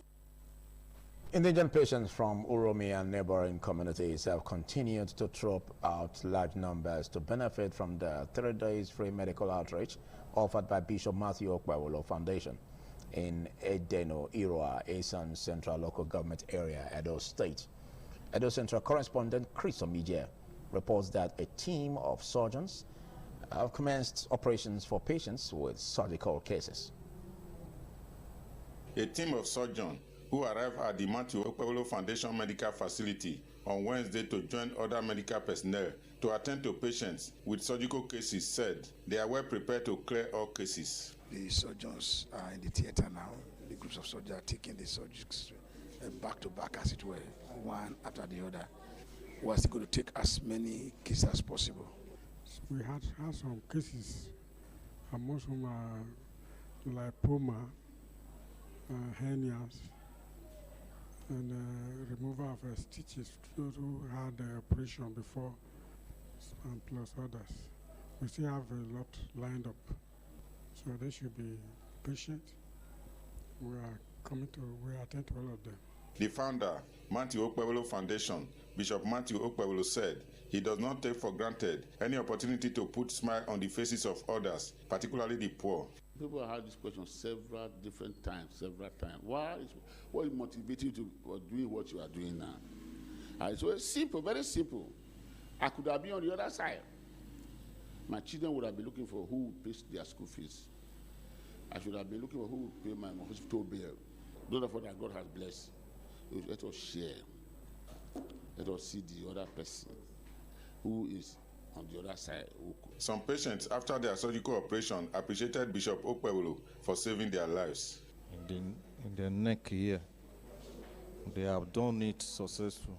But I thank the owner of this race. God will give him a long life and prosperity in the name of Jesus. God go bless him. He tried for me well. I was so surprised this man called now. They come to announce him for my village. So I'm free now. The medical outreach continues. From Edenu Irua, Chris Omije, ITV News. In a bid to ensure roads in Owedo local government area are motorable, the acting chairman, Engineer Gabriel Idusari, has commenced the rehabilitation of access roads. The development was applauded by natives of the area who described the acting chairman as a promise keeper. Efosa Wangwe has more. Residents, business owners, and motorists at Ugbo and Ugueyi showered praises on the acting chairman, Owedo local government, and the state governor, Senator Monday Okpebholo, who has supported him in his quest to develop Owedo. Development comes after the successful rehabilitation and asphalting of failed portions of roads on First East Circular Road by Igun Junction and New Benin by Total Filling Station in Benin City. In his remarks during the inspection of the ongoing project, Honorable Gabriel Idusari stated that the road rehabilitation aligns with the shine agenda of Governor Monday Okpebholo. He dismissed rumors suggesting that the project has been abandoned, assuring residents that under Governor Okpebholo's leadership, no project initiated for the benefit of the people will be left uncompleted. The Owedo boss reiterated its administration's commitment to delivering more impactful projects across the various wards. What I want you to do is to believe in the governor that God has given to us. And if you believe in the governor, then it means everything is possible with any job that we put our hands. Okpebholo does not abandon projects. He's a man that starts a project and he completes it. The site engineer, Mr. Ogbemudia, Efosa, and the leader, Owedo Legislative Arm, Right Honorable Reliance Okungbawa, commended the council chairman for his doggedness and people-oriented projects. We will not abandon, especially the weather. We have to study the weather to see that we are able to put stone base, we retain it before we put asphalt. We as the legislative arm, we are very much excited because what we are prepared for is what we are saying.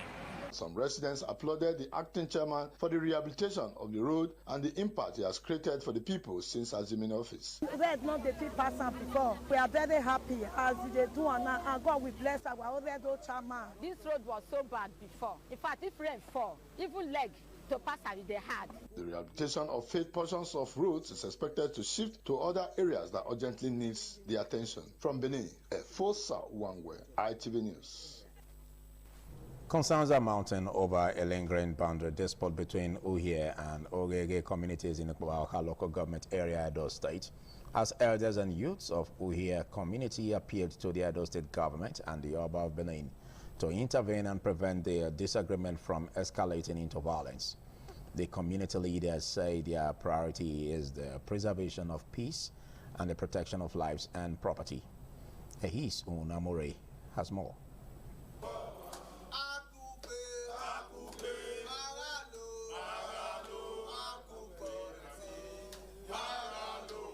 Addressing journalists, Uyeh community leaders maintain that the disputed land rightfully belongs to Uyeh, insisting that it was originally allocated by their forefathers to the community. The elders rejected a boundary agreement reportedly reached by their late former chairman and Ogege community chairman, stating that such decisions should be handled by elders and traditional authorities, not youths.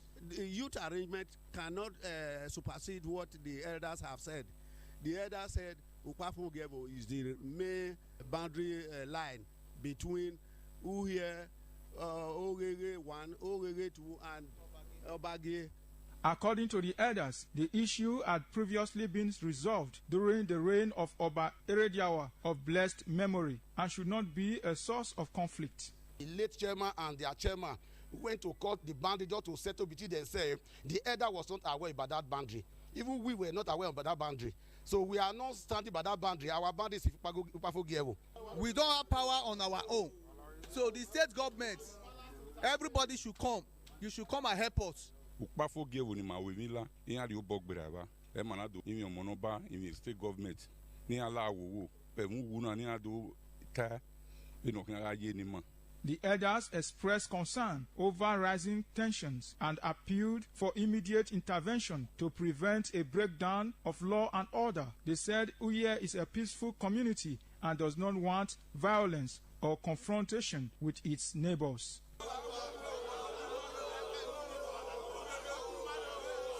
Ehis Ohunamuri, ITV News. That's on the AM News. Thanks for watching. I am Philip Omo Gupon. Coming shortly is TMI. Happy viewing.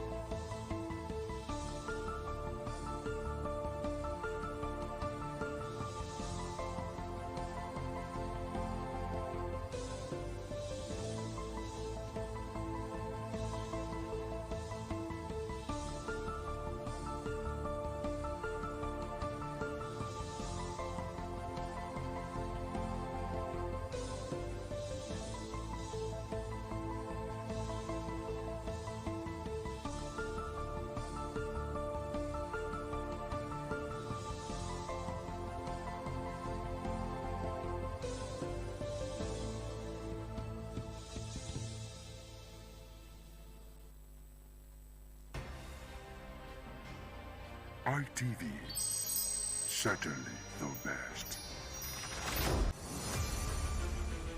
The biggest football show on earth is here. The FIFA World Cup 2026 is coming live to your screens on ITV.